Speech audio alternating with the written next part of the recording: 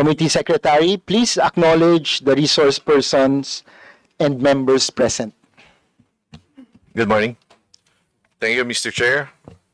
May we acknowledge our guests from the Department of Trade and Industry, Secretary Maria Cristina Aldiguer Roque. Morning, ma'am. Morning. The Chief of Staff of the Secretary, Assistant Secretary Engelbert Joseph Chua. Hi. Good morning, everyone. For the Undersecretary for Regional Operations, Blesila Lantayona. Good morning, everyone.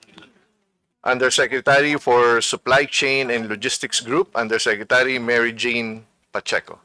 Good morning.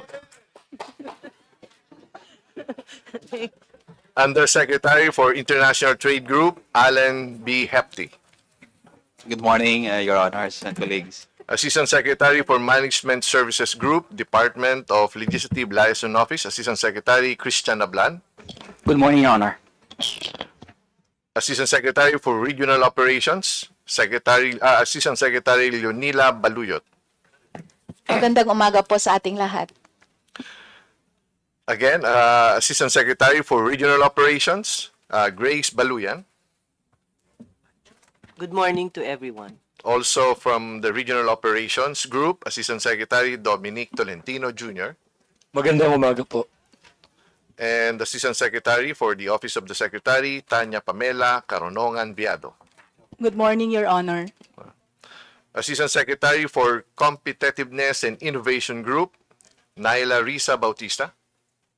Magandang umaga po sa inyong lahat. And Assistant Secretary for the Office of the Secretary, ECB and OSMB, Assistant Secretary Marcos Valdez II. Good morning, Your Honor. Assistant Secretary for DCP and SITEM, Al Modesto Valenciano. Are you here, sir?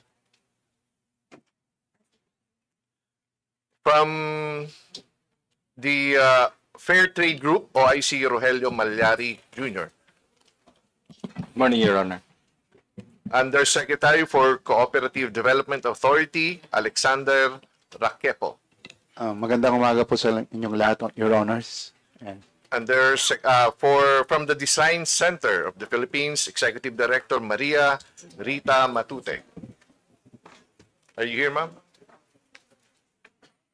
Executive Director Maria Rita Matute. From the Philippine Trade Training Center, Executive Director Claire Marie Toralba. Good morning, Your Honors. From the Intellectual Property Office of the Philippines, Deputy Director General Nathaniel Arevalo. And from the Philippine Economic Zone Authority, Deputy Director General Maria Veronica Magsino.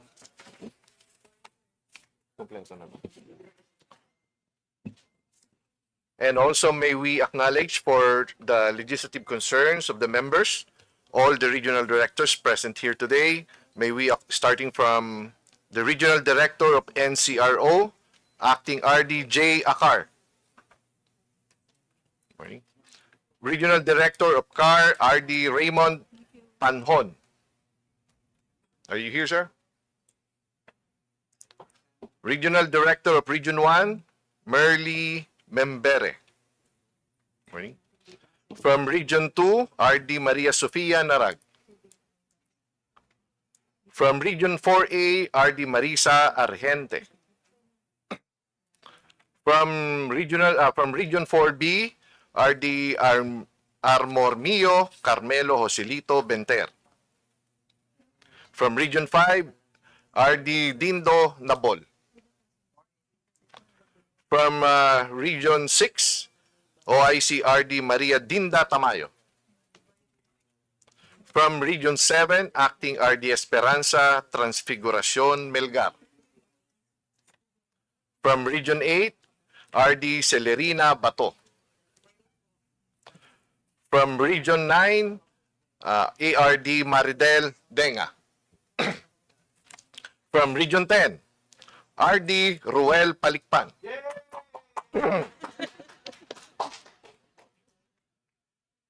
And from from Region 10, Administrative Aide Anthony Albontano III. And also, Regional Director for Region 11, R.D. Romeo Lastañaga. From Region 12, R.D. Flora Politud Gabonales. From Region 13, ARD Brenda Corvera. And may we also acknowledge the members present today, our former President, Representative of 2nd District of Pampanga, Representative Gloria Macapagal Arroyo. May we also acknowledge our Senior Vice Chair, Abet Garcia, Vice Chair Michael Tan, Vice Chair Rufus Rodriguez, Vice Chair Maria Isabel Sagarbaria, Vice Chair Agustina Pancho, Vice Chair Loreto Amante, Vice Chair Monique Lagdameo, Vice Chair Ompong Ordanes, Vice Chair Reynante Arrogancia, and the following members: Representative Ryan Recto, Representative Carlos Loria, Representative Alfredo Di Maguila, Representative Roy Loyola, Representative Agatha Cruz, and from the minority, Representative Rene Co, and also Vice Chair Roger Mercado. That's all, Mr. Chairman. Thank you. Maraming salamat, Comsec. Honorable members of the Committee on Appropriations, former President Congresswoman Gloria Macapagal Arroyo, distinguished colleagues, Secretary Maria Cristina Aldeguer Roque, and esteemed guests from the DTI, fellow public servants, welcome to the House of Representatives. Magandang umaga po sa inyong lahat. The Department of Trade and Industry stands at a critical juncture, balancing its mandate to promote industry, empowering MSMEs, and protecting consumers amidst evolving trade dynamics. Recent policies, including the 60-day rice import suspension and the newly imposed 19% U.S. reciprocal tariff, underscore the challenges of safeguarding local producers while maintaining stable trade relations and competitive exports. Internally, DTI has intensified enforcement against substandard products and leveraged AI tools to streamline business, licensing, and frontline services, initiatives that mark significant progress in reducing red tape and improving public access. In recent years, the DTI achieved key milestones in trade facilitation and digital transformation. These include the launch of a 24/7 AI-powered chatbot and Project Trina to automate public assistance, and the successful staging of Manila Fame International, which showcased over 400 modern Filipino products for the global market. For fiscal year 2026, the department proposes a budget of 12.08 billion pesos, a 15.67% increase from fiscal year 2025, excluding automatic appropriations of 347.25 million pesos. This investment represents 0.18% of the national budget, and it's positioned to strengthen investment, strengthen MSME's growth, enhance export competitiveness, and fortify consumer protection. This committee looks forward to a presentation that will demonstrate how previous budget was utilized and how proposed fiscal year 2026 allocation will drive measurable outcomes, job-generated, industry-supported, and business-enabled towards an inclusive, sustainable trade environment. On that note, I will turn over the chair to the very able hands of Kong Mike Tan to proceed with our budget briefing this morning. So once again, To Secretary Roque and the DTI family, welcome to the House of the People. Maraming salamat po. Good morning po sa ating lahat. I would just want to introduce myself. I'll be the one assigned to sponsor the budget of TTI, also its attached agencies and corporations. So, looking forward to working with you all. And Secretary Cristina A. Roque, you may now proceed with the presentation po.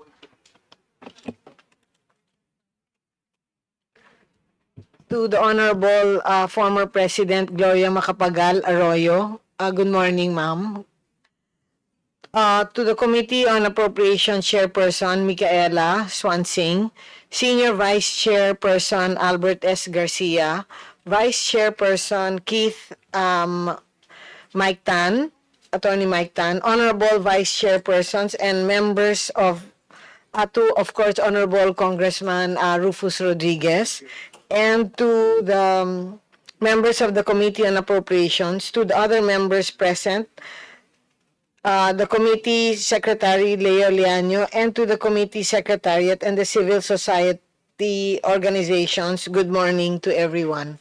I am pleased to present the Department of Trade and Industry, DTI, Fiscal Year 2026 National Expenditure Program, NEP.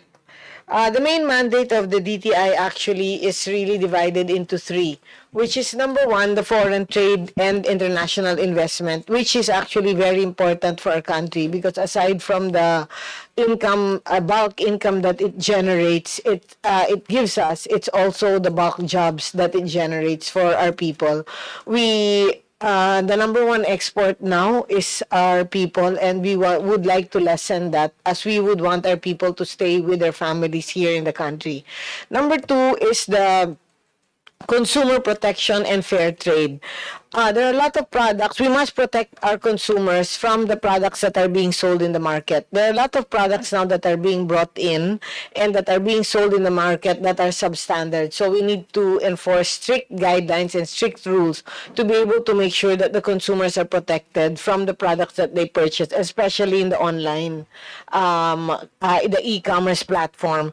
And of course, number three is the MSME development, which is a sector that we definitely cannot ignore.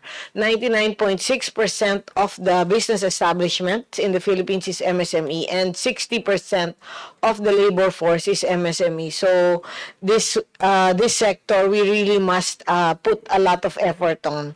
The total budget of the DTI in the fiscal year 2026 NEP is 9.951 billion, up by 3% or by 253 million compared to last year, compared to fiscal year 2025 GAA. Of this 9.9 billion, 6.9 plus billion is for the Office of the Secretary and 2.974 billion for its 5 attached agencies: the Board of Investments, the Construction Industry Authority of the Philippines, the CIAP, the Cooperative Development Authority, CDA, the DCP, the Science Center of the Philippines, and the Philippine Trade Training Center. Next slide, please. Okay. The Department of Trade and Industry, created under Executive Order number 133 of 1987, is mandated to plan, coordinate, and promote programs on trade, industry, and investments. Guided by this mandate, the department focuses on 3 core areas, which I already mentioned a while ago.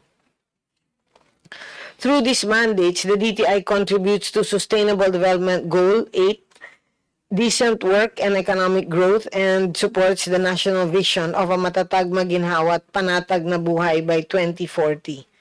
The organizational outcome refers to the short to medium-term benefits delivered to clients and communities. These outcomes are intended to contribute to the fulfillment of our mandate and achievement of our goals. Emanating from our mandate, we have identified 4 organizational outcomes: exports and investments increased, industry developed, MSME assisted and developed, consumer welfare enhanced. In DTI, as this presentation, we use org outcomes and major programs almost interchangeably. The DTI, next slide please. The DTI Office of the Secretary composes of 28 bureaus, offices, and program management.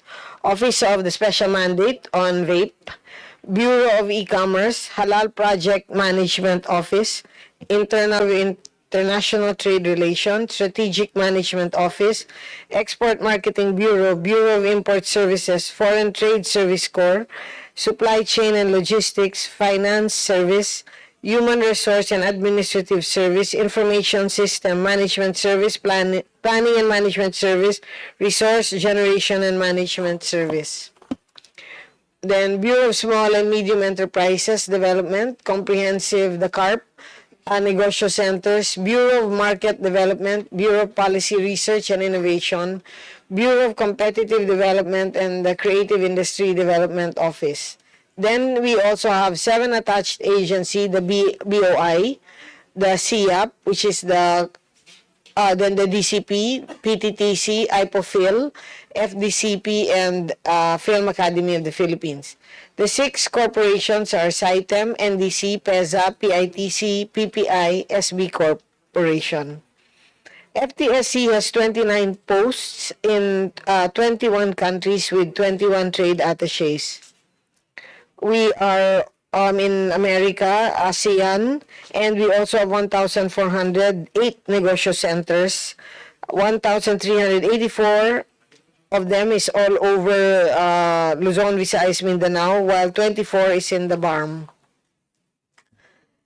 Our strategic approach involves enhancing our mandates with the goal of creating a sustaining, a vibrant, and sustainable economy. We will continue our efforts in negotiating international trade agreements and investment promotion, especially for the trade agreements. This is the mandate of our president, for us to be able to do at least strengthen our trade with our other countries, is to really push for the FTAs. BOI and PEZA and other agencies shall intensify their approach to foreign investments and investors. Aside from the industries we have been pushing, we are also pushing halal. Actually, halal has a potential of $4.5 trillion worldwide, and we are just really hoping for a certification on this. There are already 3,000 products now that have the halal that are being exported, and DTI will have an aggressive approach on the priority industry clusters for development: industrial, manufacturing, transport, technology, media, telecommunications, health, and life sciences, modern and basic needs for a resilient economy.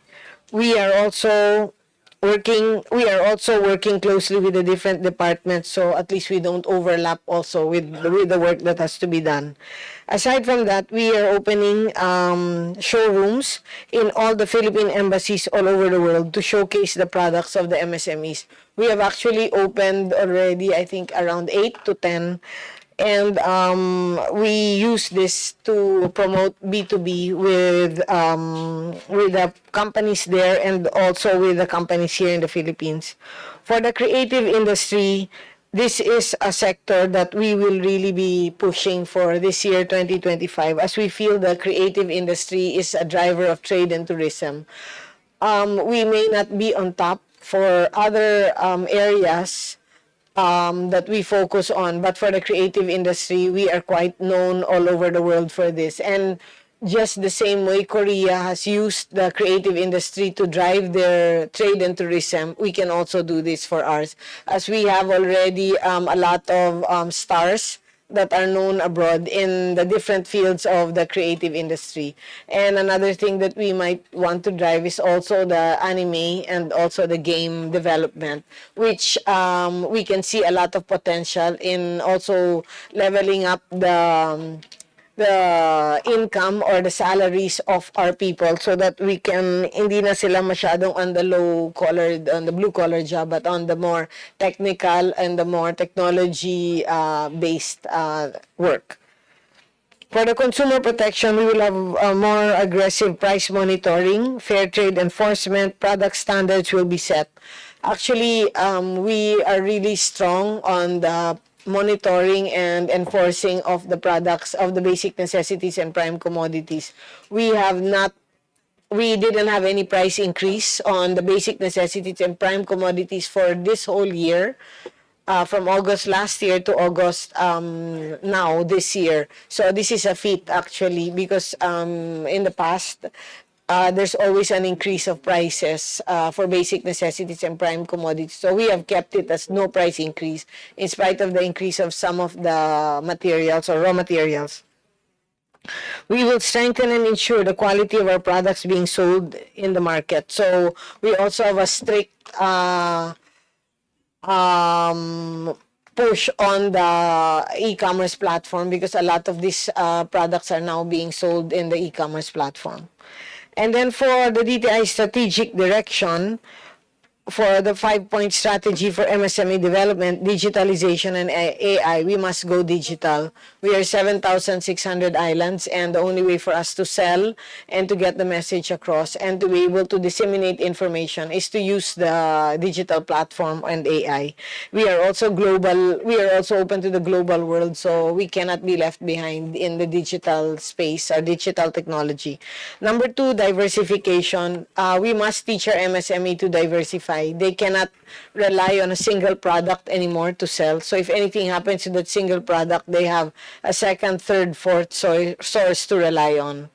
And then next is the funding. For MSMEs, napaka-importante ang funding. So DTI has the SB Corp, an attached agency, it's a bank. So we have made a lot of changes. So no collateral for 1 year. No payment of principal and interest also for 1 year, for loan from 10,000 to 10 million, to make it flexible and easy for the businesses to really move. Next is franchising. A lot of the businesses are sunset industries already, so we must teach them to franchise. We work with the Philippine Franchising Association, so we ask for the top 20 that are pwede for the MSME. So we are pushing for franchising, and they can get funding also from the SB Corp on this. And then next is the mentoring and learning. It's good for us to find a mentor and good for us to continue to learn, because sometimes we'll never know when we're going to need this learning. Next slide, please. So we're now in that fiscal year 2026 National Expenditure Program, the NEP. Okay, the slide provides a comprehensive budget summary for the Department of Trade and Industry for the fiscal year 2025. The data is broken down into OSEC, attached agency and corporation, with columns for personal services, PS, maintenance and other operating expenses, MOE, capital outlay, CO, total and percentage share. Key highlights. OSEC and attached agency, the total budget is 9.5 plus billion, with the Office of the Secretary receiving the largest at 6.9 plus billion. Board of Investments allocated 1 billion, representing 10.46 of the total budget. CDA receives 1 plus billion, making up 10.94% of the budget. Special accounts include MSME, RF, CEMF, and RLIP, totaling to 347 million, 3.49%. Next slide, please. This slide provides a comprehensive budget summary for the Department of Trade for the fiscal year 2026 NEP. The total budget allocated amounting to 12.4 billion is broken down into OSEC, attached agency, and corporation, with columns for personal services, maintenance, MOE, CO, total, and percentage share. Key highlights. OSEC and attached agency receives the largest share, totaling 9.6 billion, which is 77.3% of the overall budget. Within this group, the Office of the Secretary, 6.98 billion, Board of Investments, 1 plus billion, CDA, 1 plus billion, and other agencies, CIAP, DCP, and PTTC have smaller allocation. Additional budget item is the automatic appropriations, 347 million, retirement and life insurance premiums, 273 million, special account, 73 million. Attached corporation, these entitle entities, receives a combined allocation of 2.47 billion, including Aurora Pacific, APECO, SITEM, and the SB Corp, additional 1.5 billion. Next slide, please. The narrative report on budget comparison for fiscal year 2025 and 2026. The financial table compares the budget allocation for various agencies, including attached corporation. Under the DTI between fiscal year 2025 and 2026, the data is categorized into PS, MOE, CO, and the total budget for each year. The table also shows the variance of each category, both in amount and percentage.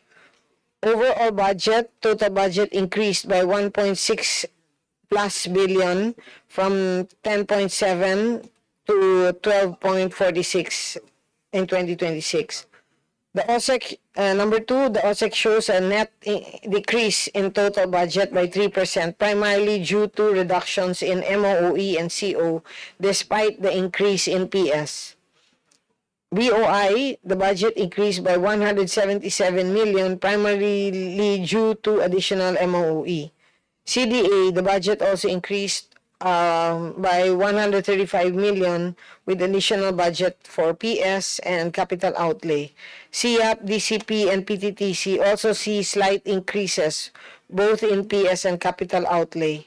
Automatic appropriations, these include a slight increase of 15% for PS, representing the retirement and life insurance premium. Attached corporation, the total budget increased from 1 plus billion to 2.474 billion and has a total net increase of 1.4 billion or 137%. APECO with a total increase of 7 million, SITEM with an increase of 421 million, 145%, and the SB Corp shows a hefty increase of 1 billion, 200% from 2025 to 500 million 2026, NEP of 1.5 billion. Okay, next slide, please. This slide presents a comparative analysis of the budget appropriations for DTI OSEC, highlighting changes between 2025 GAA and 2026 NEP draft. The budget is categorized into general admissions and support and operations, projects, and automatic appropriations, with further breakdowns under operations and projects. For the general admission and support, 2025 GAA, 2.19 billion. 2026 NEP draft, 2.21 billion. The variance of 25, positive 25 plus million. This category saw a modest increase, reflecting a stable allocation for administrative functions. Operations, 2025 GAA, 3.06 billion. 2026 NEP draft, 3.24 billion, the variance of 176, positive 176.7 million, a 5.77% increase. Operations received a notable increase, indicating strengthened support for DTI's core programs. Breakdown includes 001, Exports Investment Development, increased by 29.34 million, positive 3.25%. Industry Development increased 19.72 million, positive 3% increase. MSME Development, an increase of 11.44 million, positive 1.27% increase. Next is the Consumer Protection, increase of 11.13 million, positive 2.11% increase. Consumer Education and Advocacy decreased by 0.38 million, a negative 4.84%. Next, number 3, subtotal regular programs. 2025 GAA, 5.25 billion. 2026 NEP, 5.45 billion, a variance of 201.87 million. Regular programs overall show a healthy increase, supporting DTI's ongoing initiatives. For projects, 2025 GAA, 1.92 billion. 2026 NEP draft, 1.53 billion. Variance of negative 394.17 million, negative 20.52%. Projects experienced a significant reduction, particularly in locally funded projects, which dropped by 27.67%. Foreign assisted projects remained stable. Total new GAA, 2025 GAA, 7.17 billion, 2026 NEP, draft 6.98 billion. So a variance of 192.29 million, which is a drop by 2.68%. Despite increases in regular programs, the overall new appropriation declined due to cuts in project funding. Automatic appropriations increase of 304.57 million, which is a 13.34% increase, including RLIP, Retirement and Life Insurance Premium, 30.46 million or 7%. Special accounts, MSME, RF, 734,000. The DTI's budget for fiscal year 2026 reflects a strategic shift towards strengthening core operational programs and administrative support while scaling back on project-based funding. The increase in automatic appropriations suggests a commitment to employee benefits and MSME support. However, the overall budget shows a slight decline due to reduced project allocations. Next slide, please. The PS budget of 592.84 million will fund the salaries and allowances, including government share for the RLIP of 647 filled positions of bureaus, offices under the general administration and support, such as the HRAS, PMS, FS, ISMS, RGMS, LOLA, LS, CIS, and XCOM offices. 9.155 million PS budget to fund the salaries and allowances of contractual personnel under the Office of the Secretary. 335 million funding requirements for the Milestone First Loyalty Award for 45 personnel. Next slide, please. Under the Exports and Investment Program, 962 million is allocated to support trade promotion activities, LEAP initiatives, and overseas allowances for foreign trade service offices. The budgets of the regular programs of our Export Marketing Bureau and the Foreign Trade Service Corps are embedded in the fund of Org Outcome 1 Exports and Investment Development Program.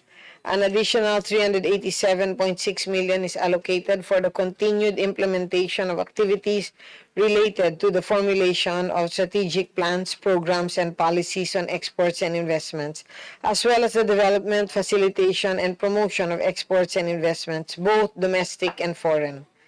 These activities are carried out through the following regular programs: investment promotion, export promotion, strategic partnerships, commercial intelligence and policy, export assistance, exports information, communication, advocacy, and capacity building, Philippine Export Development Plan, business matching missions and activities, Philippine Export Competitive Programs. Next page, please. Okay, the budgets of the regular programs of our EMB and the Foreign Trade FTSC are embedded in the fund for Org Outcome 1, Exports and Investments Development Program. Tier 1 total FTSC is 273 million. FTSC is committed in assisting foreign investors to promote Philippines as a premier investment destination, as well as assisting exporters and foreign buyers during outbound mission, trade shows, fairs, and activities. Then the regular budget of EMB is only at 58.45 million. The Bureau is mandated to formulate, implement, and monitor programs, plans, and strategies pertinent to the development, promotion, and expansion of Philippine export, conduct research on new products development, and to identify domestic supply base for exportable products. Next slide, please. Under the Industry Development Program, the MOOE amounting to 381 million supports key initiatives such as the Tatak Pinoy, the implementation of the Internet Transaction Act, the operational requirements of the Film Academy of the Philippines, the Philippine Halal Industry Development Program, Go Local, Malikain Pinoy, and the regular programs. Meanwhile, 179.5 million is allocated for activities related to the formulation of strategic plans, programs, and policies to develop competitive industries. The Philippine Quality Award guides the MSMEs in managing organizational performance and ensures sustainability and growth of the organization. Domestic Bidder Certificate of Preference Program. This grants local businesses a competitive edge over foreign bidders by providing from 15% to 25% margin of preference. Malikhain Pinoy, this is actually part of the creative industry that we really want to push. Industry Cluster Enhancement Program. This is the 8th National Priority Industry: rubber, coffee, cacao, cocoa, coir, processed fruits and nuts, wearable and home styles, bamboo, and palm oil. These are getting popular now, especially in the global stage. Tatak Pinoy Strategy. This aims to increase industry productivity, produce high-quality products, create jobs, and strengthen economy. We will be using the Tatak Pinoy to really promote Philippine products, both locally and globally. And if it has a trademark na Tatak Pinoy, kahit pa paano, it's something that we can be proud of.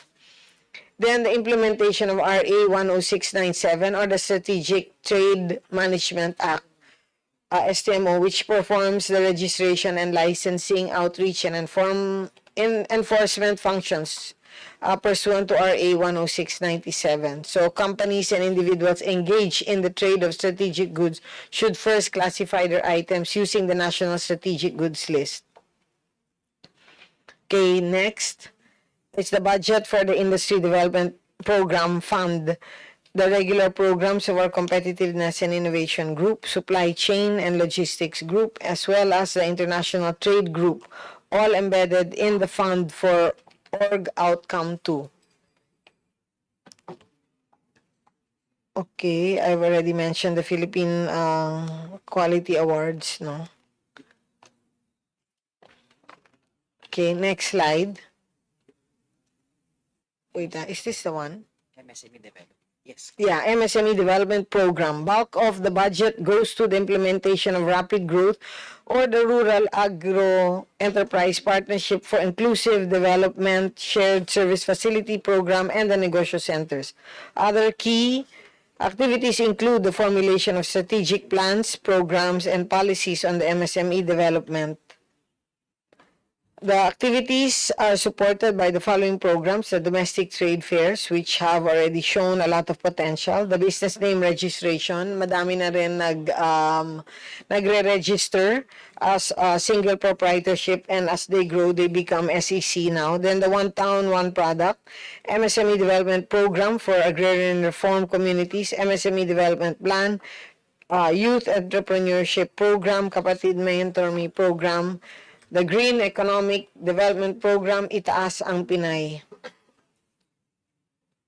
Okay.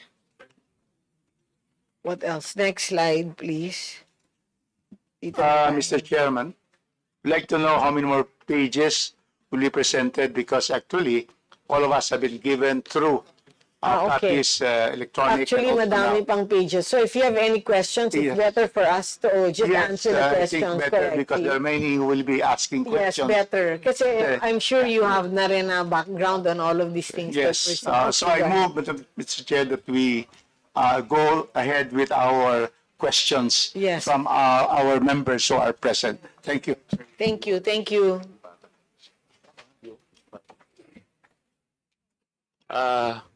Before we invite questions from the members, can we have a short presentation of the BUR, the budget utilization rate of the department? You have the budget. Sige.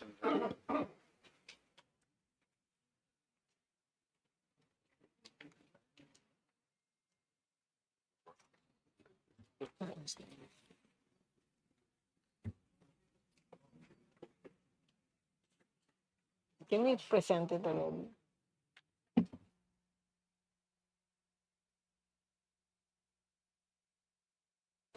Okay, here it is already.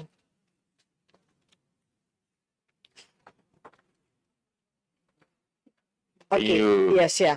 Okay, for the agency-specific budget, we have a utilization rate of 90%. For the RLIP, 98%. For the MSME, RF, 97%. For the Special Purpose Fund, which is 96%. And then for the unprogrammed, of course, the rapid growth, 69%. Then the continuing appropriation, 91%. And the agency-specific budget, 91%. Okay, thank you to our secretary. Since there's a lot of since the members are already provided with a copy of the presentation, the committee invites questions from the members, particularly on the utilization of the previous budget and proposed allocation for fiscal year 2026. Secretary Cristina A. Roque and her team are requested to provide the necessary clarifications and to respond directly to the issues at hand to ensure that this committee and the public following this proceeding are fully informed of the anticipated impact of the proposed budget of the DTI and its attached agencies and corporations. May I remind our distinguished colleagues that each member is allotted 5 minutes for questioning or interpellation, excluding the responses of the resource persons. When you hear the first bell, it indicates that you have 30 seconds left to conclude your questions. The second bell signifies the lapse of your allotted time. In accordance with the long-standing and respected tradition of the House of Representatives to accord preferential treatment to the minority members, followed by the independent and majority members in an alternating manner. The chair now recognizes from the minority, Honorable Rene Co. Thank you, Mr. Chair. Good morning to my distinguished colleagues and the Department of Trade and Industry and all its attached agencies. This representation shares yung kagustuhan natin na lumago yung mga pambansang industriya natin. Gusto natin na may kakayahan na makatayo sa sariling paa yung mga industriya natin, no? And I'd like to focus on yung transport industry natin, no? Lifeblood yung mga jeepneys, modes of public transportation sa ating vast network of roads dito sa Pilipinas. And it goes to show na sa kabataan, no, sa mga Pilipino, invested kami sa kakayahan ng mga local manufacturers na makapag-produce at makapag-provide ng necessities ng transport system natin. So may budget po ba para sa pagpapataguyod ng mga tunay na local na manufaktura ng mga sasakyan for NEP 2026 po?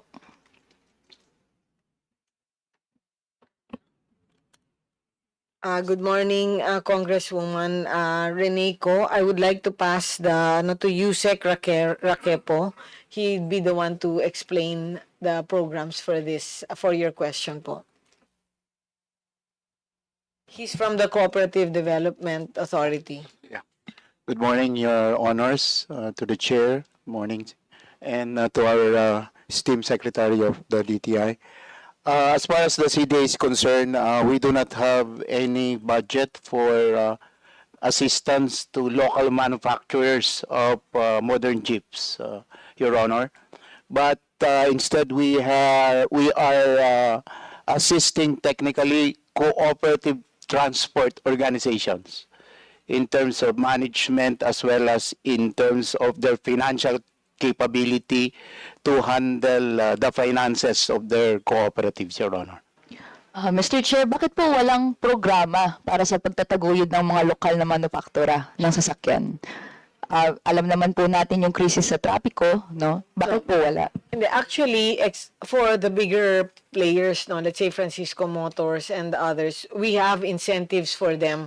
They qualify for either PEZA or BOI. In fact, meron silang, I'll pass you to, is Yusek, who?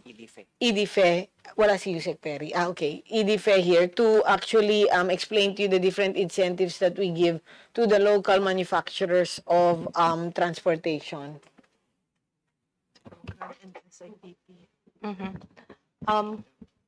Thank you, Your Honors. For the BOI, we actually have the CARS program, and it is aimed at improving the industry in terms of the manufacture of the vehicle, and we provide incentives. Second, the fund will also cover the improvement in terms of the parts manufacturing. And then in the SIPP, we also provide incentives to manufacturing. So those are the program of BOI in terms of developing the industry for the cars. In addition to the cars program, we also have the race, which is essentially taking off from the cars and with the same incentives, but with different terms and conditions. But this program, the race, has not been started yet, unlike the CARS program, which is already in its latter part of implementation. Thank you, Your Honors. Thank you, Mr. Chair. Actually, pupunta rin po tayo doon sa CARS program. Thank you po for mentioning it. Kasi po, as you mentioned, since 2015 pa po yung CARS program, specifically implemented through Executive Order 182, kung saan sa pauna, binigyan po ng 27 billion in subsidies sa loob ng 6 na taon ang 3 internationally recognized car makers na may proven global track record at under existing multinational operations. Mr. Chair, meron po bang mga local na manufacturers na makakapasa sa gantong minimum requirements? Congresswoman Arenino, merong actually program also and incentives given for local manufacturers that are also moving towards the electric vehicle. So yun din ang isang ano natin, no? And then also for the public transport na EV, meron din incentives given to them. Is this under the CARS program po? No, this is not under the CARS program, but it's they can avail of it through the Create More Act. Okay, thank you. Noted po yun, Mr. Chair. But in regards to the CARS program po, pwede po bang ma-enlighten yung body dito? Sino po ba yung beneficiaries ng CARS program? Well, essentially, there are two car manufacturing companies which avail of the incentives under the program, and this will be Toyota and Mitsubishi. And as far as the industry is concerned, these are the companies that have established operation in the country, and therefore the BOI and the DTI believes that supporting these two players which complied with the requirements under the program would also result to additional employment. And of course, we want the backward linkages in terms of the manufacturing of parts. And therefore, at the end of the day, ultimately, we increase the value adding in the manufacturing industry in terms of the car parts manufacturing also. Thank you, Your Honor. Yun din siguro yung crux of the matter, Mr. Chair. Dahil po, bakit sa halip na pondohan yung mga lokal na industriya gamit yung buwis ng taong bayan, ang popondohan ay yung mga industriya or mga kumpanya na malago na, dayuhan pa.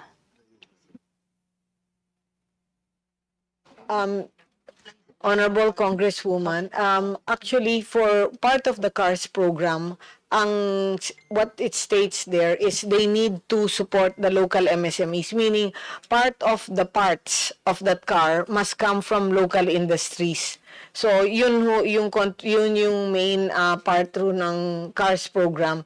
In the CARS program, only 2 were able to avail of the slot, no? But in the RACE program, which is almost going to be implemented, more than 2 na po ang pwedeng mag-avail doon. And then part of the requirement is for them to be able to buy a certain percentage of the parts from the local manufacturer. So yun po yung naging contribution ho nila sa industry.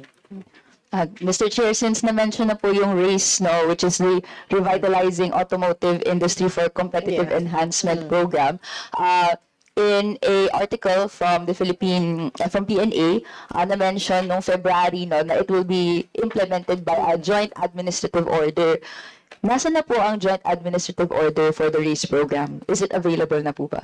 Actually, we're almost going to implement it already. We're just fixing some other things, we just need to get some information. Pero we're really moving to that kasi we want more companies to avail. Kasi, like Francisco Motors and other local companies have also expressed their interest to really avail of this program. So may inaayos lang na mga additional information. But definitely the CARS program will be moved to the RACE program kasi syempre through the years, 'di ba, we also want to at least parang improve yung mga program. So from CARS magiging RACE na siya. So, wala pa pong joint administrative order. So, ang next question ko po, kung wala pang guidelines, bakit po pinopondohan na po ito sa NEP 2026? Hindi, meron na pong guidelines. We're just adding some, I'm not totally familiar with the final, no, but we've already actually put down a lot of may konting na lang na tinatapos. Is this available na po ba to the public or to the companies na gusto pong mag-avail through the RACE program? Can we have a copy po ba, Mr. Chair? Yes, we'll give you a copy, Honorable Chair. We've already discussed this with the different companies that's the stakeholders that may want to avail of this program. So, na-discuss na po nila. So, usually we do naman a consultation. So, there's like a back and forth and then may mga ibang lang. Would it be possible po ba to receive a copy of the guidelines? Yes, we'll today? give you. Sige, Before we'll plenary? we'll give you the guidelines today and then I can explain it to you further. Yung mga konting na lang tweak. Pero that was supposed to be done, you're correct, a few months ago. But meron lang ibang that we want to also at least give these local manufacturers para yung mga parts ng cars na mga kotse nila, they can really get from the local MSMEs. We appreciate that, Mr. Chair, but we'd like to manifest po no na ideally before guidelines are being implemented, they're already released publicly so that the public are able to scrutinize po yung parts of the for the administrative order or whatnot bago po siya ma-implement. Siguro po yung next question po, dahil hindi pa siya publicly available, meron beneficiaries na po ba yung RACE program? If I may, Your Honors. So right now, the Secretary is correct. There's no guidelines yet. In fact, the JAO is currently being coordinated among agencies concerned. So insofar as the application, it has not been opened yet. But just to add that in terms of even the cars and for this RACE program, it's actually open to both foreign and Filipino. So it's not something that is tailor-fitted to any just two companies, but the program is designed so that other players can avail of it. So both for cars and the RACE. Thank you, Your Honor. Mr. Chair, na-mention po na nagkaroon na po ng discussions with companies in relation sa sinong pwedeng beneficiaries. Can I ask po, sino na po bang publicly nagpahayag na gusto nilang sumali sa RACE program? So far, I think the existing players, I would say maybe Toyota and Mitsubishi, but again, just to emphasize, the program is not limited to only these two companies. So the program is designed for everyone in the industry. Maybe that is what I should say insofar as this program is concerned. So just to correct the impression that this is not just for foreign or for big companies, but in fact it is open to everyone. So it's the industry in totality. Thank you, Your Honors. Magiging eligible po ba yung truly local automotive manufacturers? Ano pong encouragement yung ginagawa ng DTI para makasali po sila sa RACE program? Just like the CARS program, what we do is really promote the program, and it is something that is open and transparent. So once the guidelines or once the JAO is signed and the guidelines is formulated, then it will be disseminated to the industry players, because after all, that is the reason why we're doing this program. It is for their availment. So it will be open to those companies that will qualify under the program. We're looking forward to that po dahil kung Toyota and Mitsubishi na naman po yung magiging mga beneficiaries and hindi magkakaroon ng mga local beneficiaries. Ang mukha po no to this representation ay patuloy na hindi nakakapag-unlad po ito ng local industry. Mukhang nangyayari ay kukuhanan yung pera ng bayan, ibibigay bilang ayuda sa mga malalaking dayuhang negosyo. So, siguro, I'd like to, one last question before I move on to siguro the second round po. Bakit po mas malaki yung proposed budget ng CARS and RACE kaysa sa mga regular programs po ng DTI-BOI? I think based on the proposed budget of BOI, we've increased our budget in the industry promotion and investment promotion. These two are the main operational functions of the BOI. So I would not say that the budget of CARS and the RACE is bigger than those two main functions of the BOI. Kasi po, from the budget items, mukha pong the RACE is provided 250 million pesos. And mukhang the continuous fiscal support arrearages for CARS is at around 225 million pesos. So if you total this up, mukhang 575 million pesos. So it's a lot po. Yes po, Your Honor. If you'll note, the budget on the CARS program pertains to the arrearages. So it means that, ang government po owes these companies actually. So, but in terms of operation for new projects, then I would say that the budget of BOI is really geared towards investment promotion and industry development. And for that matter, if we're talking of CARS program or even the RACE, it is actually part of the industry development program. So it's not something that is independent of what we're doing. If you look at the operation of BOI, it is really geared at developing the industry.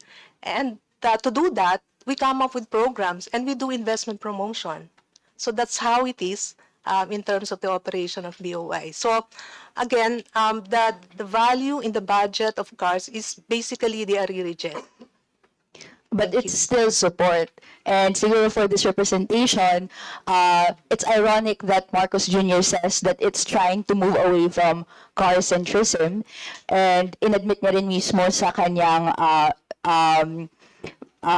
recent discussions na dahil sa traffic, 1.3 trillion kada taon ang cost ito sa economy. And 3.5 billion kada araw ang nawawala sa araw-araw, kada araw, no? So, last question po, paano po naging economically sound yung mamuhunan sa mas marami pang kotse? Last question po. Yes po, Mr. Chair. Mula sa mga foreign manufacturers pa, kung titindi pa ito sa traffic at sa makatwid, magko-cost pa ito sa economy? Honorable Chair, actually when they purchase cars, no, a bulk of that goes to buying the parts from the smaller parts from the MSME. So the bigger players, let's say Toyota, Mitsubishi, they're the ones that sell. Although we have others. Encourage other companies to join. Sila lang yung gusto mag-join doon sa cars. Dito sa race, we've opened it to everyone. So, syempre, pag malakas magbenta ang, let's say, Toyota, Mitsubishi, yung mga parts nila, madaming binibili from the local MSME. So, nag-grow din po ang local car parts industry. And then, syempre, the more, kahit sa repair also, dun rin since madami itong brands na to, madami din ang local MSMEs na nasusustain din po. In fact, when we talk to these big players, there's really a percentage na dapat ibili sa sa local MSME. So even in the race program, ganun din po yung way that they actually buy a percentage, actually malaking percentage to the local MSMEs na nasusuportahan nila. Be that as it may, this is still all in the framework of supporting a car manufacturing industry. And it's still hindi in line doon sa sinabi ni Marcos Jr. na we're moving away from a car-centric form of traffic. But thank you, Madam Chair, Mr. Chair, for the time. I yield the floor po. Thank you. Thank you, Representative Ko. Question lang kay Representative Ko. You have a request to have a copy of the joint administrative order. Since it's not yet publicly available, do you still want a draft of the joint administrative order for the race program? Yes po, Mr. Chair. If available. Yeah, we will get it. Okay. Please furnish a copy of the joint administrative order to the committee and also the draft po to this committee and to Representative Ko po. Yes, Mr. Chair. Thank you, We will Mr. do Chair. it. Thank you po. Next in line po, from the majority, Representative Ryan Recto. Thank you, Mr. Chair. Secretary Christine and the whole DTI team, thank you for your time today po and coming to Congress and giving the presentation. I just have an inquiry po about the Malikhaing Pinoy program, about the creatives industry. Ma'am, you mentioned a while ago that it is a priority, and correct me if I'm wrong, you mentioned a while ago that it's a priority industry this year. However, upon checking the budget, its MOE decreased from 100 million last year to 50 million this year. Correct me if I'm wrong with the figures. And the deductions have been consistent. Noong 2023, it had a budget of 360 million pesos. Then 2024, it was reduced to 200 million pesos. And again, this year, for next year rather, reduced again. However, the creative economy has been increasing naman, 8.7% in growth, which is roughly 1.94 trillion of the nation's total GDP in 2024. So I guess, can the Secretary and the team please provide a clear explanation for this budget reduction, especially since a new dedicated funding source exists, that being the digital taxes law, in which case 5% of incremental VAT revenue is exclusively allocated for the development of creative industries. I would like to get your thoughts on that, Ms. Secretary and the whole team po. Yes, thank you, Honorable Congressman Recto. I've been in this in the DTI for 1 year, and maybe in the previous leader, the trust was not the creative industry. But for now, for my term, the thrust is the creative industry, because I feel that the creative industry is where we excel.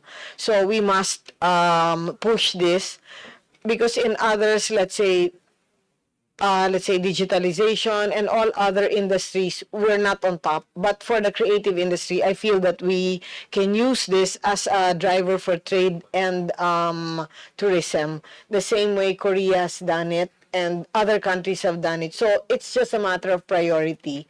That's why maybe it was given budget before and then it kept getting less and less and less, because that was not the push during that leadership. But for now, creative industry is, we're going to be pushing the creative industry. We've already tried it by using our aces, let's say in the fashion, to bring them outside, and then we realized that the people, there's really a response for it, and there's really a market for it, and we can use it to get people to know about the Philippines. So for the Malikhaing Pinoy, we're pushing it. In fact, we have an event on August 28th, and we're promoting not just, of course, the usual weavers and all this stuff, but we're also doing on the creative, on that digital landscape, so that they also see that kahit papano we're already globally relevant, or we can also adapt to the global world. Our artists are known, painters, our fashion designers, our anime artists, our game designers are really known already worldwide. So we feel that this is a way for us to really get our country out there. And then for next year, since we're sharing the ASEAN 2026, the creative economy and the creative industry is also where we're putting a lot of effort on also. Kasi we need to put out our aces. So that's one of our aces also. Thank you, Madam Secretary.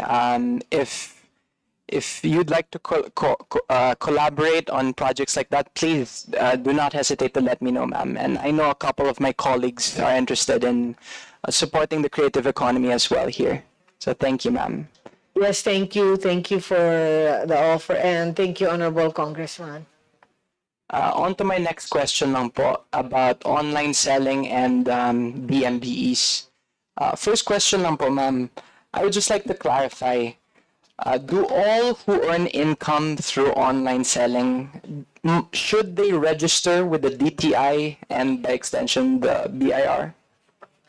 Yes, you are correct. For the online selling, they must be compliant. They have to be registered, and they have to be compliant with the different permits of the government, whether with DTI or with other departments. So this is a must.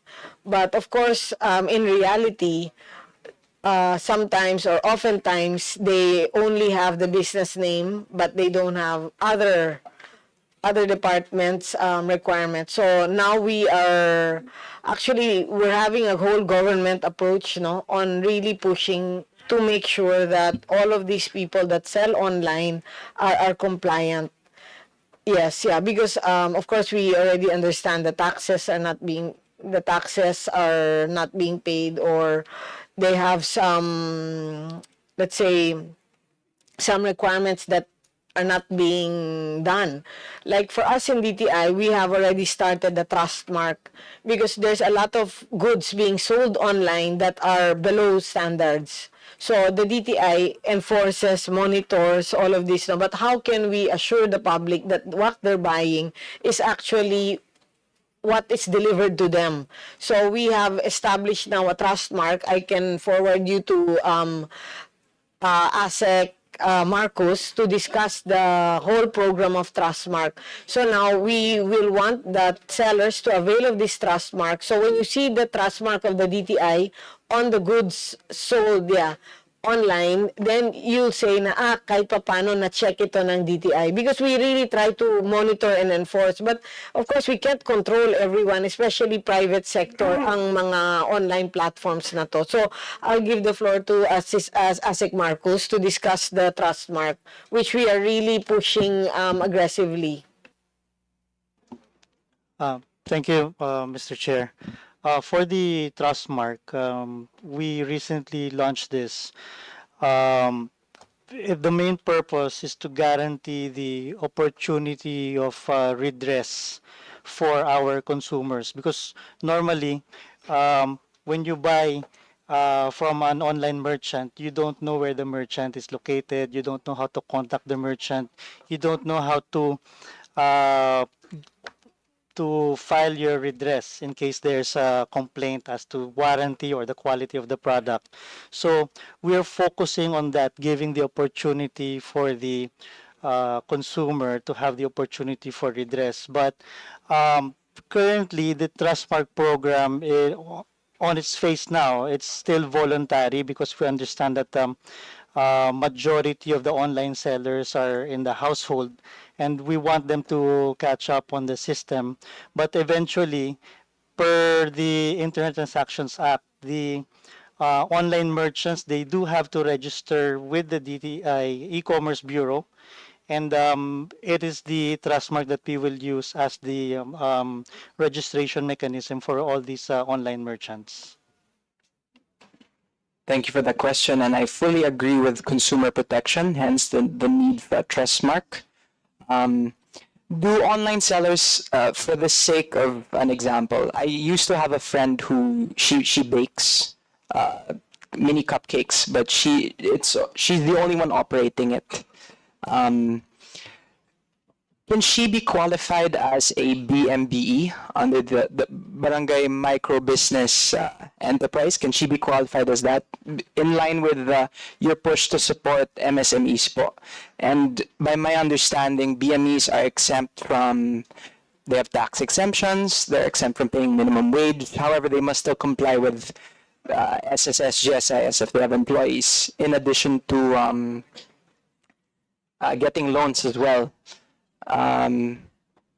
Yes, Honorable Congressman. No, I'll pass you to Undersecretary Bless. I'll finish. For the e-commerce platform is actually, we encourage the MSMEs to use the e-commerce platform. Number one, it's the cheapest way for them to be able to sell.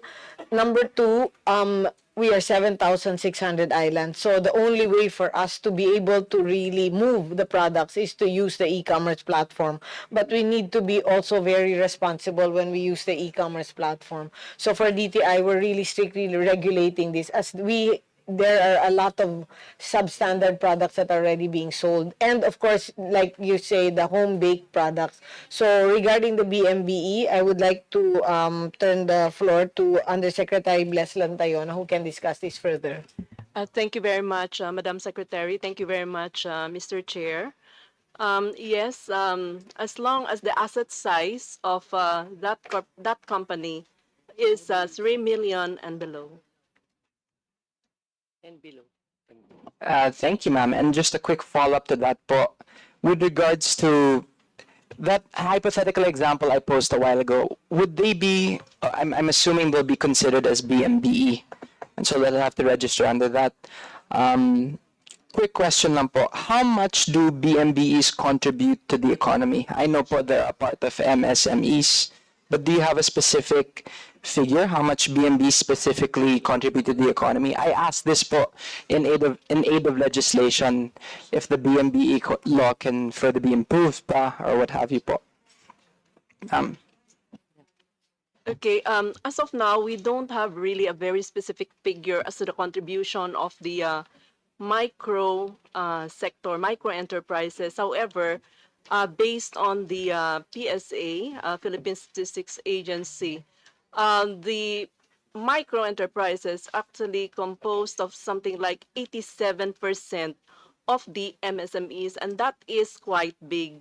Now, starting about 5 years ago, 3 or 5 years ago, when DTI registration is starting to register already, the BMBs, because of the creation of the negosyo centers, we have drastically increased the number of BMBE registrants. So more or less, they are encouraged already to register under the BMBE program.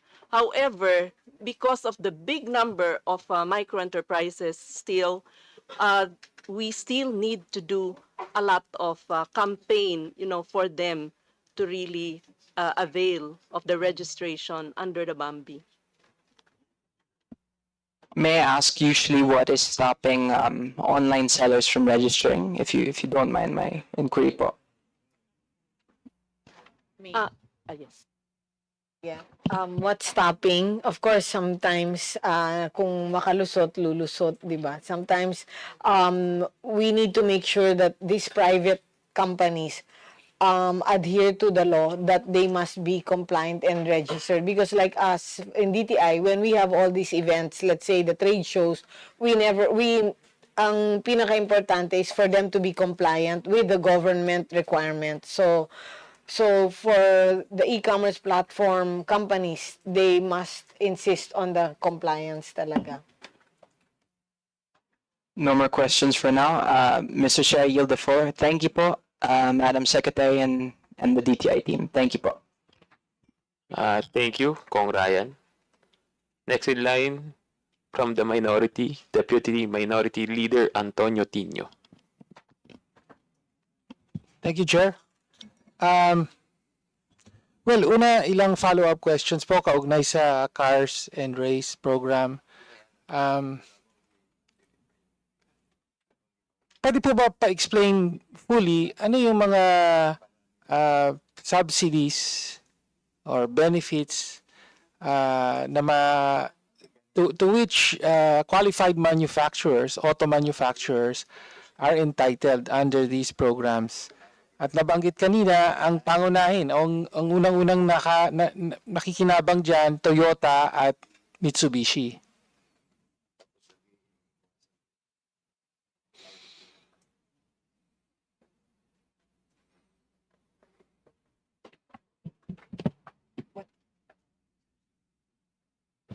Edife, go ahead. Thank you, Your Honors. To respond to the question of the good Congressman, for the RACE program, we actually provide so-called fixed investment support, or FIS, which is equivalent to not more than 40% of capital expenditure in the form of tax certificates. This fixed investment support is not really that automatic because in the guidelines, there's a committee which evaluates the claim of the company. So it passes through rigorous evaluation on their claim, Mr. Chair.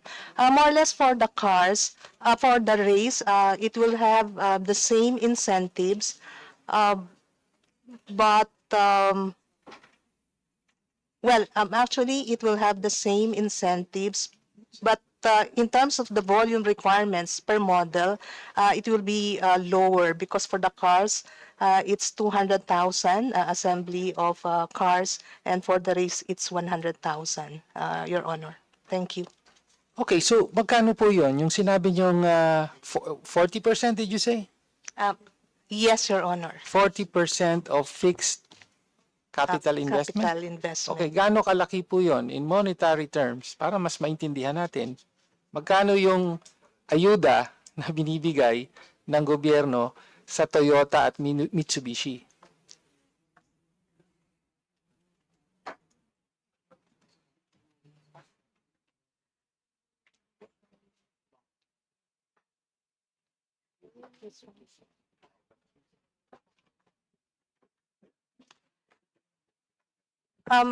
Your Honor, for the CARS program, because the race has not started yet. Fixed investments na gagawin nila.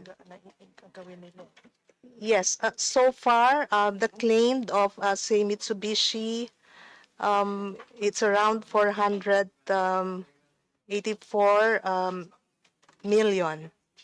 And for Toyota, it's 1.3 billion.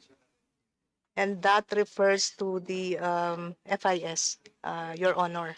But note that that would equate. Ulit lang po. So Mitsubishi may claim na 400 million? 484 million. 484, almost 500 million. Samantala yung Toyota may 1.3 billion pesos. So again, ang diin natin, ayuda ito So bibigyan ng gobyerno ang Mitsubishi at Toyota ng all in all mahigit 2 billion pesos. Is this for a specific year? My understanding, Your Honor, is that this is for the whole duration of their application with the program. And therefore... So ano pong, gano'ng katagal po yan? I mean, anong period po ang tinutukoy? In terms of their enrollment, the production period for the enrolled models ended in 2024. For Mitsubishi, it's Feb, and for Toyota, it's July 2024. So it's the whole availment of these two companies. But again, note that in terms of their qualification, the requirement is that they should be able to produce 200,000 Okay. vehicles. And again, we'd like to emphasize that the 200,000 vehicles, in terms of the backward linkages, in terms of Yes. the cars Okay. parts manufacturing, would have a greater impact. Okay, nabayaran na po ba yung 500M sa Mitsubishi at 1.2 billion sa Toyota?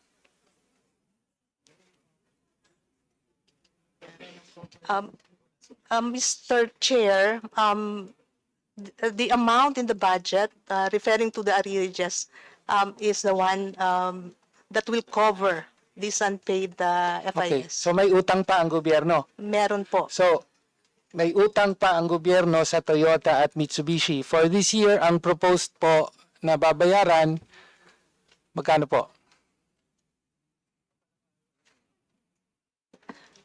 My understanding, Mr. Chair, is that the BOI, because it used to be handled by PMO, now it's BOI handling Yes. the evaluation. So it is undergoing an audit in terms of the claim, in terms of what was approved, and what should be paid to the Yes. companies. Magkano po ang inihingi ng BOI para ma-cover yung, kanina na binanggit niyo yan, arrearages di ba? So magkano po? Para malinaw. Based on the NEP, Mr. Chair, the fund allocated for this is 225 million, meaning once our audit is done, then that should cover the claim of the companies, whatever can be covered, Mr. Chair. So, for next year, 225 million. Yes, Your Honor. Okay, ang pwedeng ibayad sa Toyota at Mitsubishi.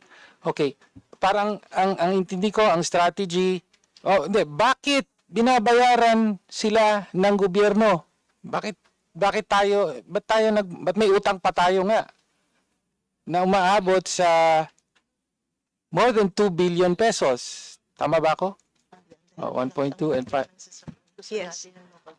Okay. Tapos gusto natin sila mag-expand ng production. So kung ano yung mga 500 and na 1.2. Hindi naman 2 billion. plus yung na-encourage nila na local producers. Yun yung sinasubsidize. Mr. Chair, BOI would like to emphasize that one benefit of the CARS program is that we do not import anymore. Those that will be produced locally, and that's 200,000. Second, the incentives is really to encourage them to expand their operation. And third, again, if I may reiterate again, that amount in terms of the subsidy would really be lower in terms of the benefits that will accrue to the overall economy in terms of labor, employment, in terms of improvement in the backward linkages, meaning the parts manufacturing. So it's not just these two manufacturers being benefited by the program. It's actually a whole lot of companies doing this, as mentioned by the Secretary, the small and medium enterprise also benefited or will benefit under the program. And again, we're not, again, to say, I have to emphasize again, Your Honor, this is not just a program for these two companies. It's just that they have operations here and they qualify under the program. And if only for the employment that will be generated because of the expansion in their operation, I think hindi naman po tayo nalugi, Your Honor. Okay, so binabayaran ng gobyerno ang Toyota at Mitsubishi para makalikha ng trabaho dito dahil nandito sila. Tapos, ang teorya, yung mga local suppliers, pwede ring ganun ba? Meron. Yes, for a while. Mr. Chair, if I may butt in, with all due respect, is it okay if I just get actually I know parts, so I'll just get the complete story and then I'll get back to you within this time also regarding that because the head of this department is not here with us. They're in another meeting. So I'll just confirm everything and then I'll get back to you, Mr. Chair, regarding this. para at least what we can give you is comprehensive also. Okay, we would appreciate a comprehensive information on the programs, but nevertheless, I still have some questions. For example, meron po bang technology transfer requirement para sa mga nakikinabang sa CARS program? Ibig sabihin, yung teknolohiya, yung kapital, yung IP, etc., meron po bang ganong requirement? Kasi sa ibang mga bansa, for example, India, Indonesia, Malaysia, etc., ni-invite nila yung mga foreign manufacturers like that. Pero, requirement, magtayo kayo ng pabrika planta, pero at some point, magiging pag-aari ng mga Pilipino yan. And we can use that for our own. Yes, Mr. Ganun po ba? Meron po ba? Yes, Mr. Chair. Actually, these companies are locally owned. They're not foreign companies. What if Toyota then decides, naku, mas maganda ang incentive sa Thailand. Mas malaki ang ino-offer. Alis na kami. Meron pa ba tayong manufacturing ng Toyota, kaya pa nating mag-produce ng mga kotse na yon? Yes po, meron. In fact, yung Tamaraw, they have already moved it here from another country because of the create more incentives. No, that and I we're understand giving that. them. They're setting up plants here. But what if they then decide, oh well, now it's cheaper elsewhere, or there are better incentives in another country? Parang nangyari na yan previously with several other car manufacturers. Was it Mazda ba yun? Ano ba yun? Yes, Kong. I mean, What was that? Ford. Nangyari na yan sa Ford, di ba? They moved to Thailand. Are we still able to produce yung mga Ford cars? Obviously, we're not. Siyempre being in business, as a businessman, Ang punto lang po natin, walang requirement na gano'n, no? Na sige, babayaran namin kayo, magtayo kayo ng planta rito, pero walang requirement na kung ano man ang itayo nyo rito at yung teknolohiya na dadali nila rito, eventually magiging atin para may kakayahan tayo on our own na mag-produce. That's one way in which our neighboring countries have been able to build their manufacturing sectors. Sa atin, hindi po ba? Sige, magtayo kayo rito. Pero the moment they decide to pull out, wala na.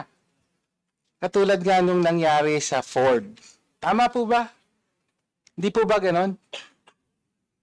We offer incentives to the Yes. foreign investors that set up here. And if there's offers in another country, and if they feel that the offer is better, of course, we can't control rin po for them Yes. to transfer. Kasi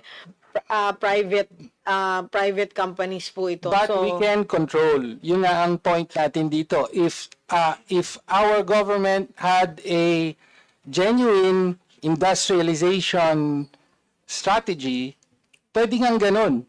Ganun ang ginawa. Ginagawa yan sa India, ginagawa yan sa Malaysia. How do you think Malaysia is able to produce? Di ba meron silang Proton? Tama po ba? yes. It's actually parang originally Mitsubishi yon. Kaya lang meron silang kasunduan na technology transfer component. So now they're able to produce their own cars. No? So ang point lang po natin ay hindi po ito industrialization plan or strategy.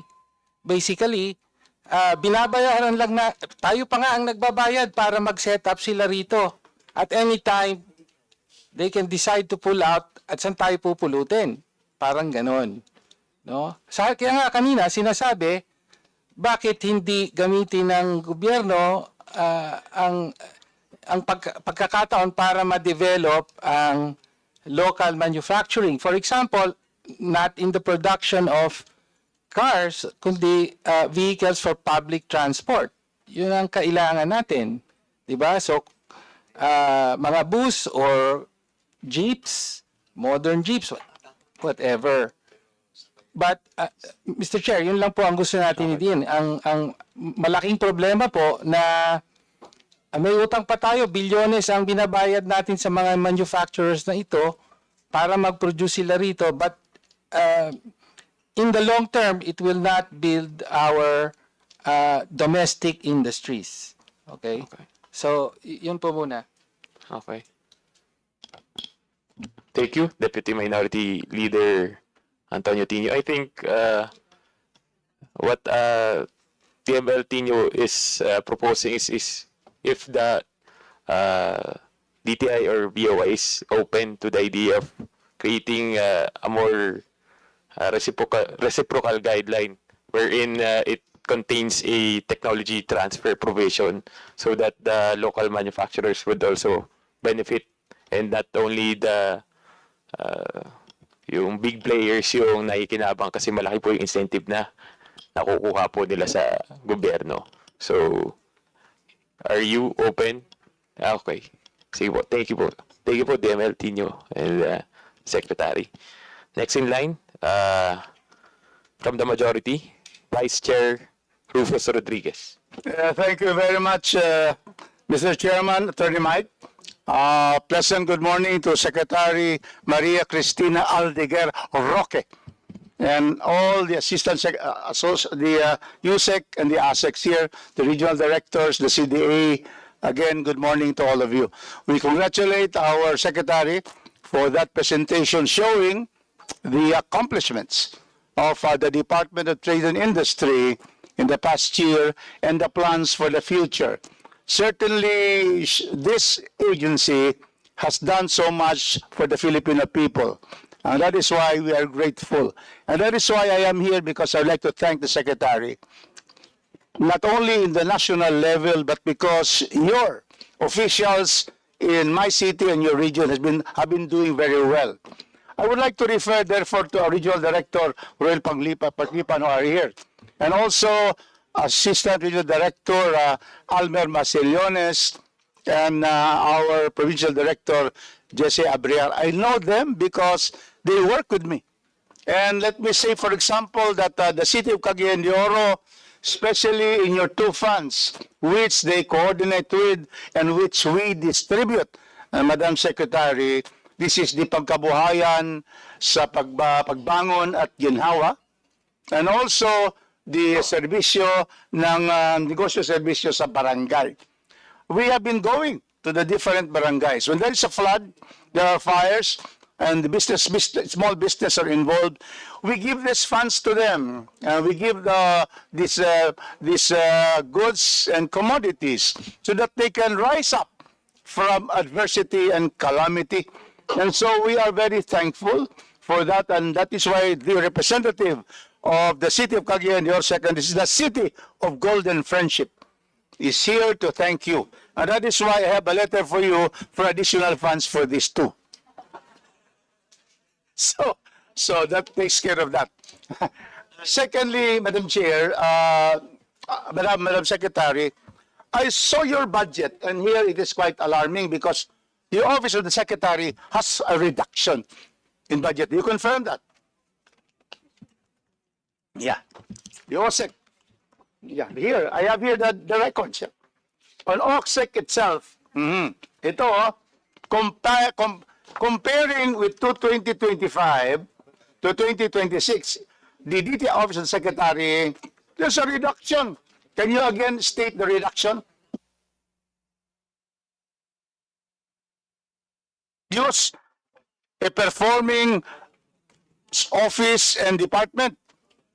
I just read to you because I have been reading this the whole night. It has been given to us 2 days ago. 2025, you have 7.398 billion. Now, for 2026, you have a total of 7.236. This 1 to 7 page. So there is a variance and reduction in the Office of the Secretary of negative 2.19 or 161,836 pesos. May I know why you reduce in spite of your excellent performance? Thank you, Honorable Congressman Rodriguez. A lot of it the reduction came from insertions. There were insertions to increase it, Yeah, so wala na siyang insertions. Oh. whether legally or illegally. Insertions were made to increase always. Eh. And so you were saying that, yeah, that's a reduction, 161 million, because I'm going forward to ask you, what will the secretary request from this committee? Because we have here Chairman Mike, and I am here, and the vice chairs are here, and the members, to be able to augment, because the power of the purse is always given to Congress. And so therefore, if there's an agency, a department performing well, and it needs more funds to be able to put our country in a footing that will allow the economic growth of our country, will do it. Okay. So, may we know? Yeah, these are the budget. As I've said, the Office of Secretary were reduced by 161 million. And what is now the request? Because we're all listening now, what is now the request? So that we can make you more. You can face the challenges and be able to continue to be successful in 2026. Okay, thank you for that, Honorable Chair Rufus Rodriguez. No, do you want me to say one by one already a request? Was the priority because Yes. in one hearing, when I asked how much do we need to, he said 1 billion. We don't have that kind of space, fiscal space. Yes. So siguro lesser than 1 billion. Yes. What we need actually is for the foreign investments, no, foreign trade. We are always requesting, or we always want our foreign investments to be in the trillion pesos mark, but the budget for that to increase that sales is only nasa 1B. So we were really hoping at least to increase it further so that we can use it for marketing to market the Philippines worldwide, globally, especially that we have some, of course, we have competitors in our Southeast Asian countries. So for us to be able to at least show them what we have is to strengthen the marketing and strengthen also our trade missions as we go abroad. So that's something that we So how much will that asking be, for. Honorable Secretary? How much will be the augmentation for foreign investments? No, that's not the one. The one of Yusek.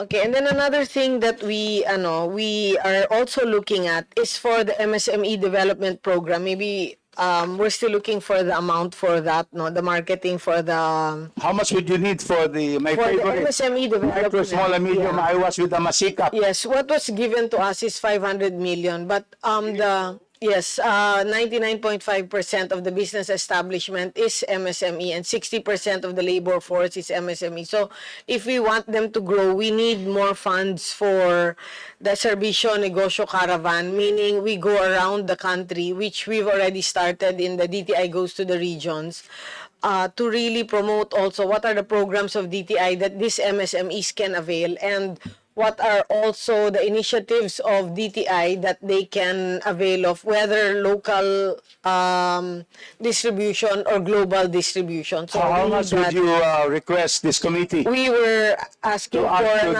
another the, 650 million for this. 650? Yeah. Yes. So for everything else that has to go under the MSME development, kailangan yun, no? And we will be putting that under the Tatak Pinoy program, meaning proudly Filipino. So proudly Filipino products, proudly Filipino services, everything that we can be proud of. We want to be able to push that both local and global. So, and then for the foreign trade, no, to really get the marketing done, and also for the foreign trade attaches to be able to do a strong B2B and to be able to bring in also investors both to us and also there. We were requesting for 250 million for this.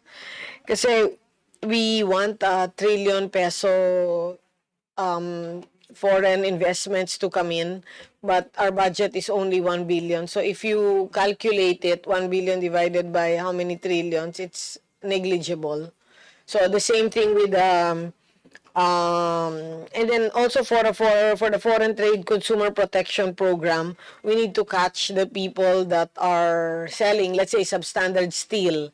We can't afford, we can't have substandard products, especially, let's say, substandard steel to be sold in the market. But we need to catch these people, especially now, ang laki na ng mga ang dami na ng produkto na pumapasok sa country natin. So, we need to really strengthen this also. So we need to also go digital. We need to also use the digital platform, AI, to be able to at least address all of these concerns kasi naaapektuhan na yung mga manufacturing industries ng Philippines, especially by the products that are being imported. Let's just say appliances. There's a lot of substandard appliances that are coming in the country which cause a sunog, or aside from that, it also affects the manufacturing industries of the Philippines that provides jobs, gives benefits to the employees.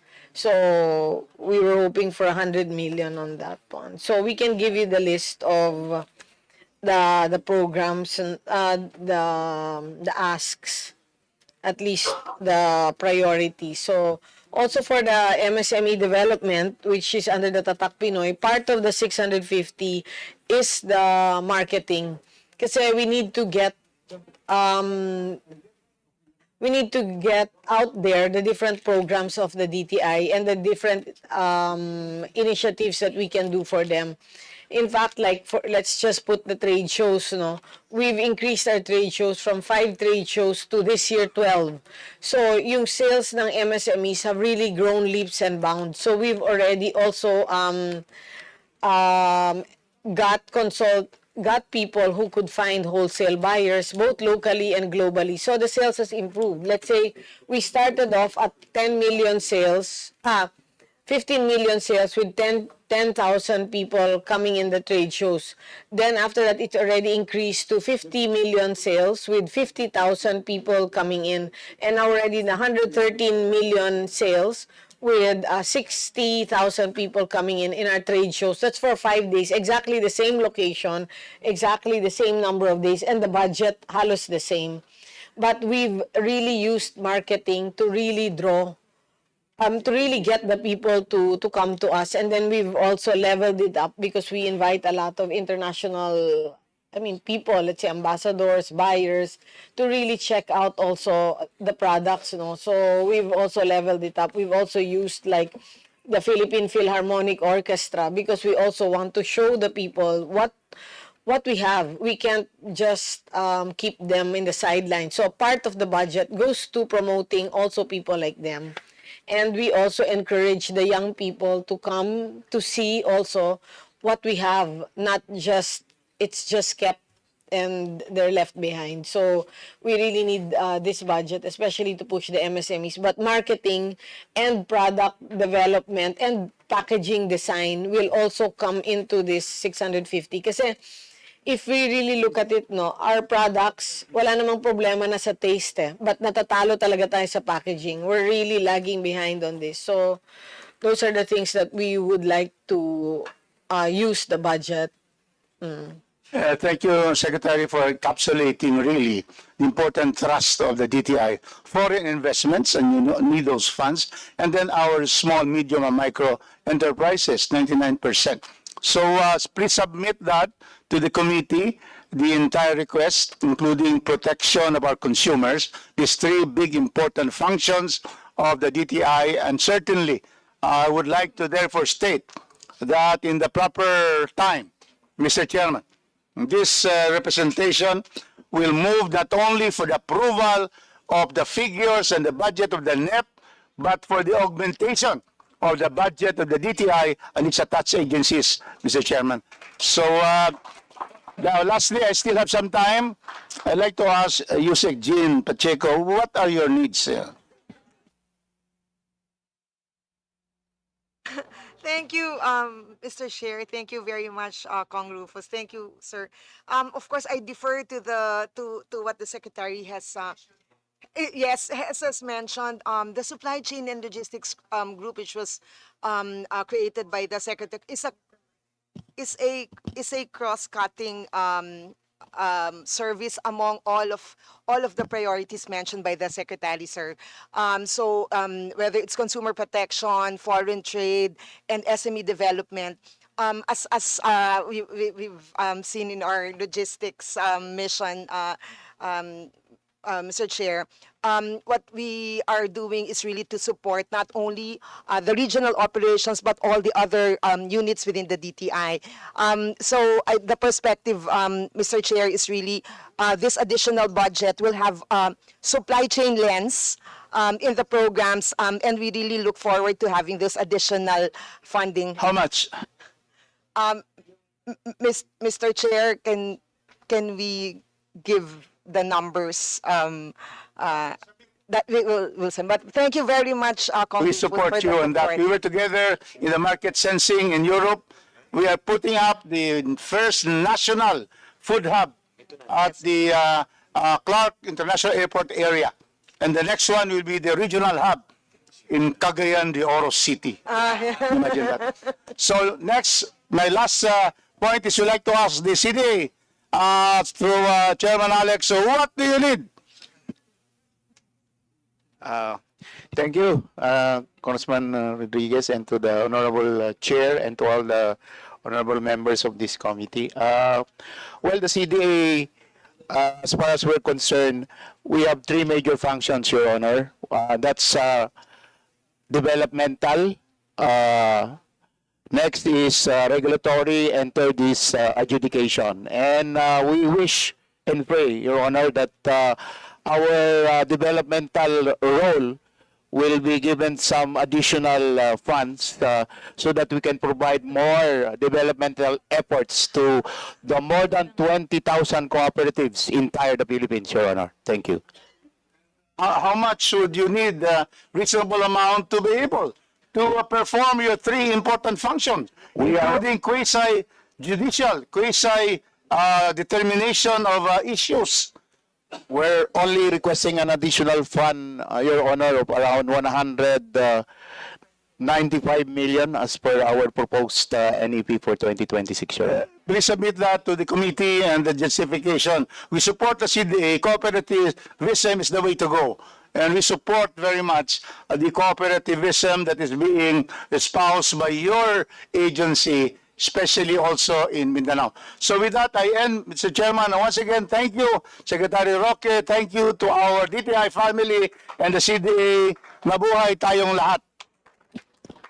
Thank you, Honorable Congressman Rodriguez. Thank you, Representative Rufus Rodriguez. Next in line from the minority, Representative Robert Nazal. Okay. Next in line, Representative Antonio Roman, the third. Tony nilang po, Mr. Chair. Or Tony Boy. Tony Boy. Tony Boy. Magandang umaga sa lahat. Alam nyo, it's a pleasure to attend today's hearing for the simple reason that when I was a young man, I worked for the DTI as a liaison to the Philippine Senate. Now, don't ask who the senators were because you'll find out how old I am. But just to contextualize my questions, let me just say that the heart of development is economic empowerment. When people are financially capable, when they have access to credit, markets, and the right infrastructure, they are no longer just beneficiaries of aid, but become drivers of growth themselves. Empowered citizens are more productive, they reinvest, they innovate, and they become entrepreneurs. This to me is true emancipation when people are free, not only from poverty, but also from dependency. Yet empowerment cannot come from fragmented programs. Microcredit without market access traps people in debt. Skills training without jobs creates underemployment. And economic zones without linkages to surrounding communities widen inequality. What our people need is holistic, convergent, master plan where agencies work together across the value chain so that every peso spent by government produces not just short-term relief, but also long-term emancipation. Now for my question. How does the DTI ensure that its programs, whether micro, small, or medium enterprises, entrepreneurship, or trade facilitation, are not isolated interventions, but part of a larger convergence with DA, DOLE, TESDA, and DICT so that our people can walk the full journey from capacity building to production to marketing to trade?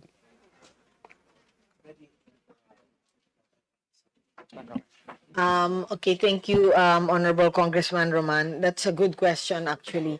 We are taking now a whole government approach on this. There are some programs that were in DTI that we've actually moved to the different agency. Let's say the CARE, the Center for AI Research. DTI is not our mandate is not research. Our mandate is really income and trade to drive either investments or to really level up the MSMEs or to level up the businesses. So we have moved now this program to DepEd. After consulting with all the cabinet secretaries, we have realized that it is better off with DepEd because DepEd really does the research, and the students can actually start learning AI at a young age. But for us, we just use AI as a driver for business.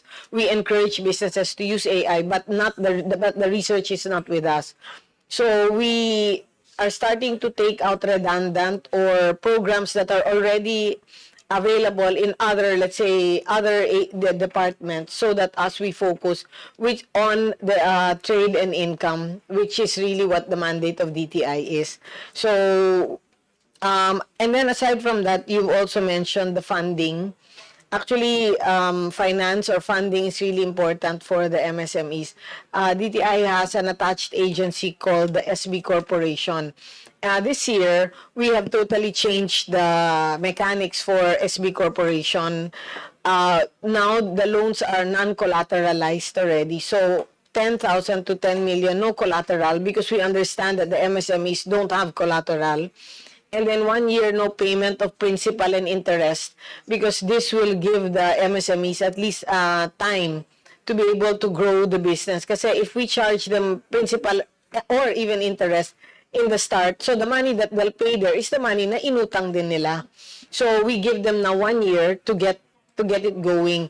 And then the amount is still 10 billion, but we've already specifically put down the different programs under this 10 billion so that the MSMEs will realize that, oh, ako pala to, oh, pwede ako dito. Let's say, number one, we have the PO financing and PO financing. So if I have a PO from, let's say, a big company or any company that's legit, I can go now to SB Corporation and loan against that PO. And then there's also check rediscounting. I got the check payment, but let's say 30 days, 60 days, I can already go also to SB Corp and avail of the funds. And then we also have the Enterprise Rehabilitation Fund. We realized that, let's say may bagyo, we always give ayuda, but we forget that the businesses collapses. So if we don't revitalize or revive the business, then nothing will happen to the ayuda that we gave. So we also have this Enterprise Rehabilitation Fund, which they can borrow from SB Corp. The processing time is 5 to 7 days na lang. All they need to do is to show the picture of where and to give the address, no? Then we can already give the funding. And then aside from that, we have now, which we, actually madami siya eh. We also have the OFW fund. So if I'm an OFW and I want to start a business, pwede din silang umutang doon sa SB Corp. Then they have the franchise funding. Let's say I want to get into franchise, pwede din. And then we also have the last one, what we just launched was the Women Enterprise Fund, meaning we support women-led businesses, women-owned enterprises, because we also encourage now the double income in a family. Kasi di ba usually sa family, it's only the husband who works. So if anything happens to the husband, the whole family suffers. So now we can have the wife start a business, let's say home industry. We've seen a lot of stars even now that have started from the women-led businesses. Let's say Mary Grace, the wife was making the ensaymada and the cheese roll at home while the husband went to work. And then that one pala became really big. Even yung mga CDO, yung mga meets. So we have a fund for the women-led enterprises to encourage double income. So pag then the education gets better kasi may extra fund na sila, then they can now go on vacation and ano. So we have a lot of programs now or funds now under the SB Corporation with the same amount na 10 billion, but we made it strategic na. Although we have the fund naman for the business expansion fund, no? But at least sila, they can say na parang, oh, para sa akin pala ito. Yung ganon. So we have that funding. And before, the utilization rate of SB Corp was 2 billion, 20 billion, 2 billion, sorry. Now we've already consumed the 10 billion. In fact, we've asked from DBM an increase of 1.5 and we were able to get the 1.5 billion because of the utilization rate and because we're really able to let the people avail of this fund. So, yun. And other programs, we've used marketing strategies to really get the word out there that these are the programs of DTI. And we also have now, DTI goes to the regions. So we have this bus that lumang bus na rin. Then we just put the sticker that DTI goes to the regions. Then we all go there and then we have a town hall meeting and then we really tell the people what the programs of the DTI are and then what they can, the programs that they can avail. So there's a lot of coordination, I would imagine, that happens Yes, we between do. and among the different departments to make sure that you provide there's no overlap, that everything is streamlined, and that whoever's best capable of actually delivering the service that the people want is actually doing that particular job. Yes, correct, Honorable Congressman. So we don't want the overlap na. So we, example for DOST, which before we would do DTI had that program, we already referred to DOST. So they join us also when we go to the regions. Yeah. Do you feel that there's an overlap when it comes to implementation of the Innovative Startup Act? I know that DTI is involved, DOST, and other departments. Is there an overlap that you feel takes away from the effectiveness of the program? Yes, yes, there's an overlap. So what we're doing now is we're transferring some, let's say, departments or some GOCCs from us to another department which we feel na mas bagay sila doon para wala nang overlap. Is that the reason why your budget for the Office of the Secretary was slashed to the tune of 25 million for ISA, for the Innovative Startup Act? I think there was a... I'm not sure if that or maybe the utilization rate because to be honest, that wasn't our expertise. So maybe for some, let me check. I'll forward you to Undersecretary Bless if that's... But for some, the utilization was very low because, again, we were not the agency or the department that's really expert on that. So it's really best for us to transfer it. To take a back seat and let the other To take a agencies back do it. seat and let them handle it. Yeah. Now, you mentioned earlier access to loans and credit.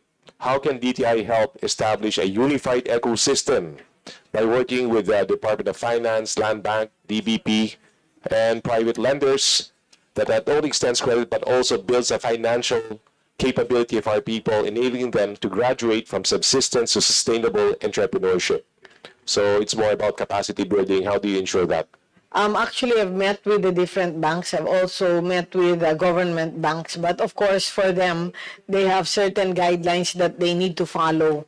But for us, SB Corp, which is under us, we have more control of the patakaran or of the rules that we can really give to the MSMEs. This is precisely why we also ask for bigger budget for SB Corporation. But for other banks, let's say the private banks, of course, they're limited also from what they can offer, especially that they need to earn money or they have a certain income that they really expect every year. But for Land Bank, I spoke to the president also. They also have some programs, but of course, they also have guidelines that they need to follow. Then for DBP, I'm working on something with DBP, which the palengke, for the people in the palengke, because part of our job is to go around the palengke, and they borrow a lot from the bigger interest companies. So what we want to do is to let DBP, Paymaya, and GCash, the three of them plus us, to work on a system on how we can loan to the palengke using the same strategy that they use, but of course with a really much lower interest rate, especially because these are government banks. So parang the process kasi of the palengke is, I'm a palengke owner, I go to the lender,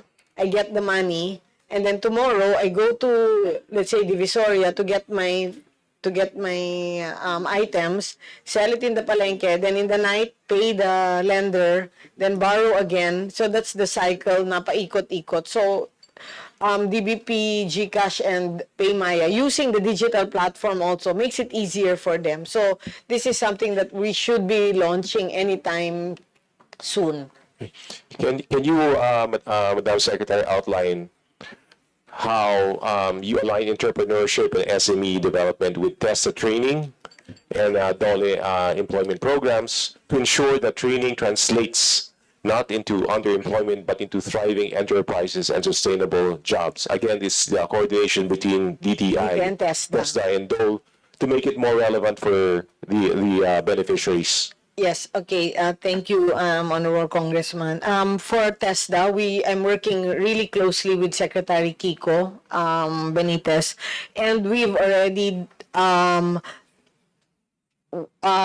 agreed to implement specific training. We can't be general anymore. Let's say general business, general whichever industry ang malakas or whichever industry ang may potential, doon kami talagang nakafocus. Let's say semiconductors, or let's say yung mga aviation engineers, pero specific, doon talaga nakafocus ang TESDA training in coordination with DTI. We don't do any more generals, but we do specifics. Okay. What are DTI's concrete plans to strengthen local value chains by linking rural producers to urban centers and global supply chains to ensure that growth is not concentrated in enclaves but cascades to the grassroots? So giving them access to market, being the bridge between the producer and the consumer. Okay, we've also added now our trade shows when... Please wrap up, Kong Tony. Yeah, she's Last na po, okay. So before we had konting trade shows lang, mga three in a year. Now this year we have 12. Because in the trade shows, we were able to see the potential of them really generating income, and we've also engaged people to bring in. There's a company kasi that can bring in wholesale buyers, consolidators, buyers for hotels, buyers for cafe, bulk buyers, in other words, both local and global. So we have brought them in. So our sales, as I mentioned earlier, has already increased from dati 15 million for the 5 days. We've already increased to 50 million, and the people attending now is already 50,000. And then we had now the 113 million pesos for 5 days also. Yan yung sales nila with 60,000 people coming in. Those counts are not ours. Those counts are SM's count. So we've already increased the sales leaps and bounds times 5. Yung iba nag-increase na by 49%. So madami na sila talagang nag-export. In fact, the people that joined the trade show, dumadami na sila. And we've also established now specific trade shows. Hindi na yung labo-labo, ganon. So we have food trade shows, we have bridal trade shows, we have cosmetic trade shows, we have arts and crafts trade shows, meaning we made it also specifics. Para it's not in general na tayo. We make it example, like the doctors, di ba? Wala nang general practitioner masyado. It's like heart doctor, cardiologist, OB-GYN, yung mga specific. So that's also what we did to the trade show so that we can put in the best of what we have from Region 1 to Region 18 by using this platform. And all of these are free. These are subsidized by the DTI. So we also invite foreign buyers, and we also invite yung consolidators who have access to market abroad to have a look at and all the products here are compliant, meaning they have the business permit, they are FDA approved, and they are also have the business name registration, whether with SEC or with DTI. For my last question, how does DTI engage locators and private sector players in eco zones to integrate local communities through supplier development, technology transfer, and local hiring into the cycle of productivity and reinvestment? Because Bataan is, as you know, the entire Bataan is an economic zone. So that question is really special to Bataan. Okay, of course, for the trade zones, no, we encourage that for foreign investors. But for the bigger players, we give them actually the options for them where they want to open the manufacturing plant for the big players in the Philippines. And then plus the incentives of the Create More, they are now actually really looking to establish their manufacturing plant in these zones, whether in Bulacan, whether in Bataan, whether in Clark, or also in Batangas. So that's what we constantly have meetings with them talaga. And you encourage them to basically tap local talent. Pardon? Yes, and of course, we tap local talent. Actually, we really need to beef up the local talent because, like, even for the semiconductor, which we are putting now a department in the DTI, parang yung mga malalakas, we put somebody to really take charge of that because I asked the companies, what do you need? Talent. So again, we really need to beef up and work closely with TESDA, CHED, and DepEd. Is my time up, or do I have one last short question that I can ask? One last question. Ma'am, I saw you have a lot of programs. It's in one of the pages. I actually wanted to count them, but I kind of lost heart because there were too many. This must be a big marketing headache for you. Yeah. To what extent do you use AI to basically market your services, and how much of your budget is dedicated to AI? Yeah, actually for the programs, no, those were the programs made by the past. So what I'm going to do now is to actually put them, not really consolidate them, no, but at least strengthen them by putting, let's say, 2 programs can become 1, and then we use the budget to really push those programs out there.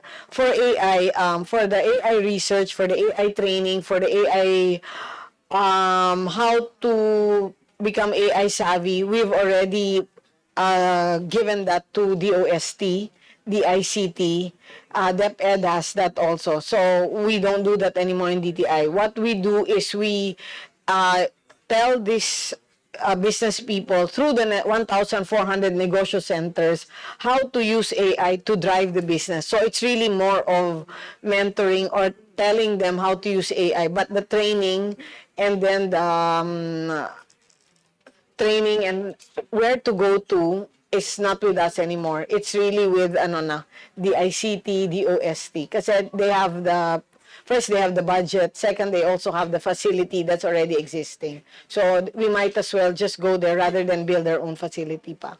I have nothing further, Mr. Chair. Thank you. Thank you, Representative Tony Roman. May I just remind for our members here, if you have any parochial concerns, the regional directors of each region are also here. The committee is willing to help you find them if you have any concerns regarding them po. Next in line po, Representative Walfredo de Maguila. Thank you, Mr. Chair. Would like to commend the entire DTI family for their implementation of the Negosyo Center program. Example, in the city of Binyan, because of the Negosyo Center, we were able to double the number of business registrants. And of course, it goes without saying, we were able to increase our collection. In fact, last year we were able to breach 1 billion peso collection for our businesses. But the problem is, I was able to interview some of the business counselors in different negosyo centers. And I found out that most, if not all of them, are occupying job order positions.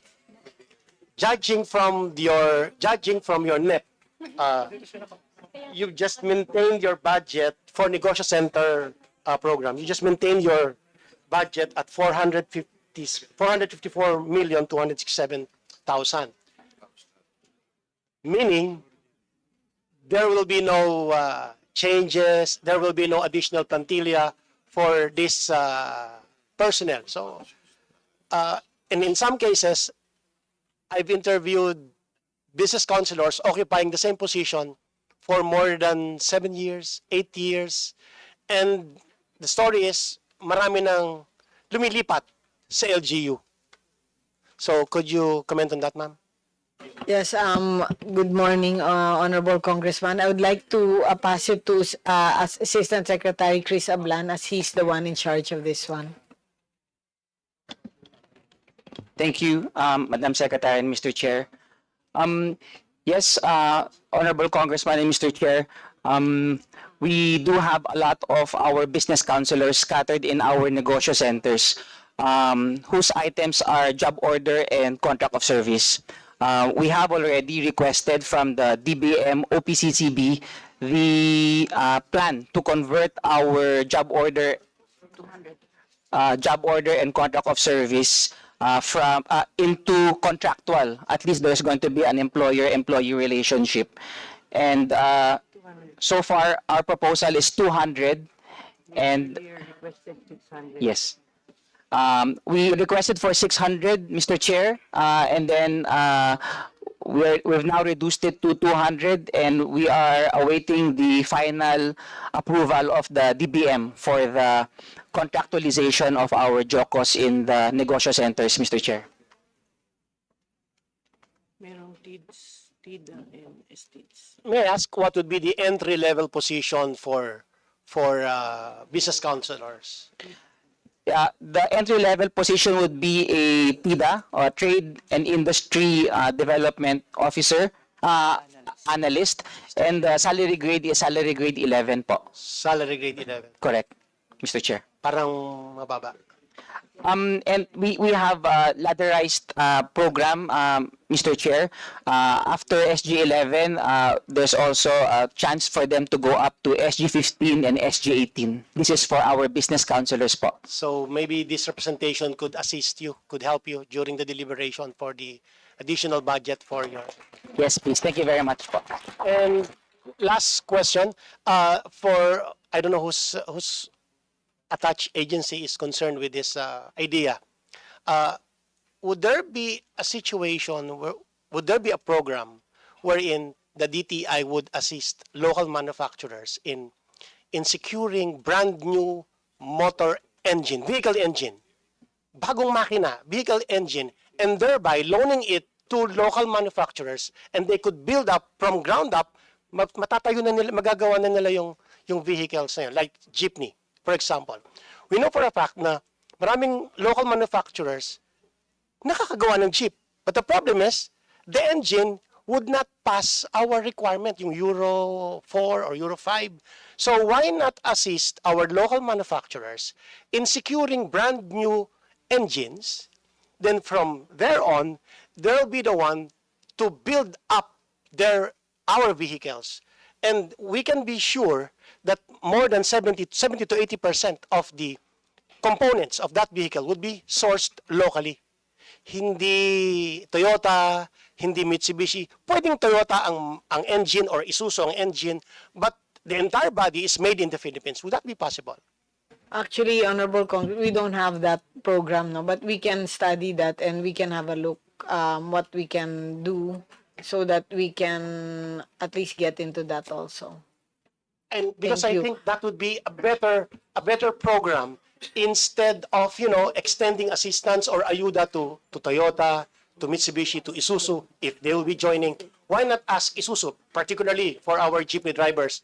Panay Isuzu ang gusto, ang mindset is Isuzu. Yeah. So, why not, with the help of DTI, make an arrangement with Isuzu Japan, let's buy new engine, Euro 4 compliant, and have it loaned to our local manufacturers, and thereby, meron na tayong, may babalik natin yung jeepney, yung jeep natin.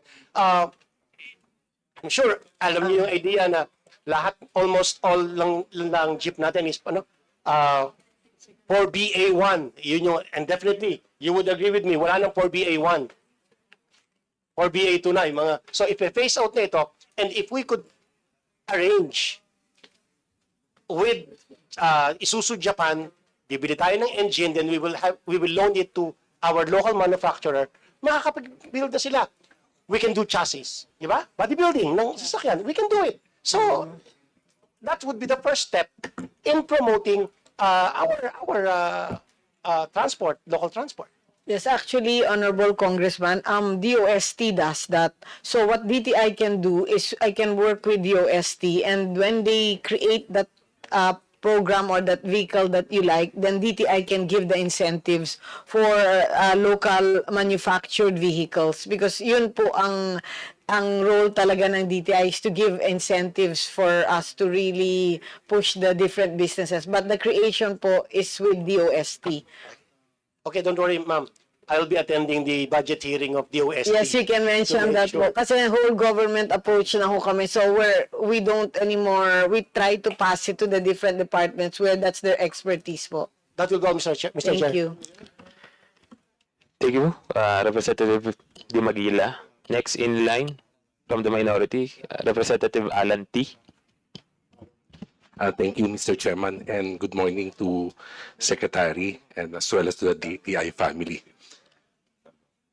My question is in relation to the question of Congressman Di Maguila regarding the MSME. There are other programs under export investment development programs, industry development programs.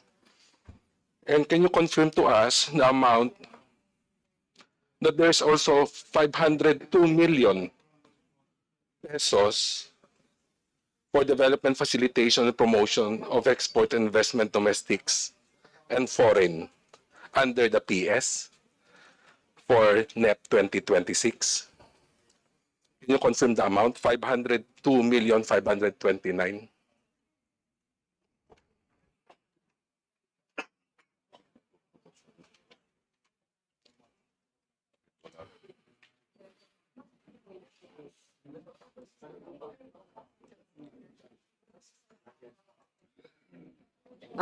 Honorable Congressman, that's for the overseas allowance and salaries of our trade attaches and the different offices, kasi may mga tao tayo. So we have 29 trade offices all over the world with 21 trade attaches. So that's for their salaries po. All right. These are for salaries of our attaches. Yes. And the amount of 415 million is under Attaches plus the secretaries plus the and other secretaries. people there. All right. And MOE is also for those for the expenses of our trade attaches. Correct po. Correct. How about under the program industry development program? You have also have an amount of 321 million pesos 291 under the activity formulation of strategic plans, programs, and policies to develop competitive industries. You have an amount of 321 million 291. Can you confirm this amount? Okay. Congressman, that's the different offices also under that, meaning the BITR. So those offices that actually does our or processes our FTAs, our different free trade agreements, which our president now is really very much aggressive on. We want to get a lot of free trade agreements going, because this can really boost the trade between two countries. But these personnel are they also are they under contractual service, or they are permanent positions? They are all permanent. Permanent positions. Yes. So can you kindly distinguish? Can you kindly tell us what are those contractual services under the personal services? Into what programs are mostly under the contractual service? Okay, I'll pass it to Assistant Secretary Chris Ablan to discuss further. Yes. Thank you, Mr. Chair, and thank you, Madam Secretary, for the honorable congressman. Our JOCOS would be under our negosyo center, as well as some in our CARP program po. So under your CARP program, you have 106 million pesos. Yes po. Allocated for PS. Am I correct? And these are mostly for contractual services. But this amount is for contractual services. Yes, Mr. Chair, for PS, there's no allocation for the payment of the JOCOS. We source the payment for our JOCOS from our MOOE po. But can you please check on your NEP? Because under your NEP, under the program MSME Development Program, under sub-activity for the requirements of program, beneficiaries development component of the Comprehensive Agrarian Reform Program, there is an amount for NEP 2026 under PS 106,427. Yes, Mr. Chair, correct. So there is an allocation. Yes po. So you are correcting yourself. Correct. Yes, Mr. Chair, I mistaken. Your mistake. So these are all contractual services. That's correct, Mr. My Chair. point is, Madam Secretary, did you already request, as you mentioned earlier, under the MSME, you have already requested for permanent positions under these programs? Am I correct? Correct, Mr. Chair. We requested for plantilla items for the negosyo centers, Mr. For the Chair. negosyo centers, before the Department of Budget and Management? That's correct, Mr. Chair. Can you furnish this committee a copy of that request for the permanent positions that you are requesting before the Department of Budget and Yes, we will give that, Honorable Congressman. The reason for us wanting the permanent positions is it's hard for us to keep on changing people, especially that they need to be very knowledgeable on the programs of the DTI, and especially the negosyo centers, which ito talagang inaasahan ng mga MSMEs from Region 1 to Region 18. Tapos 1,400 po sila. Tapos they are not permanent, nahirapan ho kami magbigay sa kanila ng mga information also. To which I agree, Mr. Chair and Madam Secretary, that there's really a need for them to be permanent under this particular program of MSME. Yes, That's why maraming for this salamat. as a copy, so we can make the proper representation also before the Department of Budget and Management for the approval. So if I may ask, since these programs have been in for how many years has been this program? Because if I notice under the 2024 NEP and GAA of 2024 and 2025, there's also these programs already. Am I correct? Yes, you're correct, Honorable Chair. Actually, yung ibang program doon, matagal na po. So what we're doing is we're actually how do you say that? We're actually advancing them a little bit or tweaking them to be more relevant. Kasi syempre, yung iba from the past, di ba? So, as years pass, example now, we have to inject digitalization. We need to tell them that they must go digital. They need to use a digital platform, which was not there before. So, rin kami, nag-tweak para maging relevant na po sila. Especially that from the different regions, 1 to 18, they can't be lagging behind from what we have here in NCR.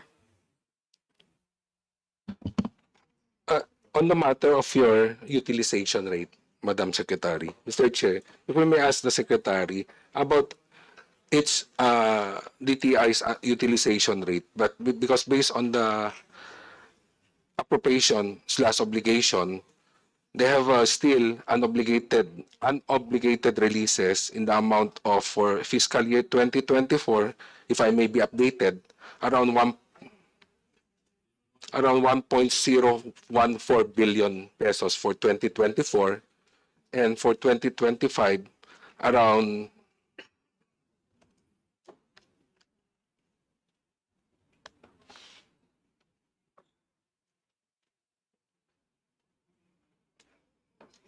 if I'm correct, can you confirm around 1.069? Unused appropriation around 1.069 billion. That's confirmed, Honorable Congressman. So can you explain to us why there is an unused appropriation in fiscal year 2024 of 1.114 as well as in fiscal year 2025 for 1.069? Please wrap up. Yes, Mr. Chairman, I just want to get an answer to the query or to the question. For the past, I was not yet the secretary during the time, and I've only been the secretary from August 2024 to August to date. So for the utilization rate, ngayon pa lang po kami talagang we are taking an aggressive approach on really at least getting the funds used, especially for the different programs for the MSMEs. Kasi doon talaga ang So we're really hoping that we can really push this for this year 2025 to 2026. Do you have any contribution? Mr. Chairman, if I'll pass also to ASEC Chris. I want to know the specific programs that were not yet implemented or those programs that has not yet been utilized. Okay, I'll pass it to ASEC Chris Ablan for the... Thank you, Madam Secretary. Thank you, Madam Secretary, and thank you, Mr. Chair.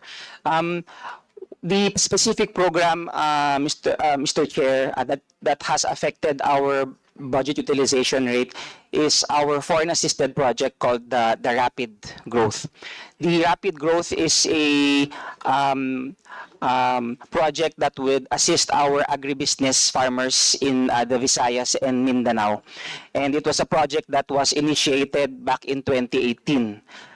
It was supposed to be implemented by the early 2020s, extension of the project. And we only got the extension approval late last year. And that explains, Mr. Chair, our low budget utilization.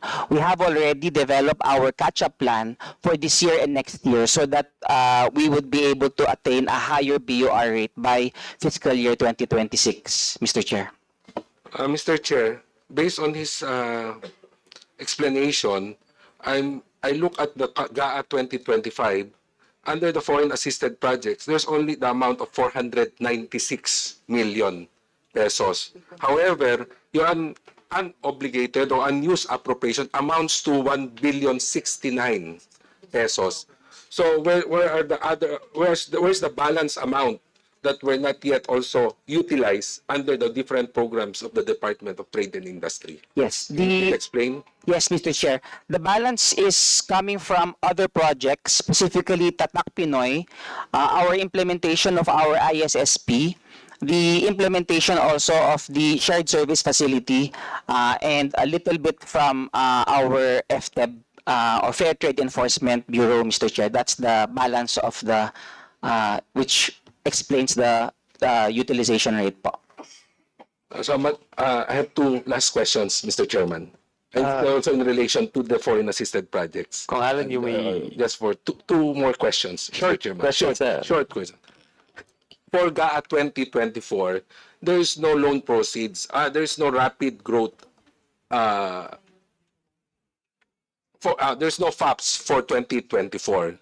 So what you mentioned is only for 2025.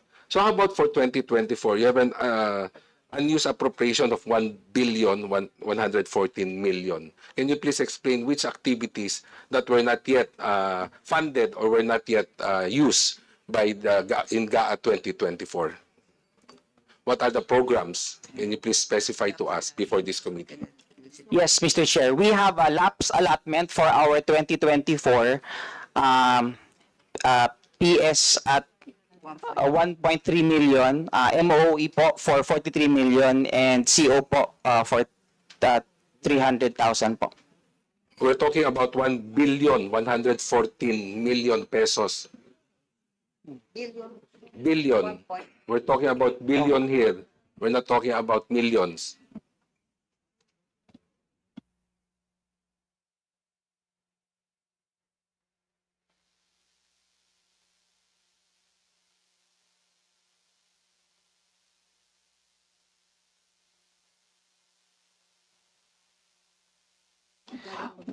Mr. Chair, we will run the numbers so that we can provide Congressman T with our, because that sets back to 2024. We'll just confirm our numbers and submit it to the Congressman by today. It's acceptable to me, Mr. Chairman, and thank you that they will furnish us a copy of those unobligated or unused appropriations for those programs and projects that have to be implemented under the fiscal year 2024 and fiscal year 2025, Mr. Chairman. Thank you. Thank you, Kung Honorable alam- Congressman. Thank you, Secretary. Please furnish us a copy po within the day as per request of Kong Alan T. Next in line, Vice Chair Pompong Ordanes.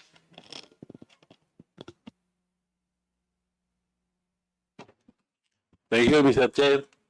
To our Congresswoman, Gloria Macabagal Arroyo. To my dear colleagues, sa DTI family po, sa lahat na nandito, magandang umaga, tanghali sa ating lahat. This is not about the budget, ma'am. Are you aware of the purchase slip booklet po ng senior citizens?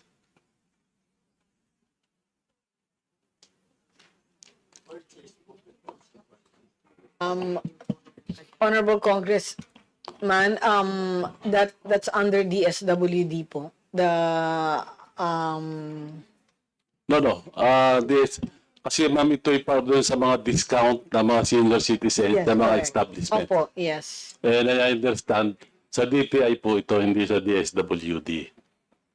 It's not po with us. It's with DSWD po. It's not under DTI, the senior citizen discount.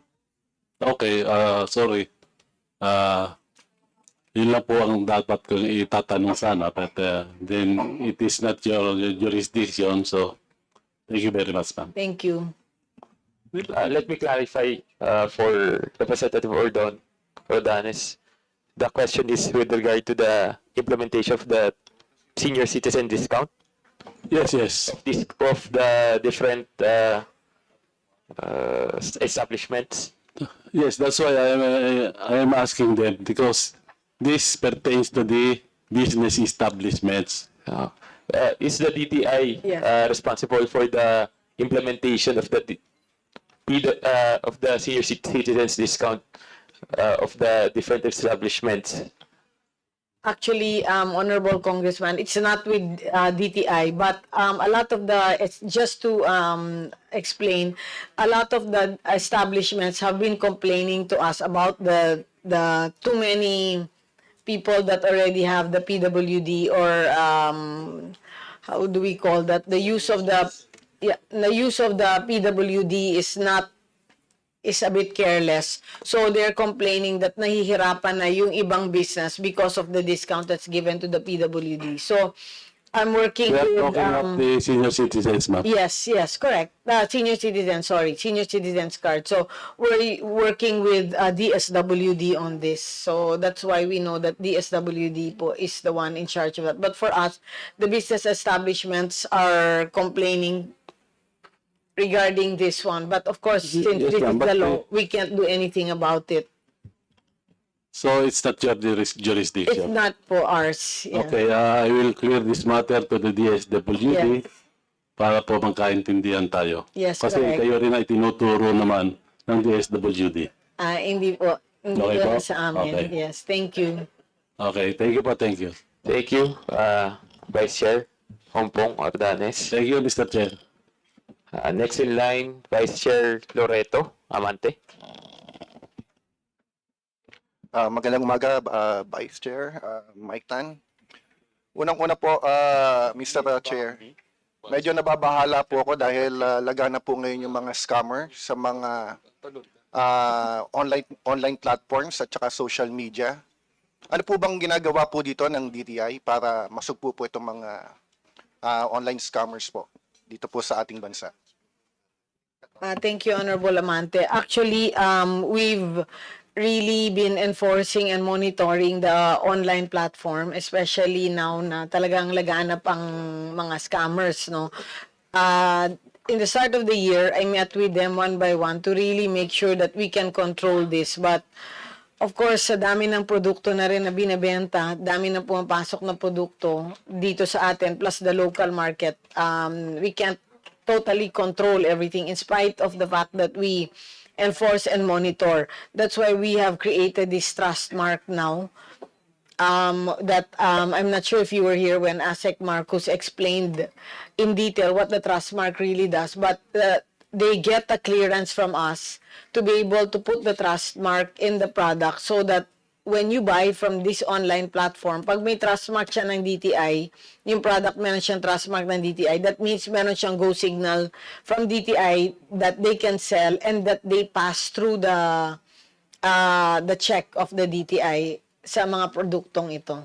So kasama na po doon, Madam Secretary, yung quality control doon sa mga I can produktong pass you binibenta po to ASEC Marcus so that he can explain to you further. Thank you, Madam Secretary, Mr. Chair. Sir, the trust mark, the primary purpose is to give the opportunity for redress for our consumers. I mentioned earlier, when you buy someone sa online, hindi po natin sila nakikita, hindi natin alam kung saan hahabulin, hindi alam kung saan kukontakin. Under the Internet Transactions Act, the E-commerce Bureau was created, and we have there the E-commerce Philippine Trust Mark, as well as the online business database. And to be able to get the trust mark, you have to comply with all the requirements that you need in order to engage in the business that you're doing, as well as the products that you're selling. Under the DTI, there are 111 products that require mandatory certification. This requires testing, this requires audits, this requires permits. And if the product is one of those in the list, then you have to submit your certification, your license as well. In the online business database, we have there a listing of all these products, as well as we're also coordinating with other agencies with consumer protection functions that have that issue licenses for products and services under their jurisdiction, and then we will also list them down there in the online business database, so that when a consumer would buy in one of the e-marketplaces or digital platforms, we're urging the consumer to please check first if that establishment or that online merchant is registered, so that you will know that once you buy, hindi ka po tatakbuhan or alam mo kung saan ka magko-complain. Nevertheless, we also understand that a lot of our online merchants are just beginning, or household merchants, and they may not have their own redress mechanisms to address yung mga complaints. So also under the Internet Transactions Act, we're developing the online dispute resolution system, and this one can be used both by for business to consumer and business to business complaints as regards their online transactions, Mr. Chair. Okay, Mr. Chair, pero syempre, definitely may mga violators na dyan. So, anong naging action? May nakasuhan ba dito sa mga scammers na to? Yes, Mr. Chair. Together with me is Director Gino of Fair Trade Enforcement Bureau. They're also handling yung mga complaints po, yung mga nare-receive natin, and they've received formal charge complaints on these scammers, and they've filed formal charges as well. Pero meron na bang naparusahan? May I refer, Mr. Chair?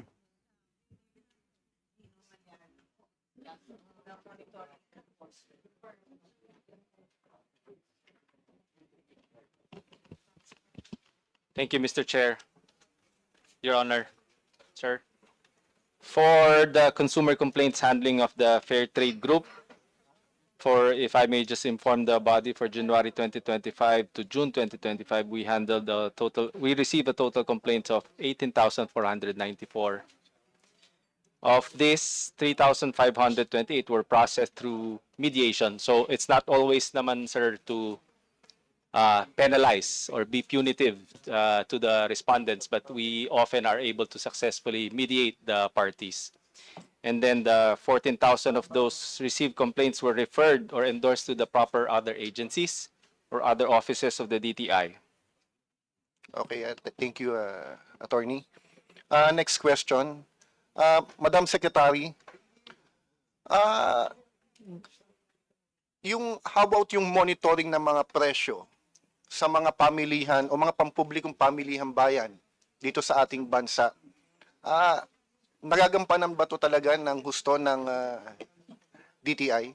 Yes, that's a good question, Honorable Congressman. Actually, we are proud to say that for the past 1 year, from August last year until today, we have no price increase for basic necessities and prime commodities. We do a daily check and daily monitor and enforcement po sa lahat ng pamilihan from all the regions, from Region 1 to Region 18. We really have a department po under Gino Malyari also to really make sure that lahat ng presyo ng basic necessities and prime commodities are followed strictly by itong mga nagbebenta po. So far, yun talaga po ang ginagawa. In fact, nasama na rin sa amin yung pag-monitor and pag-enforce din po ng bigas, which is actually under DA. Kasi nga, meron kaming division or meron kaming department that really does the monitoring and enforcement. And for basic prices of basic necessities and prime commodities, we had no price increase for 1 year na po.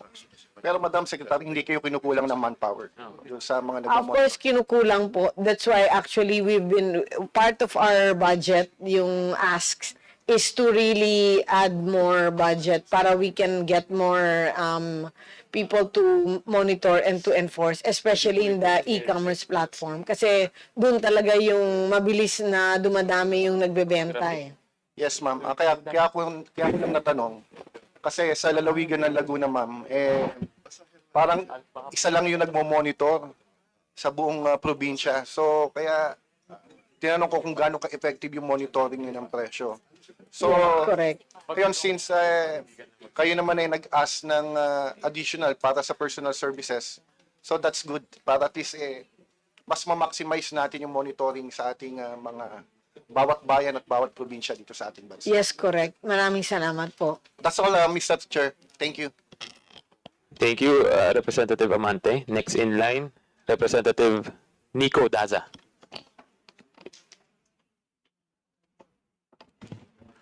Thank you, Mr. Chair.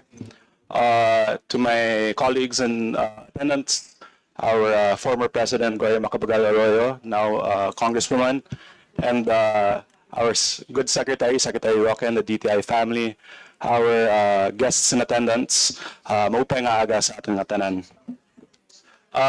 Before I begin my questions, I would like to highlight, under the guidance and the leadership of Secretary Roque and the DTI family, our provincial government of Northern Samar has worked together to showcase our local trade and craftsmen, especially during our annual festival, the Ibabaw Festival. With that, I'm very grateful, and I only hope that we continue to deepen our collaboration with the DTI. Now, in line with the ease of doing business, one of the biggest challenges for entrepreneurs is the regulatory bottlenecks. Can you clarify, or with your budget, which programs or reforms that are being prioritized to reduce red tape and help our MSMEs, especially those in rural provinces, to grow faster? Thank you, Congressman. For the red tape, there's actually the ARTA now, the anti-red tape department, which is being handled by Secretary Nes Perez. So that's a totally different department now. But for us, here in DTI, we really try to at least work on it within the Department of Trade. Like for the foreign investors, they actually go to the DTI office and then we connect them, or we set the meeting with me together with the different cabinet secretaries that are involved in the different problems also of this businessman. But for the businesses that are in the provinces, we have the regional offices that can actually help them, and we also have the negosyo centers that can actually assist them. So if in case they're not being assisted, they can actually call the regional, can call the head office, and then we have the report to sec at dti.gov.ph where they can report everything that they may want us to do or that they want to get done. So we're very aggressive on this, especially that we want the business to be going. We don't want businesses to be lagging behind because we understand that, of course, naglagay na sila ng puhunan. Number two, they employ employees already, and we don't want jobless people also. So they need to take advantage of the different negosyo centers all over the country, which is 1,408 already, and also the regional offices all over the country. Plus, they can go to ARTA if the business is quite substantial. They can go to ARTA, and ARTA can assist them also. But we're going to be establishing also green lanes for MSMEs. That should be done within this year. Mr. Chair, I'd like to thank the good secretary. I'm quite happy to hear that DTI is quite proactive in making the ease of business that much easier, no? But I'm glad you brought up as well the ARTA compliances. As we know, in the Ease of Doing Business Act, there are 6 compliances. I would like to know from the DTI, are we compliant with those 6 ARTA compliances? And if you have a report that you could furnish to the committee, I would respectfully ask for one as well. I'll check first if we get reports from ARTA because that's a different department, so I'm not sure if we have that. But for one of the most number of needs of the MSMEs is the FDA, so the Food and Drug approval or Food and Drug permit. So DTI is working very closely now with DG Fenton. So we've told him to establish an MSME hotline. So since a lot of the products in the provinces are mostly food or let's say cosmetics, then they can actually go to the MSME hotline, which we will be launching in the next month or latest in the next 2 months. Because we realized that ito talaga ang main deadlock ng mga produkto sa provinces. Mr. Chair, it's often that DTI will champion inclusive innovation. I'd like to ask, in the budget of DTI, how do we ensure that investments and support don't just only flow to Metro Manila or urban centers, but also to far-flung areas such as mine and Northern Samar? Actually, that's really a good question. No? For now, we let the foreign investors actually choose where they want to open their manufacturing or their assembly plant or wherever they want to put their investment, as these are private sectors also, so they get to choose. So maybe what we can do is we can get information from your different provinces so that we can offer it also, because actually I've also informed a lot of these investors that they should do due diligence when they choose a province, because some of the province, the trust is culture and culture and heritage or tourism. So sometimes the permits are difficult, but there are some provinces where industrialization, modernization, technology is being pushed. So the permits or the licenses are faster to get. So if we can get information from each and every province that you hold, we can offer it to these foreign investors. Mr. Chair, in line with the response of the good secretary, is there perhaps legislation that we can push for that can help ease kind of these permits that you speak of, so that we can attract more foreign investment or local investment to our rural areas? Actually, that's really the problem of the investors, is the permits, is the licenses. Doon talaga sila nagkakaproblema. So if we can really find a way to get these things going, then we can get more investors, definitely, especially in the different province that want to make it easier than other provinces. And then you may also want to accredit some of your areas, yung malalaking areas, through PEZA, through an economic zone, so that because these investors, once they hear it's an economic zone, or let's say it's like the Luzon Economic Corridor, they feel that these are the areas where it will be easy for them to open the business. It's more flexible, the permits are easier, and the incentives are there. So for the provinces that you have in your cities or provinces, we can separate an area that could be an economic zone. Okay, Mr. Chair, I have no further questions. I would just like to manifest my support for DTI.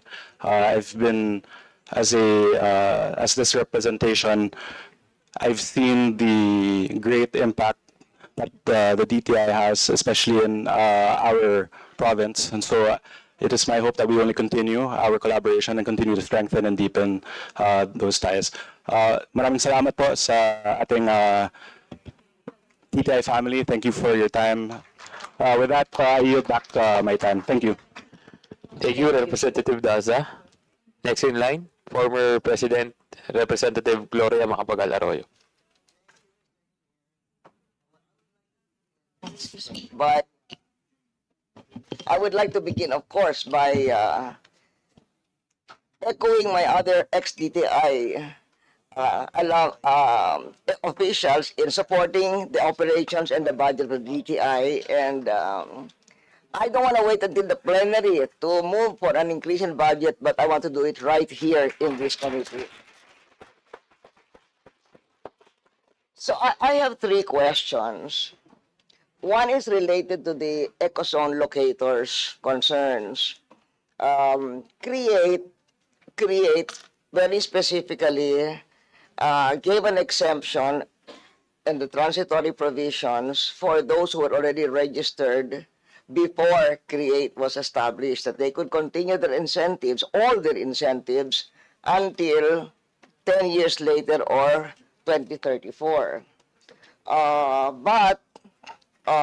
But then the revenue regulations, or the DOF IRR at that time ignored that exemption. And we had hearings here in aid of legislation on why are they ignoring that exemption. And the result was Create More, which reinforced the exemptions of those already previously registered in the ecozones. But again, now the BIR revenue regulations ignore the transitory provisions, whereby the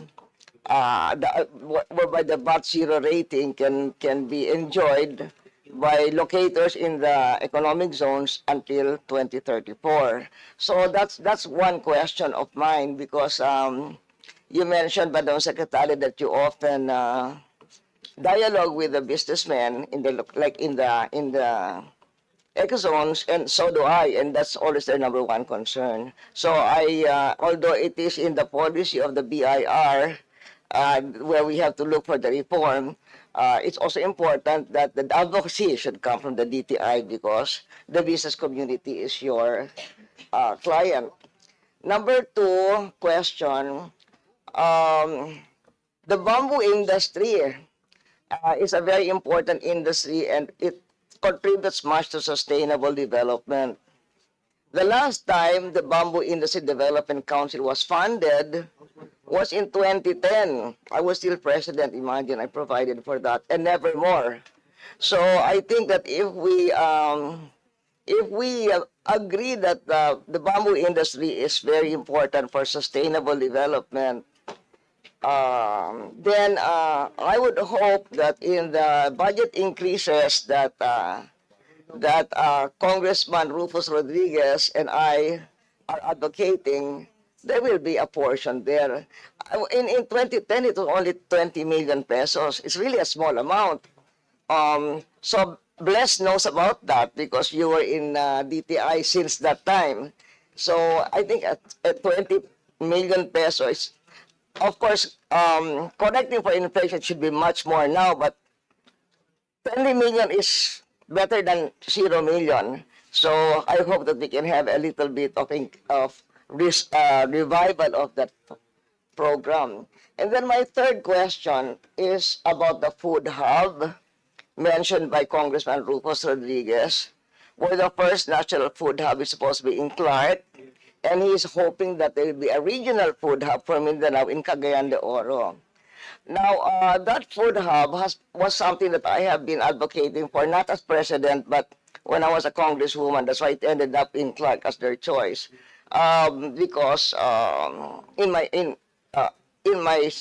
my search for investments there, the food hub, the original proponent, but there are other proponents already, was French. I think there's another proponent who is Spanish.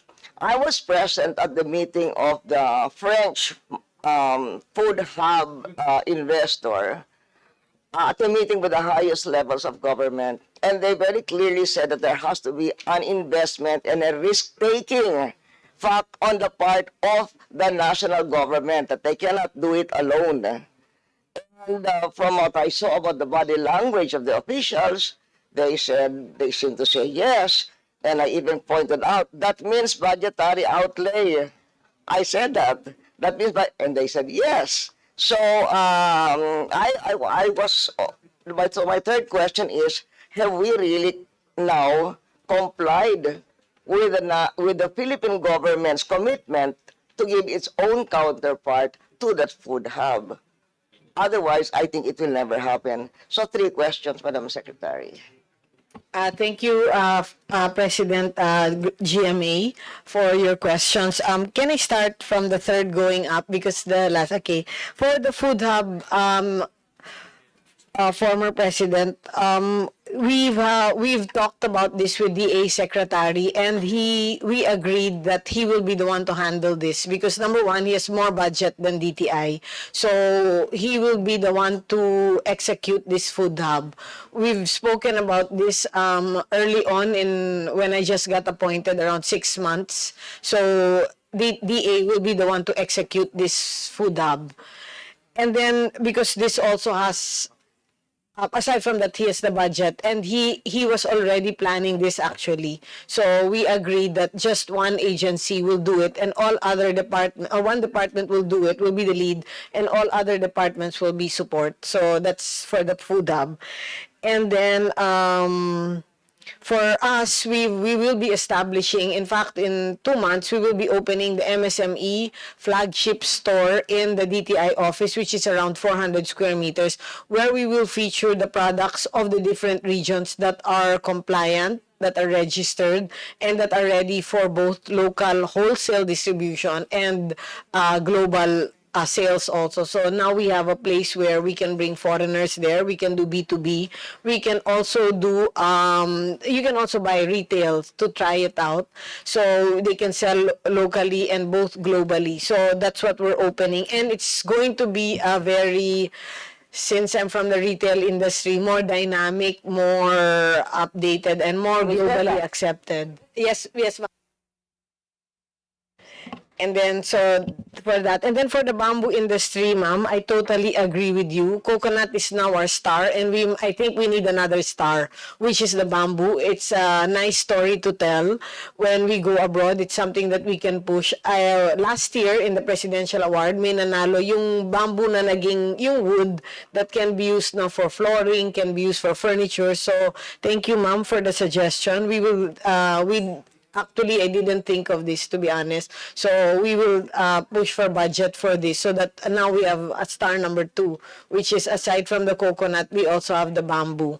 And I was just talking to a congressman from Isabela who makes now the bamboos into, because he's congressman of Kawayan, so, or mayor of Kawayan, so he made into clothing. aside from the different products that can come out of the bamboo. And of course, the first one, which is the different eco zones, I totally agree with you, ma'am, that the eco zones need to be pushed na it's very, parang it's clean, it's easy to be able to open businesses in the eco zone. Dapat wala siyang glitch from the DOF or from other departments. So we're working on this with Secretary Ralph Recto for this one. But of course, there's some challenges pa rin, especially for BIR and for the different, especially when another department is also part of this whole, so because for us we give the incentives that create more can give, which we also explain to the different investors. But yes, you're correct that there are problems that we encounter regarding the DOF. So I have here DG Massimo, yeah, DG Massimo to discuss further on this, ma'am.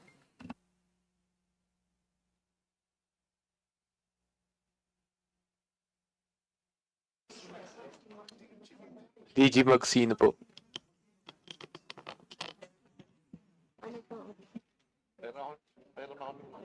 Yeah. Thank you. Good morning, Secretary, Mr. Chair, Congresswoman. What has happened in the case, I'm from the Philippine Economic Zone Authority, and what has happened was that the VAT zero rating incentives for those in the transitory, including all the registered business enterprise, is still granted to them, provided that they meet the 70-30 export to local sales. Mr. Chairman, exactly. There is no 70-30 in the create nor in the create more. So what happened is that BIR is legislating.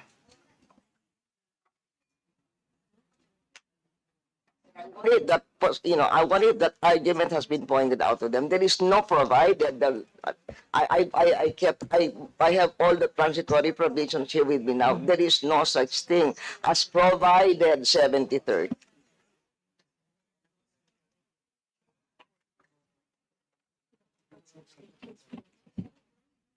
It's incumbent upon the eco zones to fight for the rights of their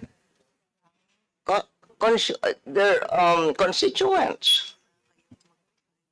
Ma'am, we can discuss this again with the BIR. I can talk to them on this and I can relay to them your concerns because it seems that maybe we're not totally aware of the magnitude of this complaints also. Then I'll discuss this, ma'am, with Secretary Ralph Recto and also Commissioner Lumagi on the problems that are that these investors are encountering.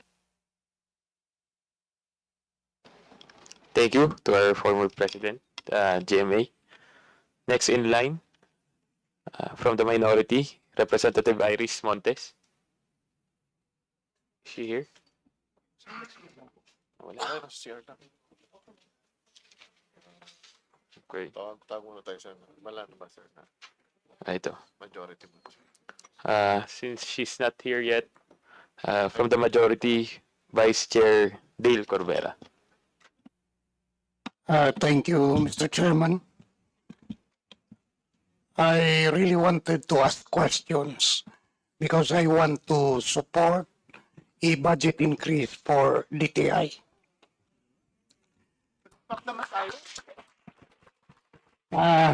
Lalo na dito sa mga attached agencies and GOCCs under DTI.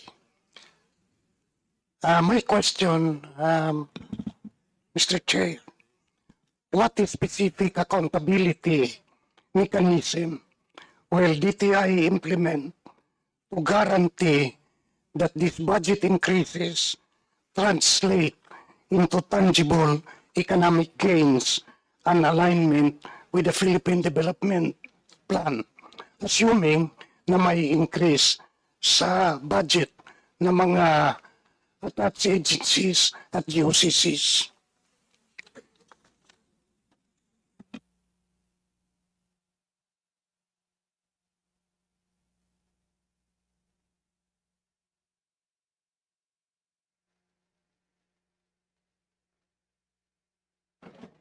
Thank you, Honorable Congressman, for the question. No? For one, we during my term, I've already established also strict guide or strict mandate to make sure that the utilization rate of this budget is high, because from the utilization rate, doon natin makikita rin if the budget is being used to implement the programs. Then we also have a department that really checks on the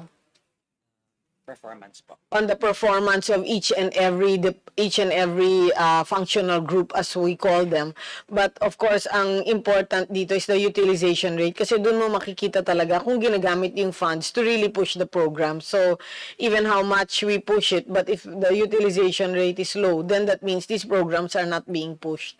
And of course, we also have kasi for the MSMEs lalo, they always tend to complain also, especially if we don't give them enough opportunities or enough programs or enough time to really get their business going. So our regional offices, headed by the regional directors, they're being bombarded by complaints also by the different MSMEs in each of the regions. So pinupush talaga. Ang important is really to make sure that the procurement is being done and the utilization rates are very high. Thank you, Madam Secretary. Sa ngayon, ang issue, ang flood control project. And the Philippine Contractors Accreditation Board, operating under the SIAP, has the power to penalize contractors for violations of their license. Ang tanong ko, what budgetary allocation has been provided to PCAB SIAP to fulfill its regulatory and enforcement functions? At ang amount nito, sufficient ba? That's a good question, Honorable Congressman. No? Yeah, SIAP and PCAB is under DTI, and we give the license for the different contractors, whether they're the regular contractors or the AAA or quadruple A, based on the different guidelines set by the PCAB and the SIAP. I will forward you to Attorney Matienzo, ED Matienzo, who is the head of the SIAP and PCAB, to explain further.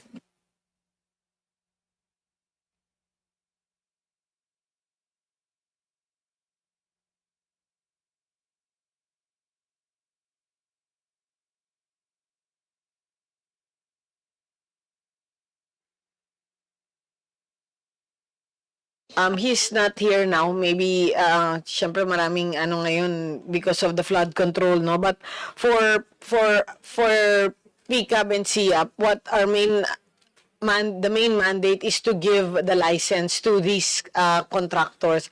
And if they fail to deliver, or they fail to comply with the different guidelines, then of course they're being penalized. Actually, I have it. Hold on.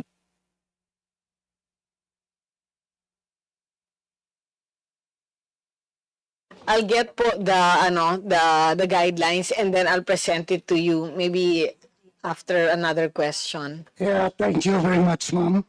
Kasi we want also to know ng mga challenges along the way sa implementation ng kanilang mandate. Yes, for PCAB and SIAP, we just give the license, and then for the projects to be approved, there's many other guidelines also that is taken into consideration, and one of them is just the PCAB and the SIAP license. But there's many other, let's say, business permits or many other guidelines that a contractor has to follow when they get government projects. Okay, thank you very much, ma'am. Now, sa ibang naman, concern, I understand ang main export destination ng Pilipinas is Hong Kong. At pangalawa naman ang US. Lalo na dito sa ating mga electronic integrated circuits.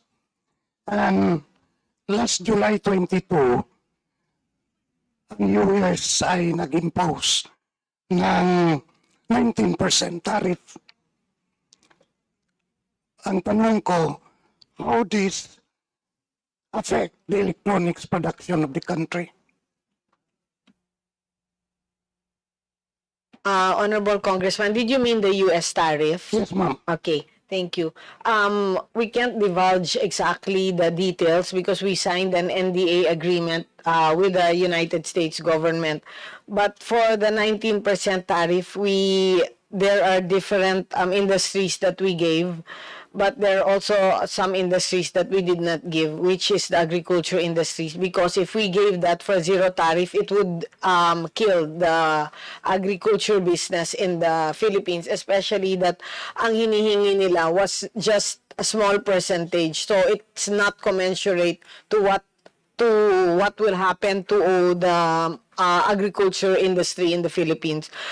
For the 19% tariff, what we gave the last from the usual that we've already published that we gave the industries was the pharma, because we all agreed, the economic team already agreed that if we bring the pharma products to 0%, the ones from the manufactured in the US, then that would give our mamamayang Pilipino cheap medicines. So, yun, magandang yun. So, kasama po yun sa zero tariff ng ibebenta ng mga US. So, in other words, our mamamayan Pilipino now can choose which medicines they like na mababa yung presyo. Because, syempre, we already know that some of the medicines from the US are also good quality. That's one. And the other one, the last one that we gave was also the medical equipments. So we also need a lot of the medical equipment, especially especially mga diagnostics and other medical equipment that are needed in the hospitals that are manufactured also in the US na good quality. So with a zero tariff in that would also give our mamamayang Pilipino a chance to be able to at least get good testing, good diagnostics also. So for us, the economic team, we were able to give what we felt was good for the country. Thank you, Madam Secretary. Thank you, Mr. Chairman. Thank you, Representative Corbera. Next in line from the minority, Representative Iris Montes. Thank you, Mr. Chair. Magandang umaga po sa lahat. Ilang katanungan lamang po mula sa kababaihan kabalikatan para sa kapakanan at kaunlaran ng bayan. Yung aking pong tanong ay nakasentro po sa pag-underscore po ng need to ensure that women, particularly those leading micro and small enterprises, those in rural and marginalized areas, are given attention and are not left behind. The Magna Carta on Women mandates all government agencies to allocate resources and design programs that directly uplift women. So I would just like to find out exactly how much from your budget are clearly directed towards empowering women, expanding their livelihood opportunities, and ensuring their fair access to markets, financing, and digital platforms. In the proposed 2026 budget, how much is directly allocated for programs benefiting women entrepreneurs, particularly those in MSMEs and micro enterprises? Thank you, Honorable Congresswoman. We're checking lang if there's an allocation for that, no. But we have a program from SB Corp now that we just launched 2 weeks ago, which was the Women Enterprise Fund. So pautang po yun para sa mga negosyo that are women-led and women-owned. So that's one. And then by next year, we will be coming up with a trade show that's women-owned and women-led businesses also. Na yun lang yung sasali dun sa trade show na yun. Because in our trade shows now, we're really able to encourage wholesale buy and retail buy. So for the women fund talaga, I think there's... Meron po ba tayong disaggregated data para agency tungkol dito?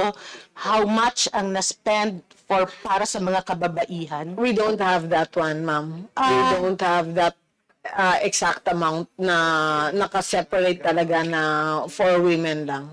If we do not have disaggregated data, how do we ensure po na nabibigyan natin ng tamang atensyon yung mga kababaihan, nakakakuha sila ng appropriate budget from your agency, at paano din po natin malalaman kung ang mga interventions natin ay tugma sa kanilang mga pangangailangan. Ano po?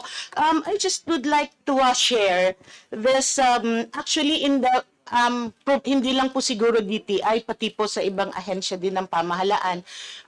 Tuwing-tuwi pong tinatanong kung may disaggregated data, parang napakahirap to come up with that. I just want to share isang article po, it's entitled Strengthening Women Entrepreneurs from the Institute of Corporate Studies, Directors, I'm sorry. Sinasabi po dito, the absence of disaggregated data impedes the formulation of evidence-based and responsive policy measures, programs, projects, and activities of the public and private sectors which can support access to finance, markets, networks, technology, and digitalization. So, yun po ang sinasabi ko, kung wala po tayong disaggregated data, paano natin mai-ensure that the programs are aligned with the Magna Carta of Women and other gender-responsive policies? Paano din po natin makakasiguro, how can we make sure that mechanisms are in place to make financing, training, and market access more accessible to women, especially those in rural areas, indigenous communities, and conflict-affected regions? Pangatlo po, how do we measure now and report the number of women beneficiaries reached by your livelihood programs? Yes, actually, Congresswoman, this is a good idea. No? We will implement this in the DTI because actually 2 weeks ago or 3 weeks ago, we started already with the Women's Enterprise Fund because we feel that talagang yun yung sector, yun yung area na kulang pa that we need to push. So thank you for the suggestion, and we will really set aside fund just for the women. Aside from this, for ASEAN 2026, one of the main topics will be for trade, at least, no, because we're in charge of the trade part, where I'm the chairperson, will be the women-led businesses, women-owned businesses, and women in business. So yun ang magiging one of the major topics na i-discuss for ASEAN 2026. So timely din po yung suggestion ninyo sa amin. So just like all other programs, we can evolve to really make it more specific na women po. So thank you. Maraming salamat din po. Ilan na lamang pong katanungan.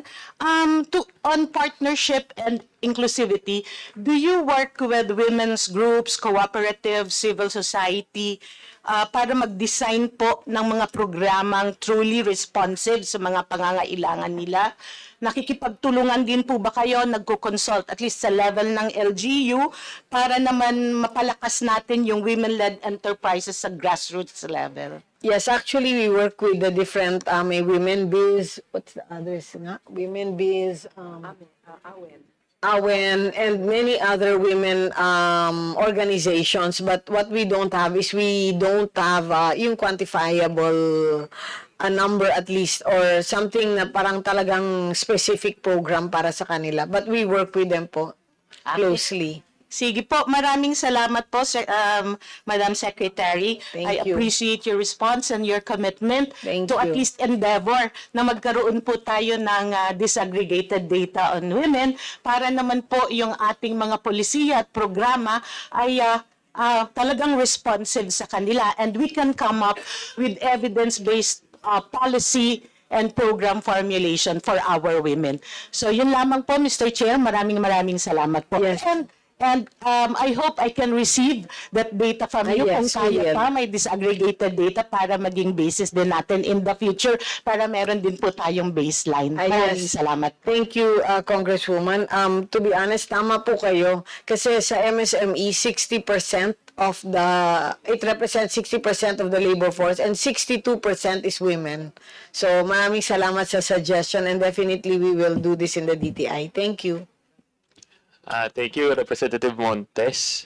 I would just like to remind the department there's already general provision uh, in the expenditure program in the NEP regarding gender and development budget tagging. All national government agencies shall tag their GAD budget and the utilization thereof by submitting the annual GAD plan and budget and the annual GAD accomplishment report respectively to the Philippine Commission on Women and the DBM through the gender mainstreaming monitoring system. So it's mandated upon the all national agencies to submit it or have a GAD plan already. So please provide the data requested by Representative Montes to this also to this committee.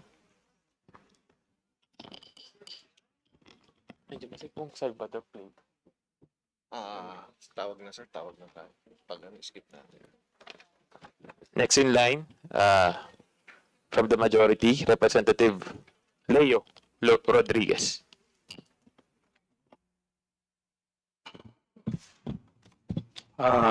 Thank you, Mr. Chair. Good morning, Madam Secretary, of course, the DTA family. Yung katanungan ko lang po, Mr. Chair, regarding po ito dun sa programa natin na roulette. Ano po ito, yung access roads leading to trades, industries, economic zone. Ito po yung roads leveraging linkages for industry and trade. Ito po sa kalaman po lang natin kasi doon po sa amin, sa probinsya po namin, sa Catanduanes. So hindi pa po kami nakaka-avail nitong programa na ito. So aywan ko lang po sa ibang distrito o sa ibang kung ito ba naka-avail na sila ng programang ito. Mr. Chair. Thank you, Honorable Congressman Rodriguez. Actually, tama po kayo. Yung roll it, what we did now, because actually there's a lot of investors that have been complaining also. Not a lot, but there are quite a number of foreign investors that have been complaining about yung roads papunta sa kanilang factory. So nagtayo sila ng planta, pero ang problema, yung mga roads hindi paved. So nahihirapan yung trucks nila pumasok na yung nadadamage yung mga produkto na dinadala doon or siniship out nila. So what we did now in the DTI is to get one person that's in charge of roll it to make sure that lahat ng roll it projects magagawa po ito because we understand that the need for the road has to be done, especially to bring products from one location to another. Kasi like logistics, we need to get it done also. So, importante po yung mga roads na ito. So, I've assigned Attorney Ariel Nagtalon to actually tutukan yung roll it program na ito. So, Attorney Ariel, go ahead. Thank you, ma'am. Thank you, Ma'am Secretary. Mr. Chair, good afternoon. Based po dun sa based po sa regional office po natin sa Region 5, meron pong mga suggested projects po na has to go under validation pa po ng DTI and DPWH po. Meron lang po kasing mga certain requirements po yung roll it and we can extend naman po yung requirements po, mabigay po namin yung requirements po sa office nyo po para po guided din po yung. Kasi sa paliwanag po ni Madam Secretary, so parang ang mabibenepisyo lang doon parang yung malaking company. Ay, hindi naman po. Actually, hindi naman po. That's just one of the example po ng why we assigned also one person para lahat ng roads po I mentioned also to move one product to another. Let's say food products kailangan i-move. Let's say pag may bagyo, matsalanta, yung there's a lot of calamities. Pag hindi ho maayos yung road, hindi ho natin ma-move, which I mentioned a while ago, which we cannot move now, basic necessities and prime commodities or even food food products from one area to another if the roads are not paved. And then another problem is also the investors who have invested in a certain province tapos yung road po hindi rin gawa. So parang the investment is done in bad faith, di ba? Hindi natin ma-pave yung road. So we have assigned one person that's really in charge na overall it para para niya yung mga to make sure that the roads are done. So, ito po yung kasi minsan kasi di nyo masyado to na na papaliwanag siguro doon sa lalong-lalo na po yung mga malilit natin na naghahanap buhay, nagsisimula. Kasi minsan, alam mo naman, Katanduan is abaka capital. So, iyan ba, pupwede rin ba yan doon sa mga abakano natin? Bukod doon sa ibang produkto? Mr. Chair, may the regional director answer that because he's the one more adept in the field po.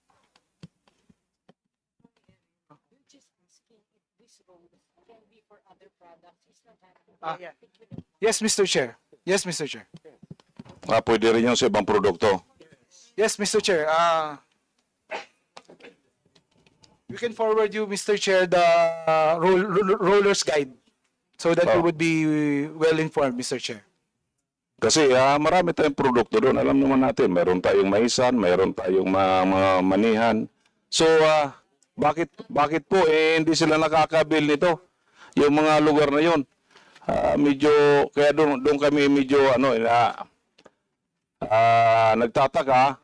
So, kung bakit, sabi ko hanggang ngayon, simula nung in-implement yung programa na yan, wala pa po kaming hindi pa po kami nabibenepisyuhan na yan ng programa na yan. Samantalang kailangan namin yan doon. Yes, Mr. Chair. For 1 year lang po ako as DTI Secretary. So we're implementing kung ano yung may implement namin during my term. So we've assigned Attorney Ariel to make sure that lahat ng mga roads na nire-request ninyo can be done because we need to move the products. We need to move products from one point to another, especially the products that are food or products that need to be sold to the different regions. Thank you, Madam Secretary. So, ayo pa, nandiyan naman si Director. So, sana naman magkaroon na tayo doon sa isla, Kasi ilang years yun ba itong programa? Ilang years na ito? 8 years, Mr. Chair. 8 years. Ni isa, wala man lang kaming hindi man lang kami nalagyan yan ng roll-it na yan.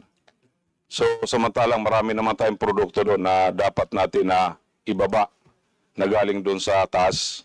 Kasi napaka-importante po yan doon sa amin. Lalo na, baka capital kami. So, alam naman natin, marami tayong farm-to-market road na talagang kino-construct para lang po dito sa mga produkto natin. Ito, sabi ko, isa to sa mga katulong. Kasi halos parehas lang po ang programa nyo. Doon sa DA, yung IPMAR, parang ganon din Ganon din, produkto rin naman ang dadaanan nito Para may baba natin nang mabilis, na walang masayang. So, madalisa naman ito, po? Baka pwede naman bigyan nyo naman kami ako ng data po kung sino na po yung nakabil nito na region. Yes, Congressman. Baka And then, pwede. he can give you can get the number of Attorney Ariel and then you can follow up with him yung the different roll-it projects kasi siya talagang naka-assign just one person to make sure that the roads are done because nga we need to move the products also for sales and also pag may calamities and also for the investors. Okay, yun lang po. On the record lang po, Mr. Chair, na makahingi lang ako ng ng development plan ng itong programa natin ng Roll It. Yes, Thank you and Chair. good morning. Thank you, Representative Rodriguez. Next in line from the minority, Representative Robert Nazal. Good afternoon to the DTI family. Good afternoon, Secretary. Thank you, Mr. Chair. On your earmarked revenues, on the Micro, Small, and Medium Enterprise Development Fund, yung created under RA 9501, could you provide a detailed explanation of the provision that allocates 90% of penalties collected from lending institutions for non-compliance with the amended Magna Carta for micro, small, and medium enterprises? Specifically, what types of violations by lending institutions are being cited as the basis for these penalties?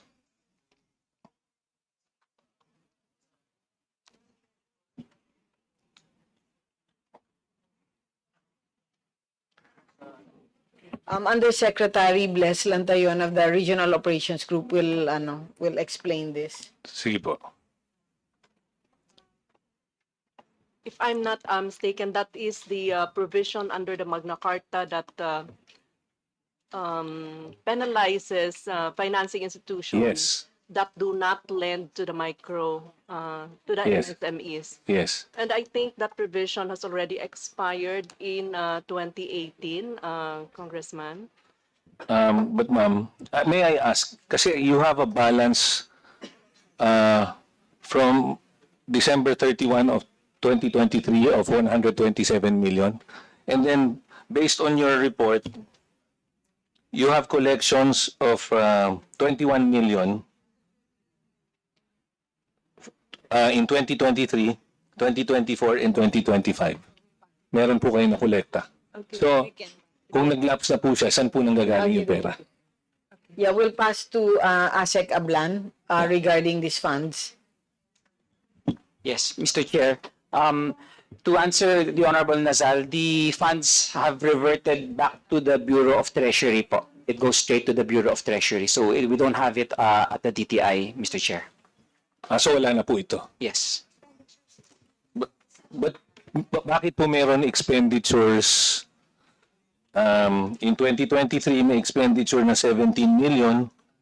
And then 2024, there was an expenditure of 21. And then 2025, may 21 million din expenditure. Mr. Chair, that goes to the MSME Council funds.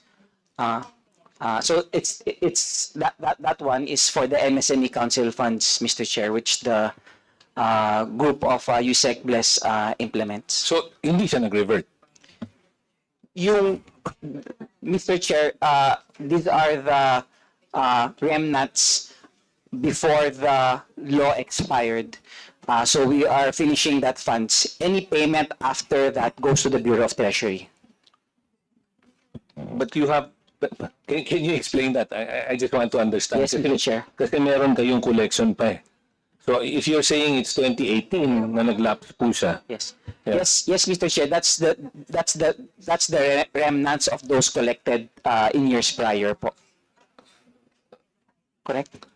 Can you explain? Can you expound on that? Yes, USEC. May I yield to USEC Bless, Mr. Chair?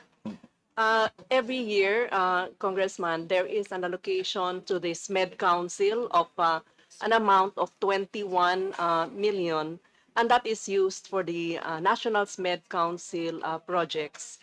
And every year, that is 21 million until it is exhausted. So like this. So up to when is that? Until the fund is exhausted. Saan po nanggagaling? So there are still collections from the financial institutions? No more.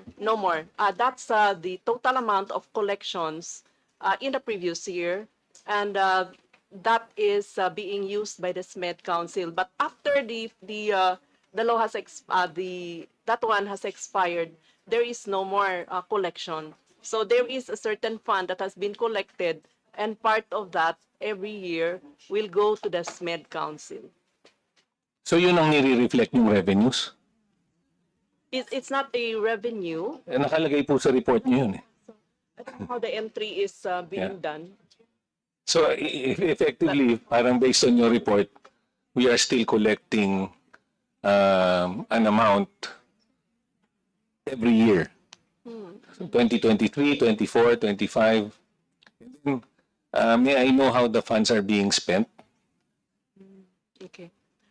As far as the SMED Council is concerned, the different regions or the different committees in the SMED Council, they submit a project proposal, and then that will be evaluated by the Secretariat, which is the Bureau of Small and Medium Enterprise Development, and for final approval of the projects by the SMED Council. So this is something, what is can you describe? The SMED Council, Small and Medium Enterprise yes, po. Development. Micro, Small, and Medium Enterprise Development Council, Yeah. which is chaired by the Secretary of Trade and Industry, and the Vice Chairman is coming from the private sector. The island groups, Luzon, Visayas, and Mindanao, they also have their representation and appointed by the President. And there is also representation from the youth, from women's sector also. So that constitutes the SMED Council plus the other agencies.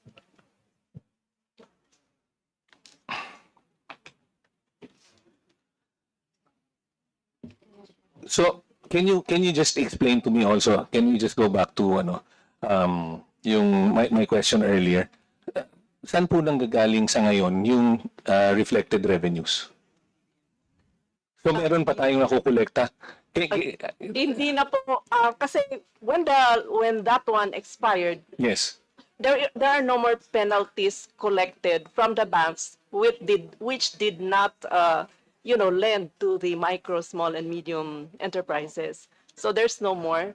And I'm not really sure on our accounting why that is reflected as they might have a reason for that. But on the part of the SMED Council, we are on the utilization of the fund, and that is to the tune of 21 million a year. Yes. So yun ang ginagawa nyo. Yung ginagawa namin, sir, Yeah. sa doon sa fund na yun. Siguro pakicorrect na lang po yung entries dun sa accounting. And then, kasi as of 2023 nga, December 31, you still have 127 million. So, I think, kung, ano ba yung utilization rate natin dun sa SMEC? Sa SMED Council, SMED Council. 21, as far as proposals So- are concerned, sometimes our proposals are even beyond 21. But Yes. we are limited to the funding allocation of 21 21. per year. Yes, yes, po. How come?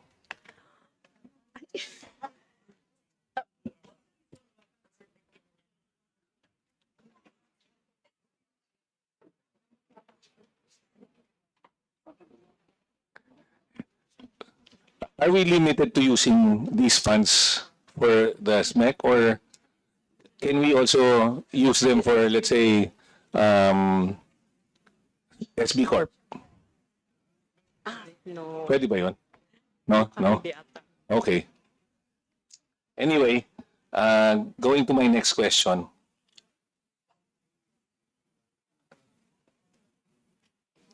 Sa going to yung RA 11861, Expanded Solo Parents Welfare Act. So, the RA 11861 expands the Solo Parents Welfare Act. Agencies are urged to include solo parents in applicable programs, recognizing their unique daily challenges alongside other groups such as senior citizens and persons with disabilities. How is the DTI incorporating expanded provisions of the Solo Parents Welfare Act into its current programs aimed at improving livelihoods and conditions for Filipinos? Can you please provide concrete examples of programs or initiatives that now include solo parents and any performance indicators or targets? Honorable Congressman, the solo parent is not with us, but and we also don't have any programs for solo parent. Usually our programs are for everyone. That's why when Congresswoman suggested not to have the women's, parang it was a good idea for us to at least create programs that's really naka-focus sa women-led. Siguro ma'am, You can also Madam do Secretary, this, you can take a look at the law kasi we should be prioritizing solo parents or Yes, we should correct. at least be creating programs specific to Yes, them. correct. Kasi po, alam naman po natin that mahirap when you're a kasi solo solo parent, di ba? parent. Yes, correct. Nag-aalaga ka ng anak, and then you're working, so baka applicable sa kanila yung mga work from home or maybe programs which they can do from their Yeah. livelihood programs na pwede nilang gawin na habang nasa bahay sila.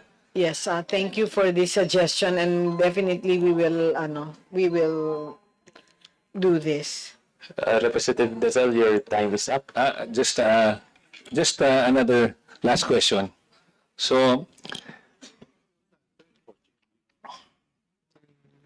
under the RA 11861, solo parents are entitled to 7 days of parental leave with pay, including for job order and contract of service employees. Are you currently implementing this? Gusto ko lang pong itanong. Ase Chris Ablan will explain this. Yes, Mr. Chair. At the DTI, and so far as our employees are solo parents, we do implement the law. So if this is even for JOs and COS? Only for our plantilla employees, Mr. Chair. Yun po. Kasi nasa RA 11861 na dapat po kahit JOs tsaka COS, included po, entitled po sila sa 7-day leave. So, one suggestion during our hearing with the Civil Service Commission was isama na po sa contract nila yung 7-day leave for JOs and contract of service workers. So, pwede po ba namin asahan na ganun na po ang gagawin nyo? Yes, Mr. Chair. Okay. Thank you. Thank you, Madam Chair. Thank you, Madam Secretary. And thank you to the DTI family. And I believe dapat po dagdagan po ang inyong budget. So, Thank you, Kong. para matulungan niyo rin po yung mga solo parents. Thank you, Thank you, Representative Kong. Dazal. Thank you very much. Next in line, Vice Chair Tina Pancho. Good afternoon po. With regard to livelihood seeding program, I assume that this is intended for farmers, for planters. Yung livelihood seeding program po natin, that is for farmers.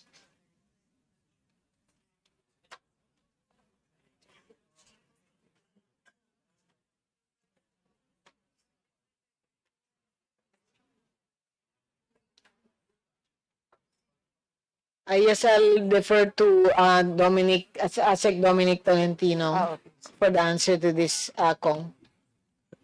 Magandang hapon po, Madam Secretary. Madam Congresswoman, hindi po kasama yung mga farmers doon, bagkus ang mga kasama po yung mga micro businesses, yung mga sari-sari and iba't iba pang maliliit na hanap buhay.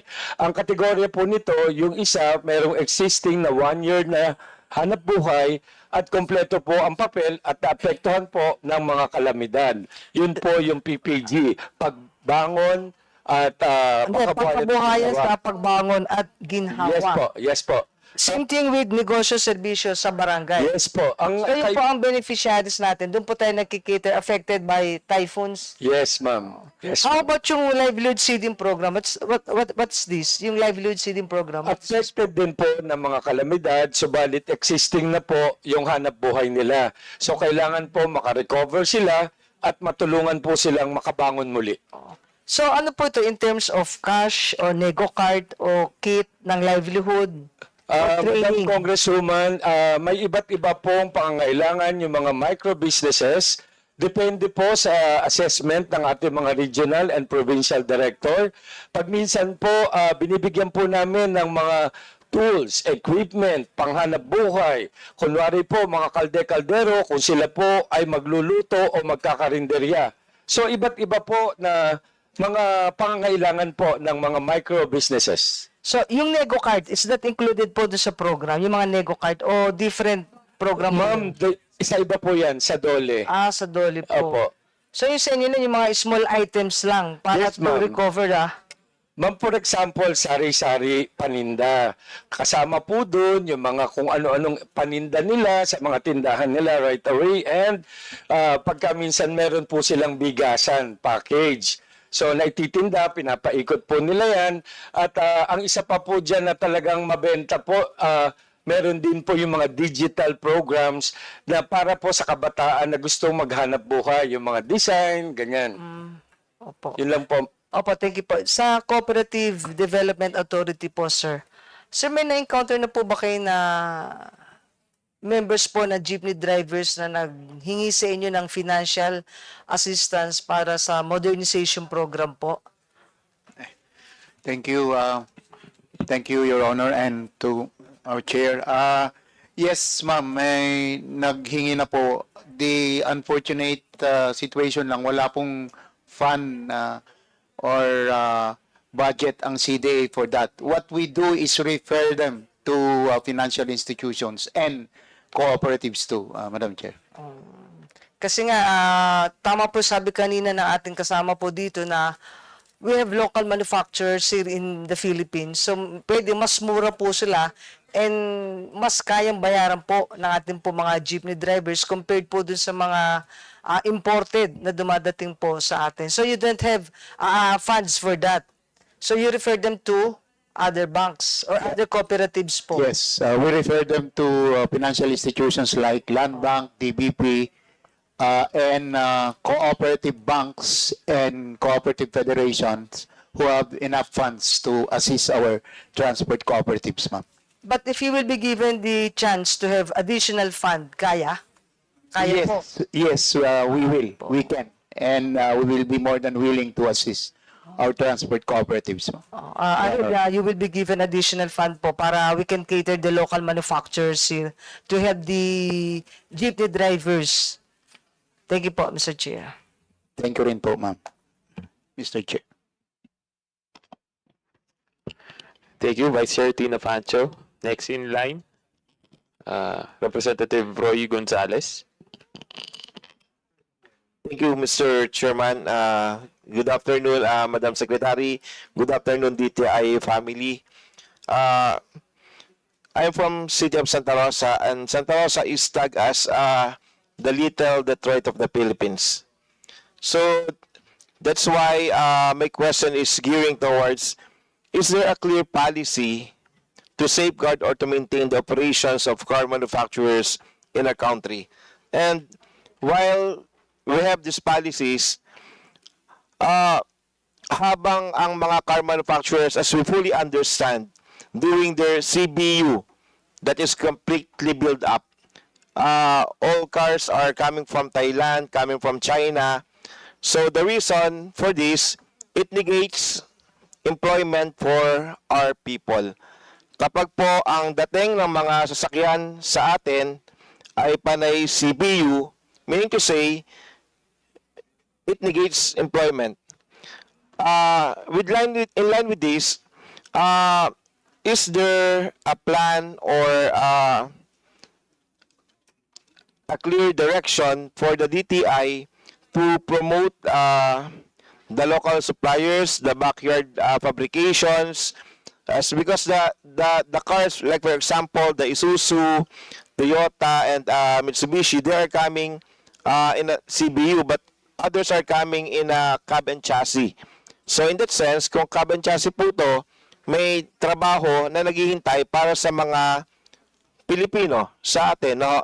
Because like Almasora, Santa Rosa Motors, in that sense, I'm asking the good secretary, is there a plan or is strong to compel, since we are collaborating with the car manufacturers, can we compel, or not just to encourage, but to compel them to somehow discourage the CBU activity of this car manufacturing company. Thank you, Honorable Congressman. Yes, actually, in the cars and in the race program, there's really percentage that they are compelled to buy the parts of these cars from the MSMEs or from the local sellers. Of course, the cars that are being sold here or the cars that avail of the plan or of the race program, of the program I mean, are also the cars that are in demand. Kasi even if we encourage other people to come up with cars of their own, but if there's no demand, malulugi din po sila. So of course, we give incentives through the BOI, through PEZA, for the different car manufacturers to either open a manufacturing plant or to at least operate them, no? But ang mga nag-avail are just the Toyota, Mitsubishi for the cars program, and for the race program, we've opened it to other car manufacturers also. So, but most of those who avail are those that have the demand also of the consumers or of the people. But part of what is expected of them, which is part of the rule, is they need to buy a certain percentage from the local manufacturers talaga, which actually yun ang sometimes nagiging problem ng mga big corporations to open in the Philippines because of the demand that they must buy from local manufacturers. Thank you, Madam Secretary. My next question is about Go Negosyo Centers are supposed to help MSME. While we understand, and alam niyo po naman, sa Santa Rosa, meron pong Go Negosyo Center.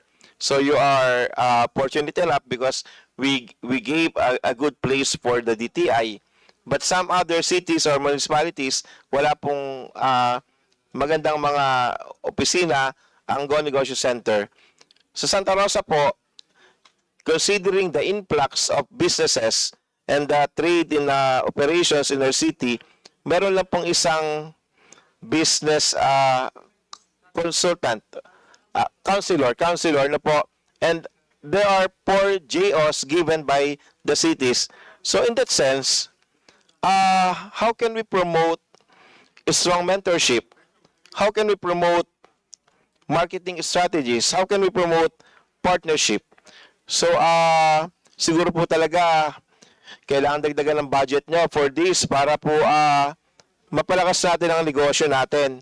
No? And I commend the DTI family dahil for doing well in our district. And lastly, I would like to invite you na sana po can you relocate in Santa Rosa to put your regional office. So somewhere in Nuvali or somewhere in Greenfield, Santa Rosa. Meron na po ba kayo? Nuvali. So, together with Congresswoman Cha Hernandez, Congressman Armand Di Magila, and Congressman Ramil Hernandez, so Laguna are doing well and with partnership with you, DTI family. Thank you so much. Thank you so much, Honorable Congressman. Yes, tama po kayo. Yung budget ang naging problem namin, especially for the salaries also of the people. So we can really strengthen also the negosyo centers. And for Santa Rosa, I've actually been suggesting your location to the different foreign investors, especially that industrialization po ang nakikita namin talagang thrust ng city. Kasi some they want it closer, they want it south, they want it north. So we suggest locations that are really pro-industrializations para yung permit po mas mabilis. Yes. So thank you po. Thank you, Representative Roy Gonzalez. Next in line, Vice Chair Cha Hernandez. Good noon, Mr. Chair, distinguished colleagues, and our Madam Secretary. How are you? And our DTI family.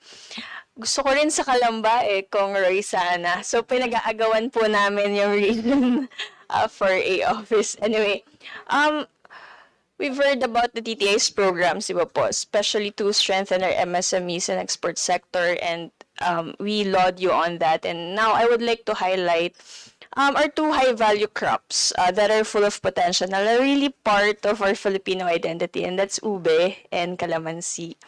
And these are the products that are already earning recognition, and not just recognition, they're gaining admiration globally.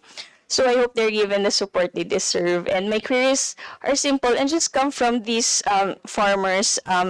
These are the direct concerns of the farmers and the small entrepreneurs. First, in the case of ube, especially those that are being nurtured and cared for by our ITA farmers. And by the way, I know that this is a multi-agency, should be a multi-agency approach. Hindi lang naman po kayo dito, but I just like to pick your brain on this. So does the DTI have sufficient funding or programs to ensure that we are not just relying on big processors, but are also directly supporting indigenous and smallholder farmers who are the true stewards of these varieties, and we have a lot of varieties of ube because I hope they're given priority. Second, regarding calamansi, baka po kasi isang sagot lang naman. A fruit that almost every Filipino has memories of, diba? All of us, and especially with the sausawan. But according to experts, it's kind of being left behind, so quote unquote, compared to other citrus fruits in ASEAN neighbors. So does the DTI have a clear budget or program for calamansi processing and value adding and export ready products? And because I found out that in Vietnam they're already selling these products, para hindi lang tayo malimitahan to selling to only fresh fruit, would just only last maybe a week.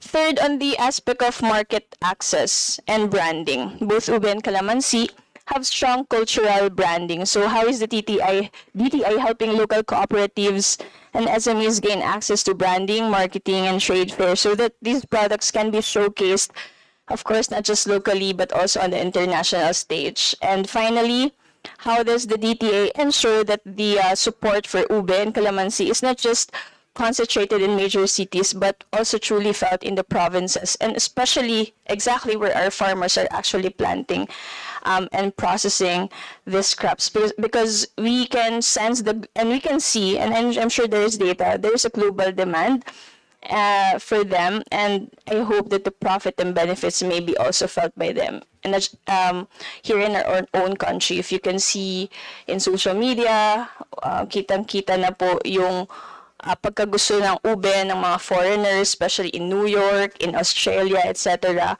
So I raise this concern because, of course, this isn't just about the promotion of business, but most importantly, the upliftment of our livelihood, of our farmers and communities, which is really the foundation of our trade and agriculture. Thank you, Madam Secretary. Thank you, Mr. Chair. Thank you, Honorable Congresswoman. Yes, actually, ube and calamansi are really, for me, ace products now, no, that we really need to market both locally and globally. Actually, ube through the farmers is really it's really part of DA. And then for DTI, once it's finished products, then we can really find market for these products.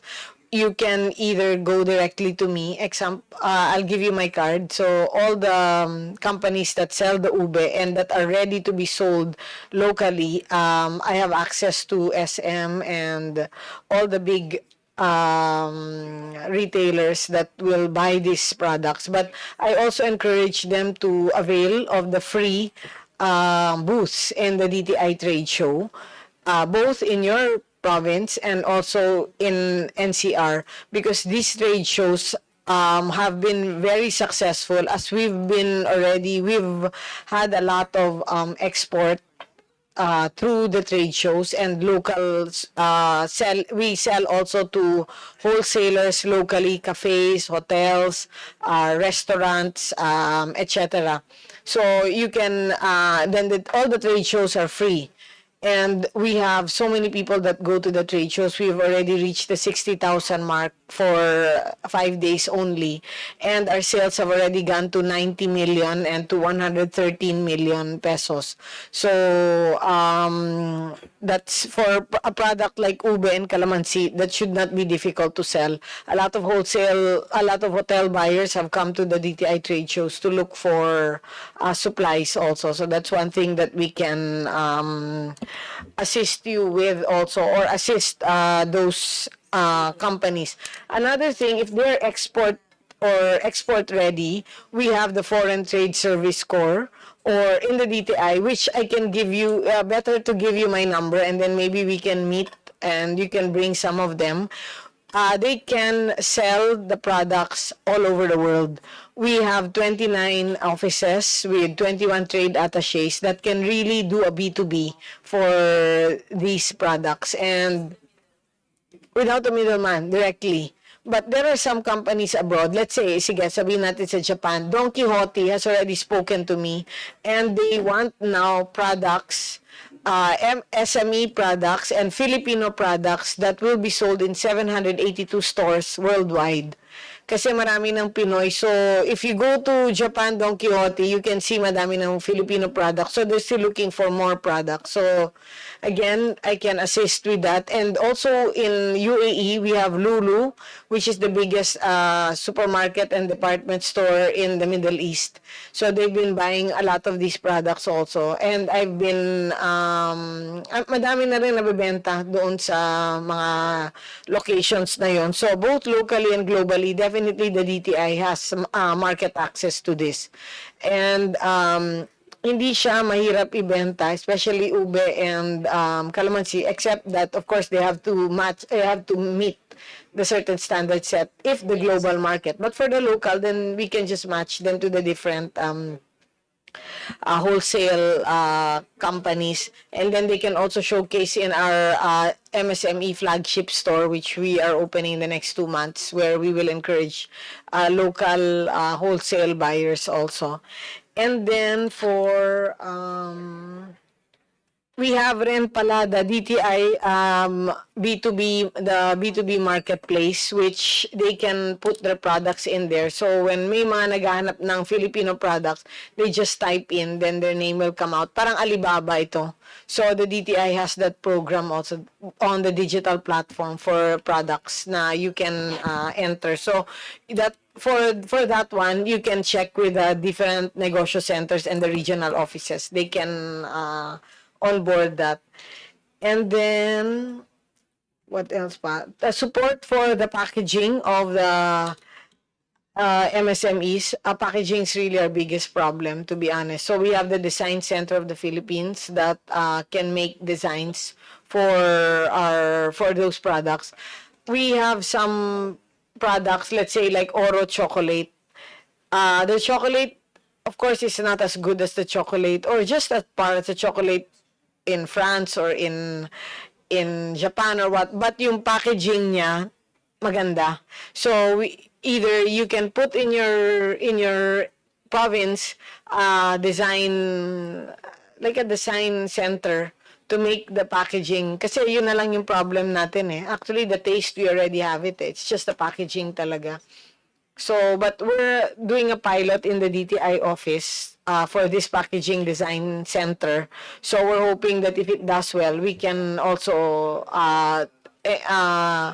suggest this in the different provinces. But I think you may use the design center, but sometimes overloaded na rin sila. So you might be able to suggest a company that may want to do this for them.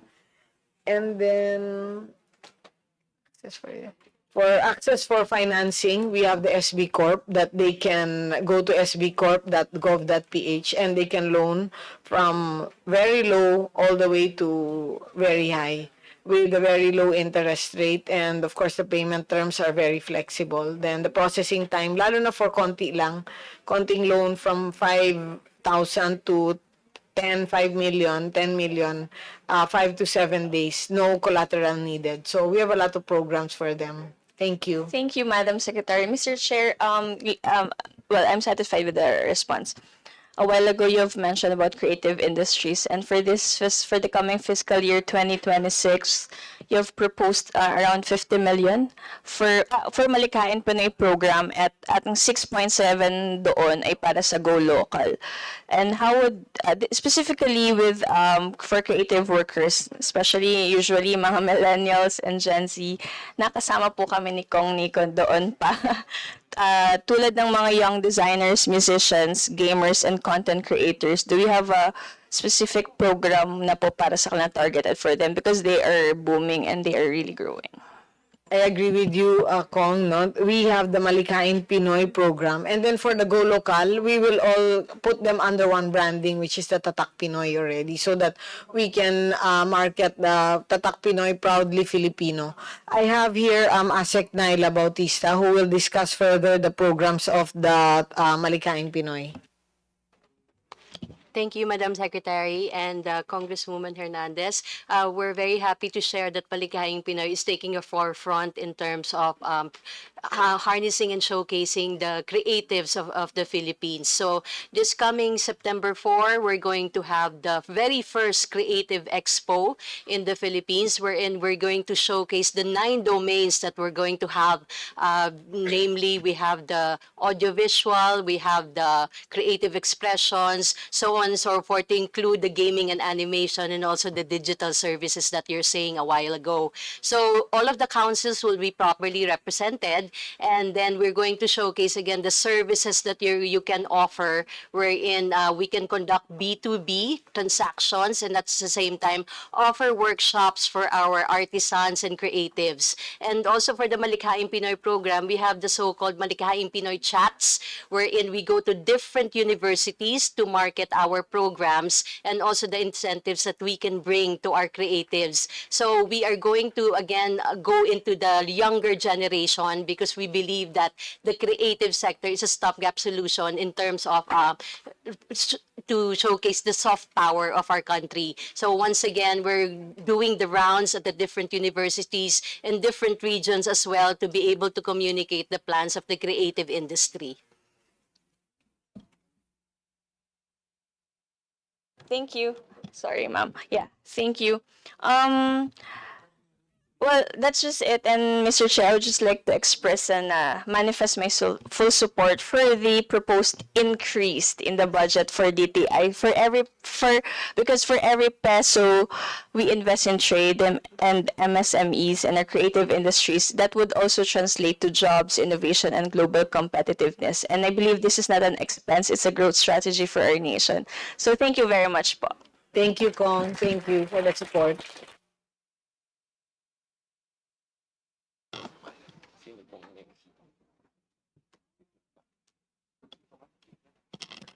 Thank you, Vice Chair Hernandez.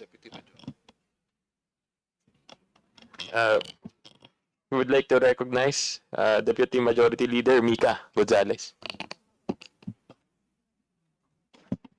Thank you, Mr. Chair. Good afternoon, DTI family. We're very happy that you're all here present to defend and to brief us about your budget. So, just to cut the introduction, I would like to direct my question to anyone who can answer my inquiry. So, number one is, Mr. Chair, I wish to ask the DTI family, could you provide an overview of the DTI's entrepreneurship programs specifically made or programmed for the youth and the women? Okay, we have Undersecretary Bless Lantayona to actually discuss this further. Thank you very much, Madam Secretary. Thank you very much, Mr. Chair and Congresswoman Gonzalez, Mika. The Department of Trade and Industry is the main implementer of the Youth Entrepreneurship Program, YEP program. And we have been implementing this since the law was passed. And we have 3 components of the program, which is actually the components of the program. We have three components of the program. We have the Youth Start, and where we have the mindset giving them the right mindset to become entrepreneur and look at employment and look at entrepreneurship as an option, for employment.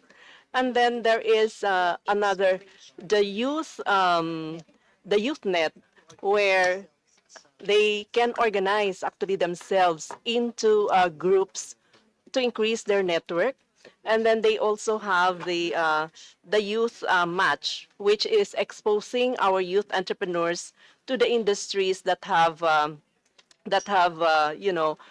good potentials, and also trying to introduce them to the CEO so that they'll also get some inspiration. So we've been running this all over the country, and this is in partnership with the other government agencies and likewise the private sector in the locality. So that's what we are doing, for the youth entrepreneurship program. And then when they are ready, they can actually always avail of the regular programs of the DTI, like the Kapatid Mentor Me, which is a mentorship program in partnership also with the Philippine Center for Entrepreneurship, Go Negosyo. And then we also have, if they are also ready and qualify and need financing, we refer them to the financing institutions, particularly the SB Corporation, which gives it's very accessible financing program, which is under the Department of Trade and Industry also. And then they can also avail of the market, the trade fairs that we have, which according to our secretary, these are easily accessible to our MSMEs who qualify, and this is free of charge.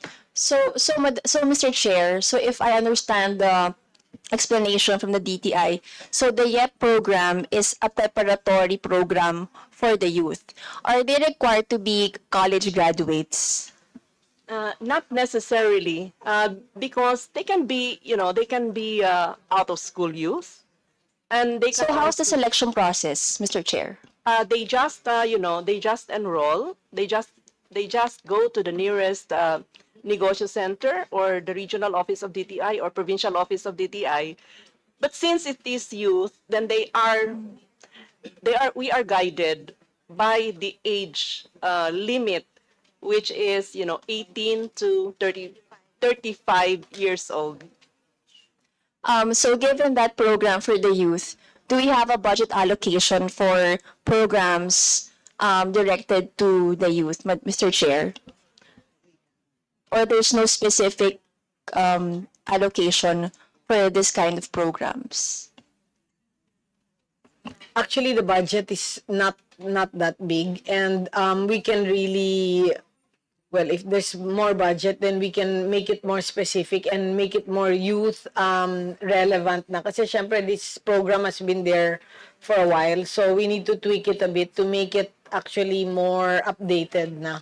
Yes, Mr. Chair, because you've mentioned a while ago, Secretary, that DTI is also gearing towards AI, and I think that's the trend during this day, today. So I think what I'm trying to say is I think we have to encourage more youth to participate in this kind of programs, because I as well am not aware of these kinds of programs. No, so I hope that the PTI family will continue to market and to target this youth, kasi lalo na we want to encourage out of school youth, to expand their horizon. Thank you, Mr. Chair. That's all.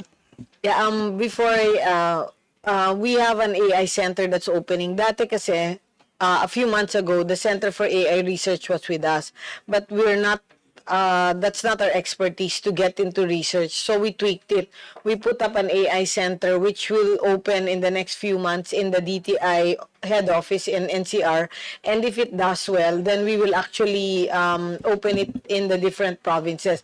But this AI center will teach actually mostly millennials, on how to use AI to drive the business. If you want to know more about this, because we're actually using the big players to drive this para hindi naman tayo napapag-iwanan ng ibang countries. ASEC Lala is here to discuss with you how we're going to use AI and other technology to really be used by these young people plus not so young people in driving the business kasi global na tayo eh. So we need to use this technology. Go ahead, Ate Clara.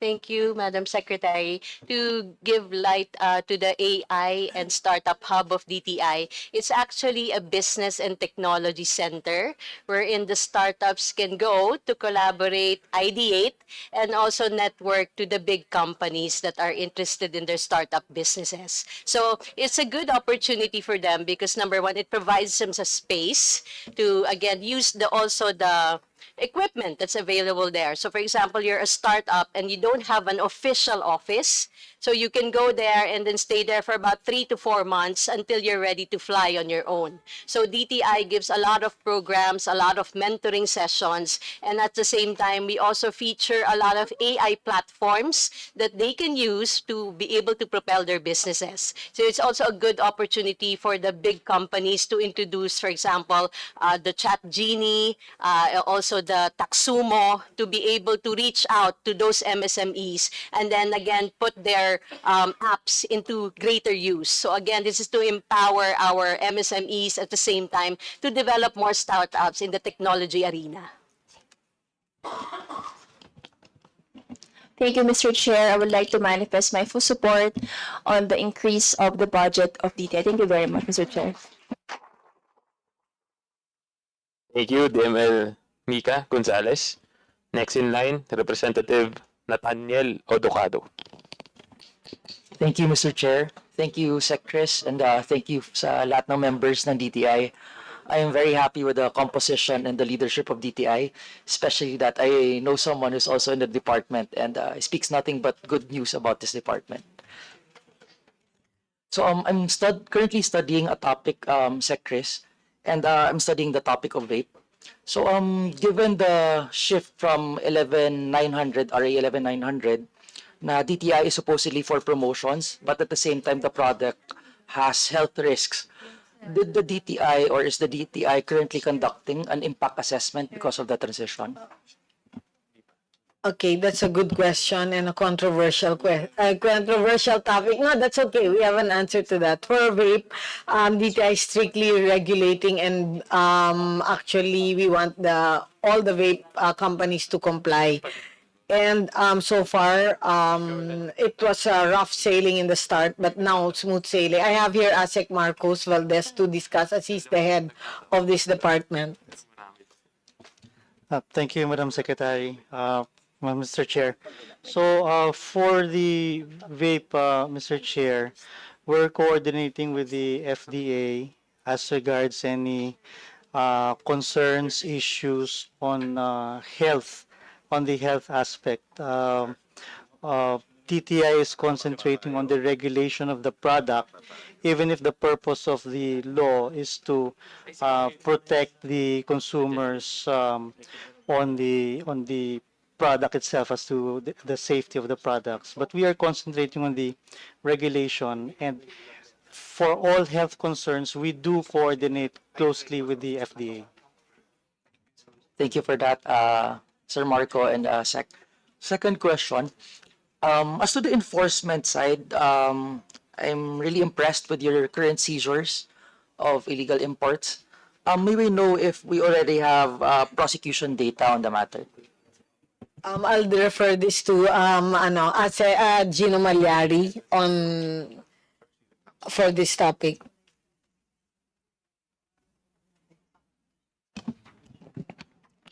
Thank you, Mr. Chair, Your Honor. The composite team of the OSMV for handling the vape, from the enforcement, they refer prosecution cases to the Fair Trade Group, and we do have handled and adjudicated certain vape cases. Thank you for that, and I think I want to support the increase on the enforcement budget of the DTI for this purpose. Thank you, Your Honor. When it comes to PS license, may we know normally what's the period for a license to be approved? Thank you, Mr. Chair.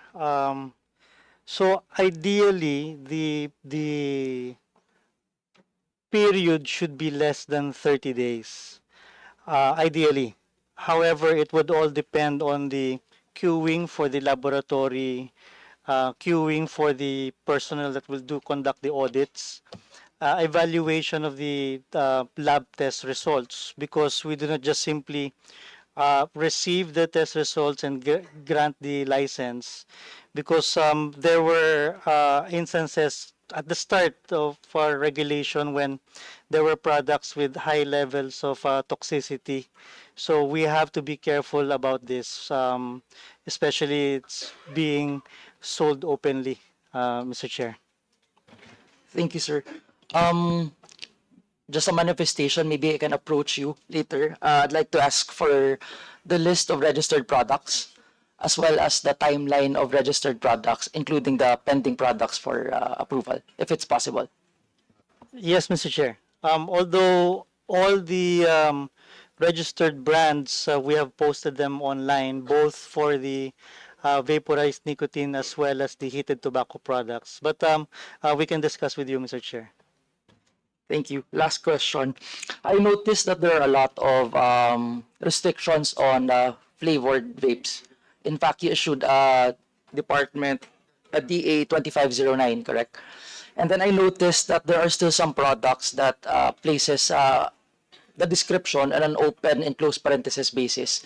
Is the secondary description covered by DA 2509? Yes, Mr. Chair. That 100% violates not only the Department Admin Order but also the law.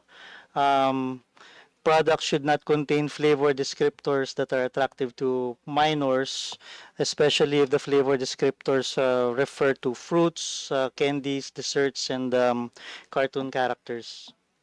Thank you for that, sir. Lastly, just a manifestation. I hope that the MOA, I'm not sure what happened with the MOA with DTI, DepEd, and DOH. I don't know what the update with that. I hope that pushes through. And expect 100% support from this Congress for your department. Thank you very much, Mr. Chair.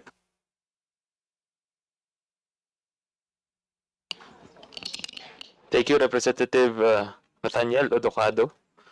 Next in line, Representative Georgina De Venecia.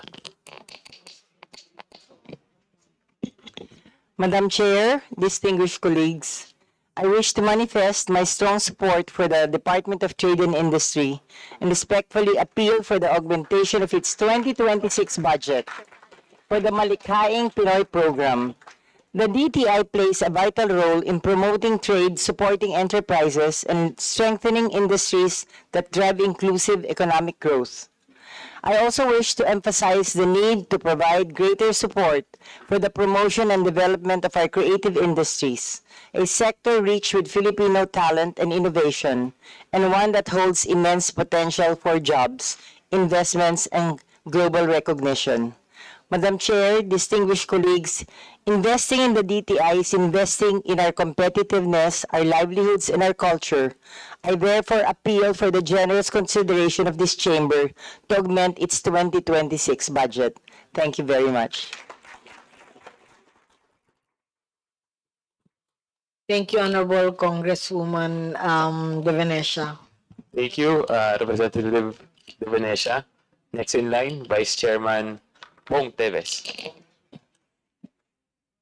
Mr. Chair, fellow Congressman, the Department of Trade and Industry family, headed by Secretary Maria Cristina Arroque, a pleasant day to all of us. Mr. Chair, the paper manufacturing industry in the Philippines has over 55 billion pesos worth of investment from at least 10 major local paper manufacturing companies in all country. For everybody information, local na industriyang ito ay nagbibigay ng kabuhayan sa milyong-milyong Pilipino at ang industriyang ito ang dahilan kung bakit mayroong tayo mga papel sa paaralan, tissue, at packaging boxes at iba pa. Sadly, Mr. Chair, this industry is slowly declining since the pandemic. Ito po ay nalulugi Hindi dahil sa mababang demand, kung bakit hindi dahil sila po ay pinapatay ng mga imported na produkto mula Vietnam, Japan, Australia at iba pang bansa.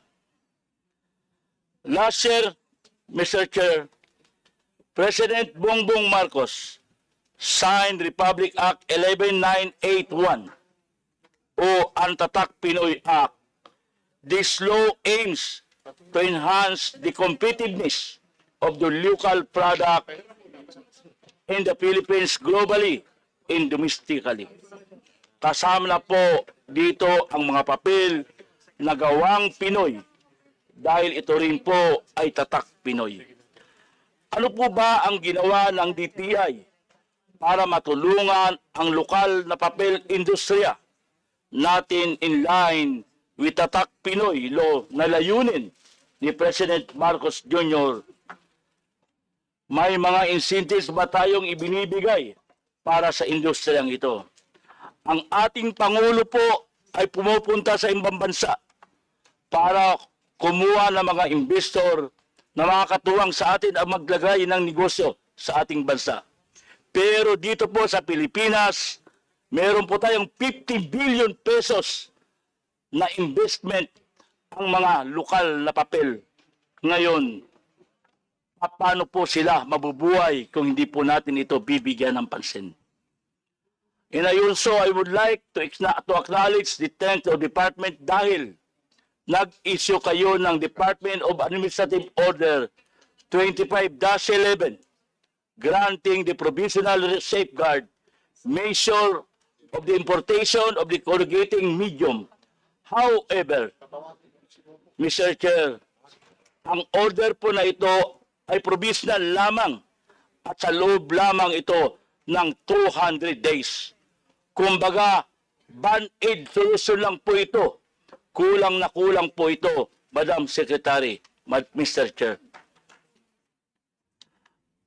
Gusto ko rin pong hilingin sa ating Department of Trade and Industry na tulungan po natin ang industriya ng papel manufacturing sa ating bansa. Dahil ito po ay sarili nating produkto at gawang Pilipinas talaga. And also, Mr. Chair,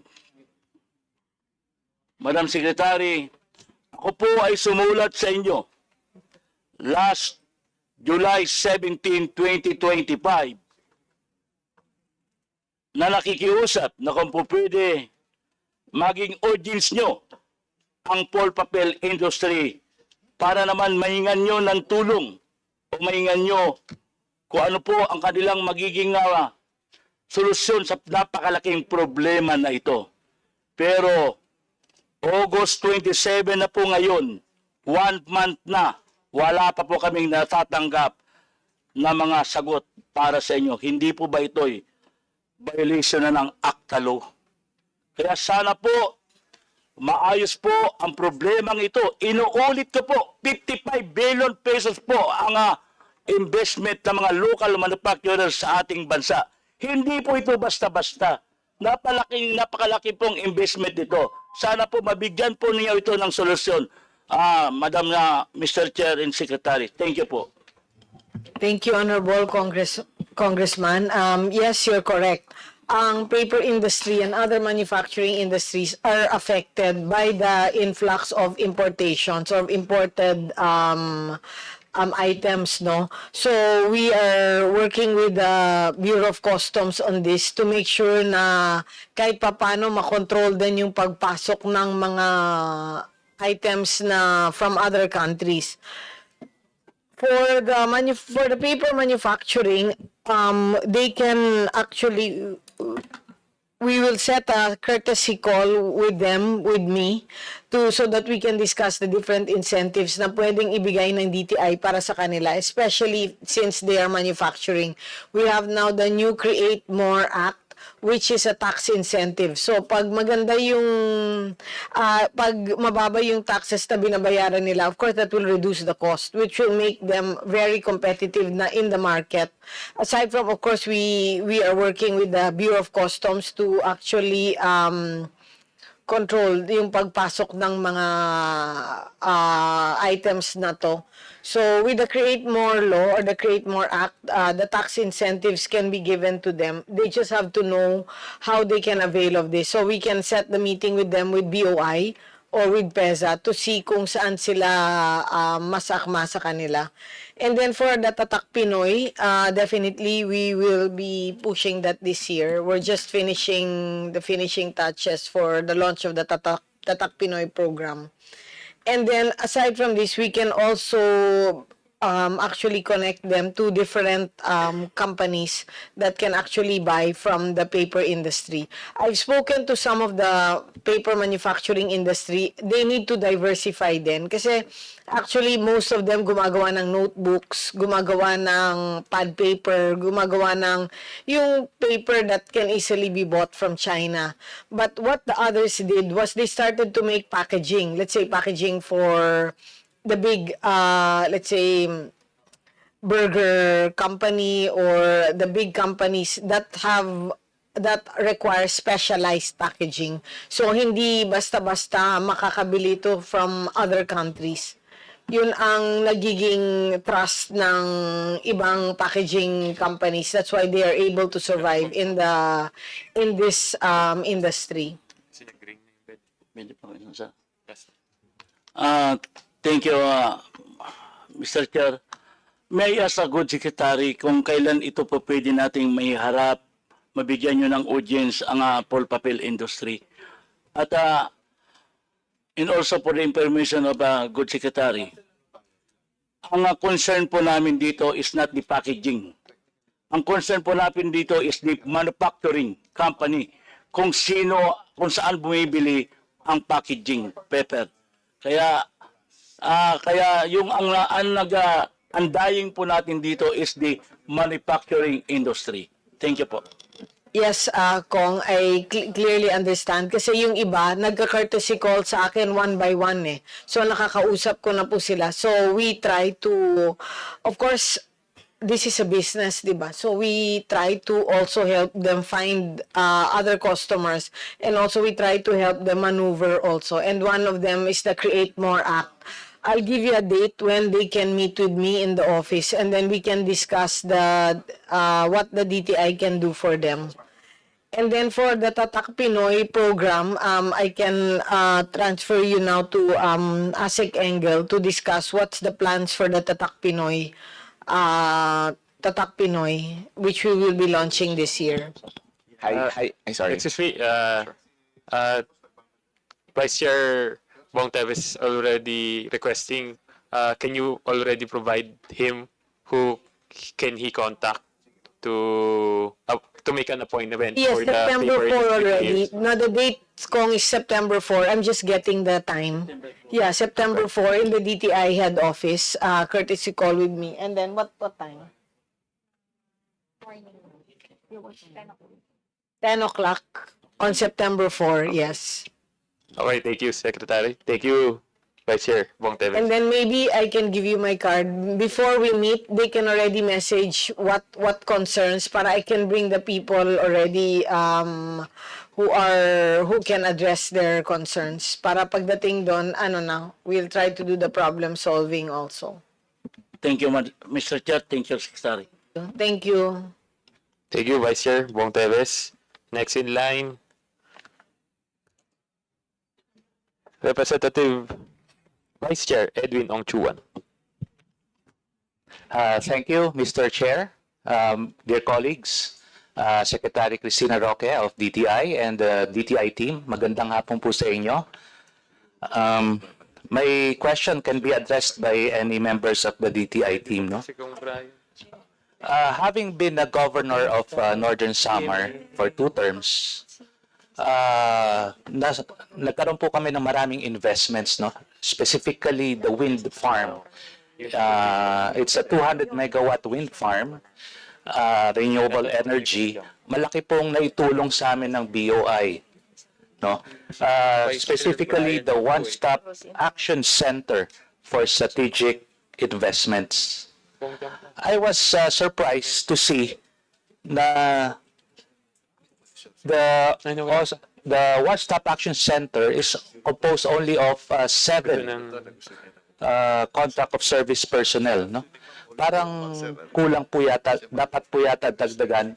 Napakalaki pong investment na itulong sa province po namin. Billion-peso investment po ang pumasok with the help of BOI. No? In fact, I have filed a bill, an act establishing green lanes for micro-business enterprises to streamline the regulatory permits and compliance requirements. So, with this, I would like to manifest my concern sa measly budget of the one-stop shop. It's only around 5 million, Mr. Chair. So, napakaliit po nito. So, I would like to manifest na sana madagdagan nito para po madagdagan ng personnel. Can I talk to somebody regarding the existing green lane projects being handled by the One Stop Shop Action Center? Yes, Kong, thank you for that. No, you're correct. We really need to strengthen also the BOI, especially the green lanes and the one-stop shop, especially that we are really encouraging foreign investors to come in. And as of our sales, no, from the foreign investments have really increased by 32% from last year to the previous year. So it really shows also the confidence of the foreign investors to really invest here in our country. So we have ED Fair here who can discuss with you the one-stop shop and the green lanes. Thank you. Thank you, Ma'am Secretary and Your Honor. Yes, the green lane of the BOI is a banner project of the agency, and the objective, of course, is to handhold projects which are considered strategic. And so far, we've already assisted a lot of projects, basically for RE projects, for manufacturing, for infrastructure. And the good congressman is correct in saying that that specific unit in BOI is operating based on a very lean division manpower. And so it is really our hope for BOI that complement of I think around 7 or 9 should be augmented in terms of additional personnel. So BOI is doing investment promotion and industry dev, but the green lane is really something that would show how the BOI handhold investors, and basically this is ensuring that bottlenecks within the bureaucracy, getting permits and all, is addressed and facilitated. So thank you, Your Honor, for that inquiry insofar as our budget is concerned. May I ask, how many existing green lane projects po in the entire country?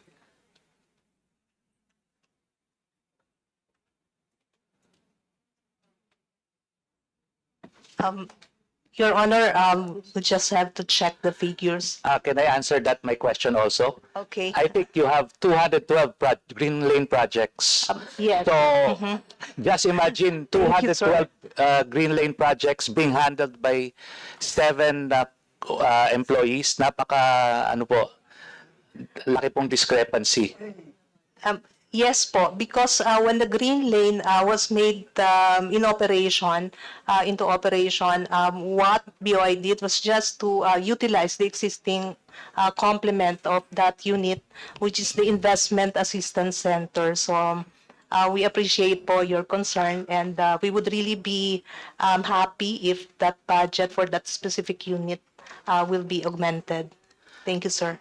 Mr. Chair, this representation would like to manifest for an increase of the budget of BOI. I would also like to manifest my complaint, napakababa po ng budget ng DTI. Just imagine, I have been with the private sector. We used to be with the Philippine food exporters. We used to be the consolidator for Lulu hypermarkets in Dubai and for Carrefour. Napakalaki pong tulong ng SITEM sa mga Philippine food exporters. And dapat po they should also work in tandem with the Philippine halal industry development, being part sa food exports sa mga GCC countries. Malaki pong bagay, dapat po dagdagan po natin ang budget ng SITEM and the Philippine halal industry, Mr. Chair. And napakalaki pong tulong under the leadership of Secretary Cristina Roque ang naitutulong po ng Department of Trade and Industry. Yes po, I fully support the increase of the budget of DTI. Maraming salamat po. Thank you, Kong. Thank you, Representative Ong Chuan. Next in line, DML Marlene Primicias Agabas. Thank you, Mr. Chair. My dear colleagues, to the DTI family, magandang hapon po sa ating lahat. Ako po ay kinatawan ng ika-6 na distrito ng Pangasinan. Narinig ko po na ang pondo nga po ninyo ay maliit. Indeed, maliit nga po. Pero as the representative of my district, I just would like to ask an equitable share with that small budget that you have. Kinausap ko po ang regional director at ang provincial director kung bakit hanggang ngayon, marami kaming mga gustong gawing mga proyekto na tutulong sa inyong mga programa, pero ang challenge po sa amin ay kulang daw po ng pondo. Tinanong ko po ang regional director kung magkano ang pondo namin, kasi itong nagdaan, mayroon pong mga nasunugan na negosyante sa amin. May pondo po tayo sa PPG, di po ba? I was told na 2024, zero ang budget ng Region 1. And then in 2025, itong taon po na ito, may budget po tayo na 2.6 million for Region 1. But again, until now, I learned from our regional director na hindi pa nare-release. So ano po ang gagawin natin doon?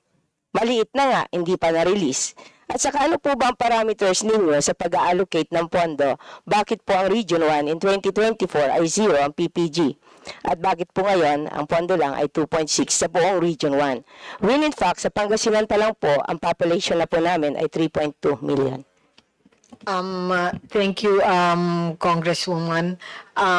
Si Undersecretary Bless Lantayona would answer that question. Thank you very much. Kilala ko po kasi last budget hearing siya na naman na nakita ko yata. Until now, the same problem that we have. Hindi pa rin po tumataas ang pondo. As to for later release kasi kung ang ating ang PPG natin, because it is an insertion, and I think the fund was released only in July, and then as to and that is an insertion. That is a budget insertion, and that is, I think, care of ASECDOM, care of kay Senator Bongo, and meron, and then also kay Senator Speaker. Ang ibig niyo sabihin, wala kayong sariling inisyatibo dito sa pondo ng PPG? It's your program? We have submitted it in our 2025. Then it's your program kasi kayong may program. But then noon. it was not approved. It was that our proposal was not approved. And then there came the insertion. But still, bakit kami masisiro ng 2024? Would it mean to say wala rin kayong programa ng 2024 ng PPG? Hindi po na-approve. We submitted it. Huwag mo na lang isulat na may program pala kayo na PPG kung wala rin lang ng approved na budget. There was an insertion that was given to But us. zero kami eh. That's a question. Region 1, buo, zero. In our proposal, all regions, they have an allocation. But then when it came out, we... So would it mean to say na may mga regions na zero, may mga regions na meron? Opo. Okay, I would like to, could you kindly please furnish us a copy? Yes. We would like to know kung paano po ba yung allocation ninyo sa bawat region. Yes po. Kasi nakakaya ho nakikita yung ibang kongresista, mayroon silang programa. Parang kami, kung wala kaming pondo, di kami yung wala. Parang hindi kami gumagala, hindi kami kumikilas. Again, to proceed, thank you very much, Congressman Po. Oras po ni Congressman Po to, kaya lang nag-request po ako na mauna po ako sa kanya. So, yung pong SSF din, this year, ang budget lang ng buong Region 1 na naman, 9 million. 12 districts po kami sa Region 1. So, ang average po na pondo ng bawat distrito, 750,000. Eh, sino po mabibigyan nun? Eh, baka kulang pa yun sa isa lang na mabibigyan na beneficiary. Buong Region 1, 9 million. Hindi po ba insulto sa region namin yon? Nabigyan nyo kami ng ganong napakaliit na pondo. Masisipag ang mga tao ninyo. Pero kahit anong gawin nilang pagsisipag na maghanap ng mga bibigyan ng pondo, wala naman kayo na-allocate sa amin. I asked them, do you have a problem with the utilization? Ma'am, wala. Baka may problema naman kayo sa COA, kako. Ma'am, wala. So ano rason bakit hindi kami makakuha? Eh, we have a very long list ng mga tao na gusto mong makahingi ng tulong.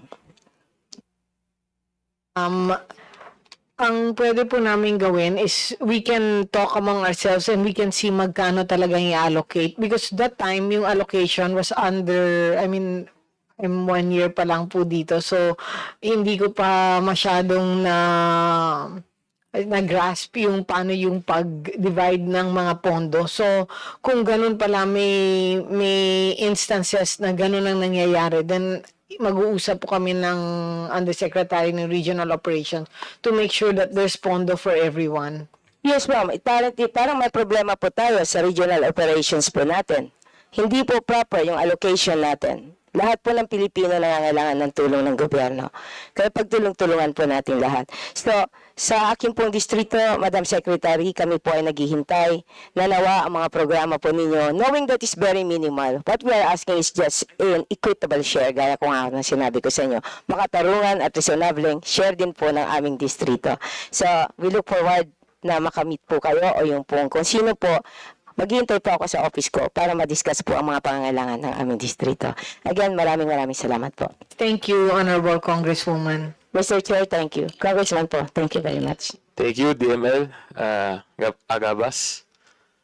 Next in line, Vice Chair Brian Poe. Thank you very much, Mr. Chair. Actually, I have to run to a meeting as well, but I wanted to take this time to really speak to DTI. One, because I really believe in the programs of DTI, in the sense that any peso that's invested into DTI goes directly towards the growth of our economy. No, kaya I saw the budget. I saw that it's been decreased. I'd like to point out for the record some programs that maybe we should take a look at so that I can offer support to DTI this budget season. One of the ones that's very close to my heart, I've worked in the startup industry for quite some time, is the Philippine Innovation Hub. And I noticed that the funding for the Philippine Innovation Hub has been severely decreased, if not zero, this year. Is that correct, Mr. Chair? Madam Secretary? There's no allocation. So, Mr. Chair, apparently there's zero allocation for the Philippine Innovation Hub. Was there funding previously, Secretary? 100 million pesos, which we know in the startup community is not enough to fund many of the programs and innovations that we're trying to push forth. Madam Secretary, what happens to the program now that there's zero funding? The entrepreneurs that have started, what happens to them po? Actually, for the startups, what they do now, they go to the DOST. Directly to DOST? Because the DOST has programs for startups. So for us, what we do na lang is, example, the startups need, let's say, investors, or they need avenues for them to sell their products. Then they go to the DTI. Then we find market for them, whether locally or globally. That's what we do for them. But the startups is not with us anymore because we don't have any funds for that. Madam Secretary, if there's any way that this representation can support and help DTI grow its budget this year, I'll do my best. Whatever we can coordinate between the DTI and my office so that I can gather more research on areas where we can improve, I greatly appreciate it. Kasi kasama sa tatlong pillars ng FPJ Panday Bayanihan is food, progress, and justice. Food security, as well as jobs and livelihood, are a big fundamental core of our party list. Kaya the more programs that we can work together and support for DTI, the better. The second question is more on the point brought up by Congressman Ong Chuan regarding the halal industry. I know that globally it's a $4.5 trillion industry, and the Philippines stands to benefit greatly from this. In fact, there are a lot of investors looking at the southern part of our country to generate halal industries. Can we speak a bit more to the support that we're giving halal industries? Yes, yeah, you're correct again. The huge potential for the halal industry is 4.5 trillion US dollars globally. And of course, locally, we also have a huge Muslim population, which is 13 million, which is more than the UAE now.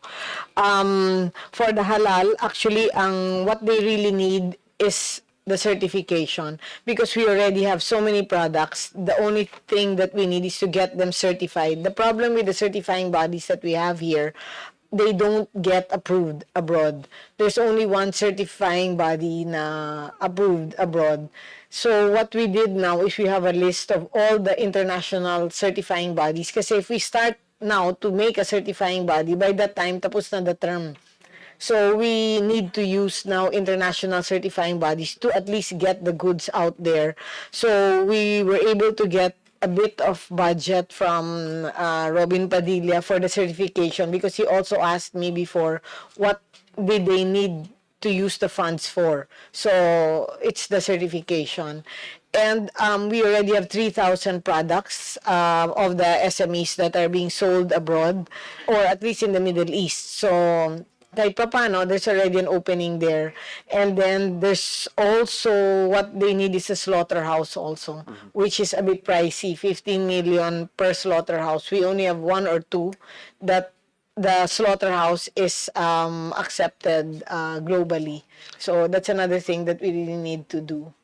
Well, thank you for your clarification on that. The reason why I asked Madam Secretary was because I work closely with NCMF last year during the budget season, and during that time, Senator Grace Poe actually put in funding for the halal industry. Unfortunately, it didn't make it through the entire process.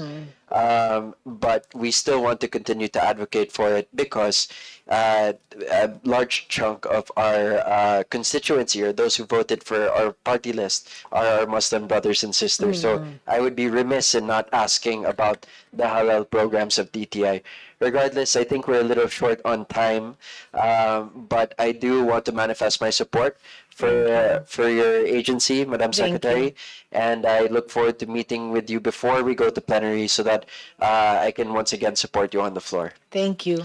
Yeah, Thank so you. for halal, just to add more, no, we have one person who's really in the office of the secretary that's really in charge of halal, and we have two people, one who does the local and who does the global marketing, or at least trade for halal. But again, naka-deadlock kami sa certification. I'm very happy to hear that, Madam Thank you. Secretary.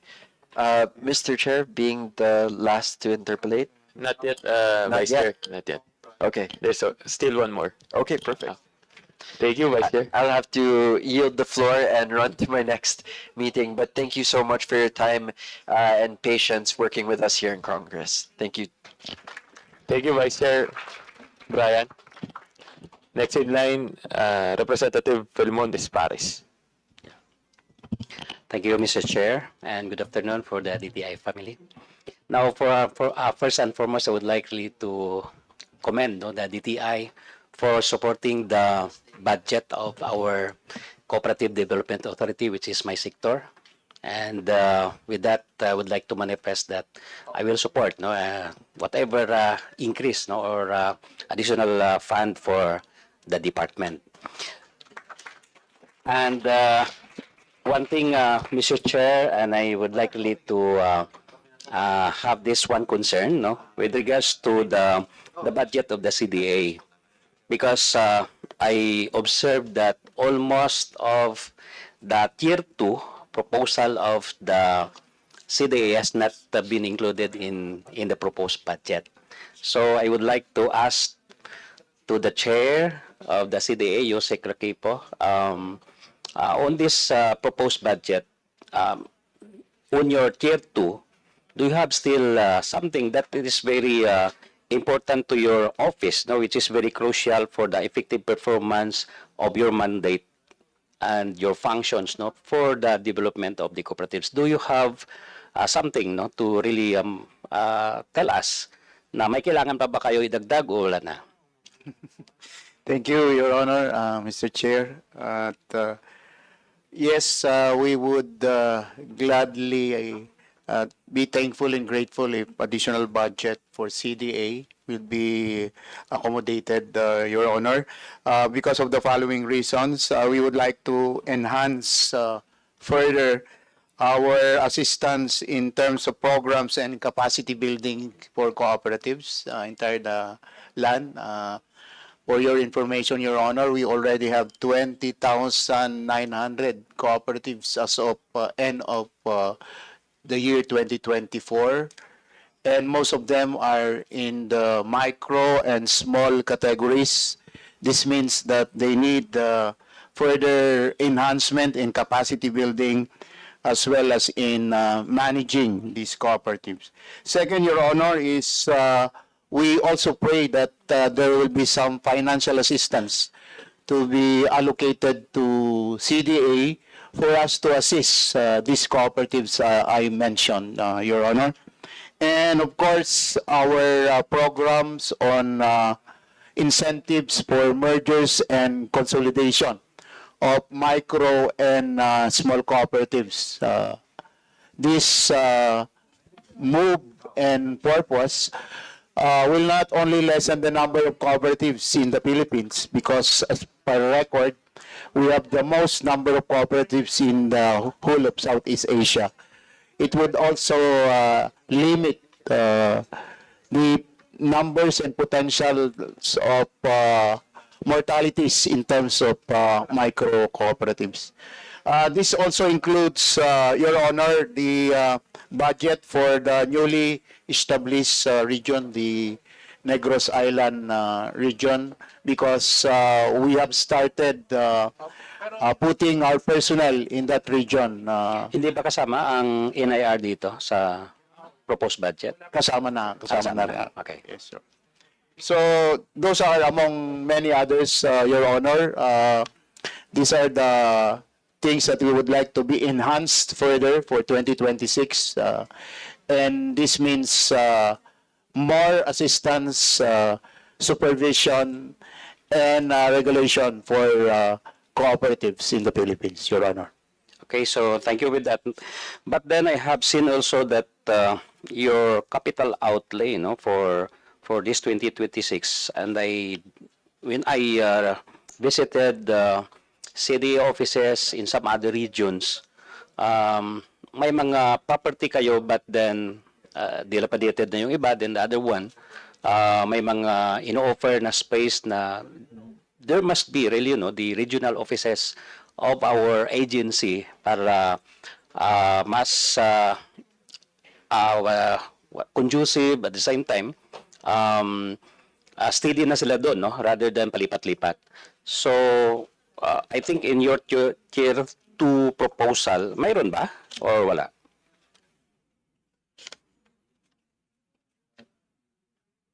I observed, Mr. Chair, Yusek, that Region 6 Iloilo may requirement, no, for their repair, no, of their buildings.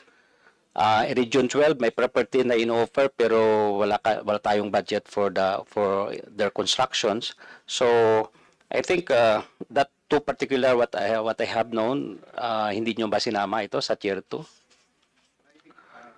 They have been considered, Your Honor, and we will look into our request again, so that. So can you propose that so that we could also request our committee, to include the amendments? Yes, Your Honor. And I would like to emphasize, your program, and I agree, on your proposed program on the merger and consolidations, because you have mentioned that 20,900, almost 21,000 cooperatives. Yes, and ano ang composition dito? Ilan ang large, micro, small, medium, something like that? Kung mas marami itong mga small and micro, I think the agency would look into to save these small and micro cooperatives na mag-merge sila, no, rather than yung maliliit tapos wala namang capacity. So the point there is that kawawa or masayang lang yung mga naipon na mga resources na mga individual members, and then later on it will die in natural death pag hindi natin matulungan. So merging, I think, is very important, and I would like to get from your proposed amount to that, no, para matulungan natin. Pero practically siguro it's more on the incentives, no. Bigyan natin ng incentives itong co-ops na to pag they agree and they make their cooperatives combine together via consolidation or mergers. So we will provide such program para ma-attract sila, para in due time we can save the individual members and the co-ops itself. Yes, thank you, Your Honor. Yes, 65% of the total 20,000 plus are micro and small, and some of these micro and small are dying and about to close. That's why we encourage mergers and consolidation. And this is actually an ongoing program, Your Honor, and we would like this to be sustained. And once incentives will be informed to these cooperatives, I think it's going to be more encouraging to these micro and small cooperatives, Your Honor. Okay, so thank you, Mr. Chair, Yusek. Then, with that, I would like to really to manifest in this committee that a request of the agency will be considered to be included as part of the amendments of our committee, Mr. Chair. Thank you, and good afternoon. Thank you, Representative Mon Espares. Before we end, I would just like to inform the department regarding the query of Representative Ordanes earlier. He sent a letter for you regarding the jurisdiction of the DTI with regard to the purchase booklet. So I'll just give it to you later. Okay? And can we request that you kindly reply to him in via any means? So may we recognize Kong Brian Poe? Mr. Chair, may I move that we terminate the budget briefing of the Department of Trade and Industry, including its attached agencies and corporations. I so move, Mr. Chair. Any second? Second, Mr. Chair. It has been moved and seconded. The motion is carried. The budget briefing is suspended to give way to the next agency. Thank you, Your Honors, and to our colleagues from the Department of Trade and Industry for your valuable participation in today's proceedings. We likewise thank the members of the committee for their active participation. Thank you po sa inyo lahat.